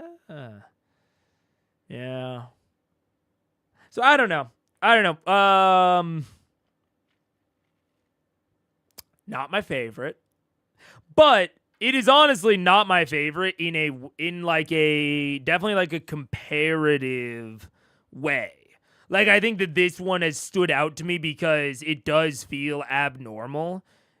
Not even necessarily in what they normally do or like how they normally behave or their normal level of decision making, but it's mostly honestly to me in like how they're treating each other during the planning and like during the execution. And it's a lot of like above the table, like all this like worrywart sort of talk.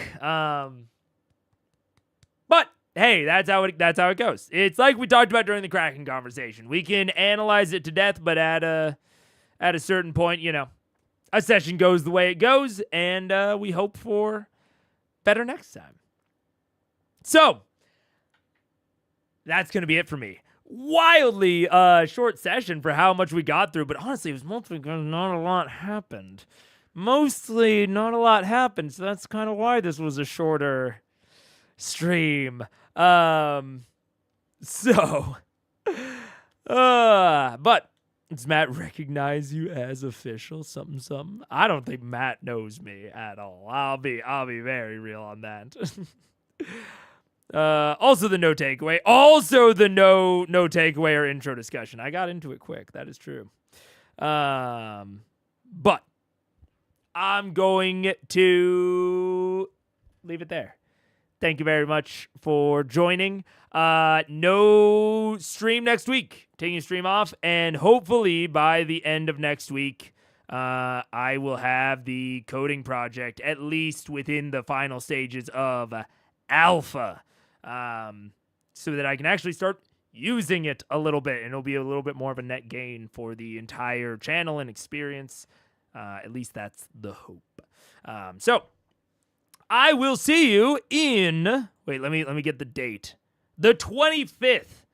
2 Mondays from now, August 25th. Have a good one. Until then, think of it as a little vacation, I guess.